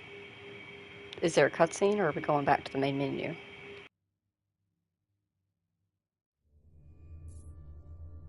Main menu. Alright. Heck yeah. Also, now that we've went through the game in its entirety, I'll show this off. When you are at the main menu screen, you can actually come over here to your little ace unit, and you can completely customize his light and his trim color. And he only has, unfortunately, 2 base colors. He has black and white. But otherwise, you can do a little bit of customizing on him. Obviously, I made him purple. Because I like purple. Alright, I have not forgotten. We are doing some random useless facts. I'm going to do 10 facts about the moon. These are pretty well known facts, so don't be surprised if you heard them before, but they are, I did say, random useless facts. So, let's just get into it. The moon is a dusty ball of rock measuring about 3,476 kilometers in diameter, and that is roughly about a quarter of the size of the Earth. Its surface is home to mountains, huge craters, and flat plains that are called seas made of hardened lava. The moon is Earth's only natural satellite. A natural satellite is a celestial body that orbits a planet. Its orbit around our planet is shaped like a slightly squashed circle known as an eclipse. It takes 27.3 days for the moon to travel all the way around Earth and complete its orbit. Although the moon shines bright in the night sky, it does not produce its own light, of course. We see the moon because of the light reflected from the sun. Have you ever noticed how the moon appears to change in shape each night? Well, that's actually because of the way the moon is orbiting the Earth, not how we are placed. The sun lights up different parts of its surface based on where it's sitting at, and it only affects our view of the moon. As the moon travels, it rotates on its own axis just like our planet. It takes roughly the same amount of time for the moon to make a full rotation as it does for it to complete its orbit. This means we only ever see around 60% of the moon's surface from Earth. The part that faces the Earth is known as the near side, and the other side the far side, or the dark side of the moon. The temperature of the moon varies from super hot to super cold. When the sun is hitting its surface, its temperatures can reach a scorching 127 degrees Celsius. But when the sun goes down, they can plummet way into the negatives of 153 degrees Celsius. Like Earth, the moon has gravity of its own. But the moon's gravity is much weaker, only 1/6 of the Earth's gravity, in fact. Which means that if you want to lose weight, a moon travel probably would help. Scientists aren't entirely sure just yet exactly how the moon was formed. However, our most prominent popular theory, that is the most likely theory, is that the moon was actually formed over 4.5 billion years ago. And it was formed by a Mars-sized asteroid named Theia. Now, I want you to imagine a ball of just magma, flowing lava, spinning ruthlessly in space, circling our sun.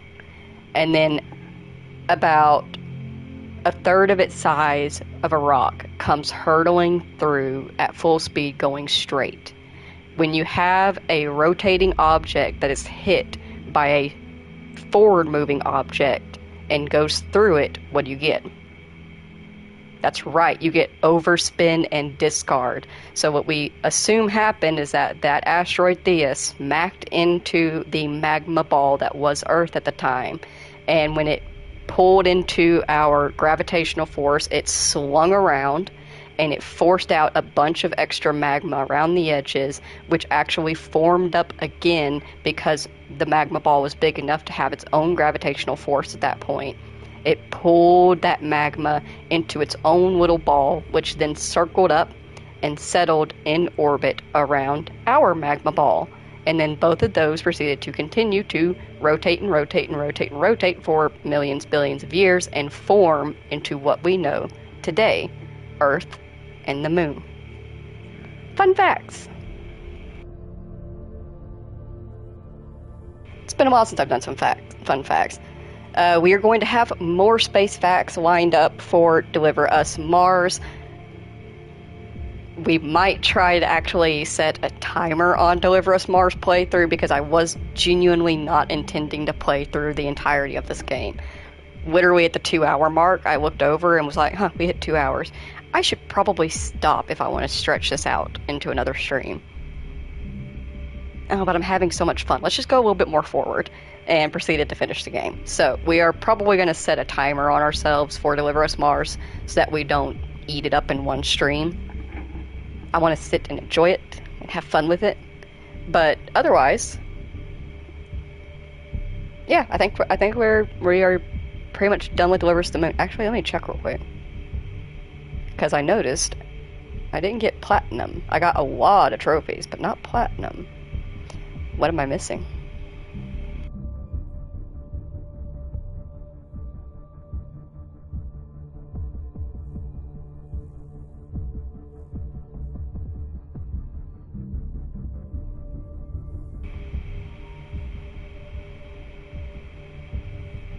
Okay. So it's just bebopping around.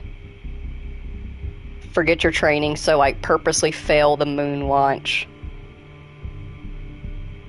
Survive outside for 30 minutes. Find oxygen when death seems certain.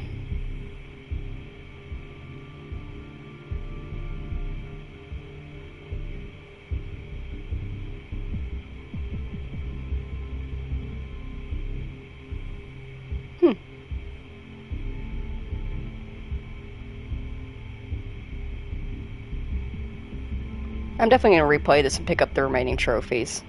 But we're close to finishing it up with platinum.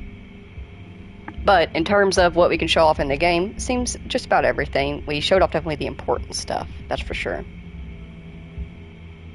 Oh, apparently there was a place where we could have sat on the moon. And, like, sat down.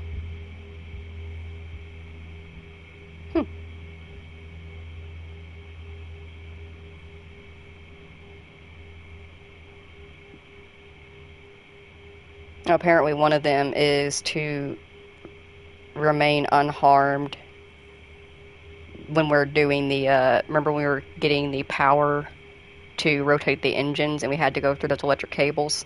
If you manage to go through them without getting shocked, that's a trophy. So yeah, the rest of the trophies I'm missing are just slow down and admire trophies and almost die on purpose trophies. Duly noted. But for now, if you spent time here today with me, Rolf, and Ace, I never was entirely sure if that's Alex or Ace. Either way, Alex is an Ace unit, so. If you spent time here today with me, the astronaut Rolf, and Ace, then thank you all so very, very much for taking the time out of your day to spend it here with us in Deliver Us the Moon. I greatly appreciate you doing so. If you have to go to work or go home from work, please be very, very careful. The next time I stream, like I said, will be tonight. We are going to do some RDR2 no mic streams. I'm going to get Deliver Us Mars downloaded and ready to go. And we will most likely be streaming a little bit of that tomorrow before I go and visit my father for his birthday. And yeah. We'll probably spend the weekend doing RDR2 streams, no mic style, and then if we still have Deliver Us Mars left to play, we'll do that on Monday. If not, we'll figure something out.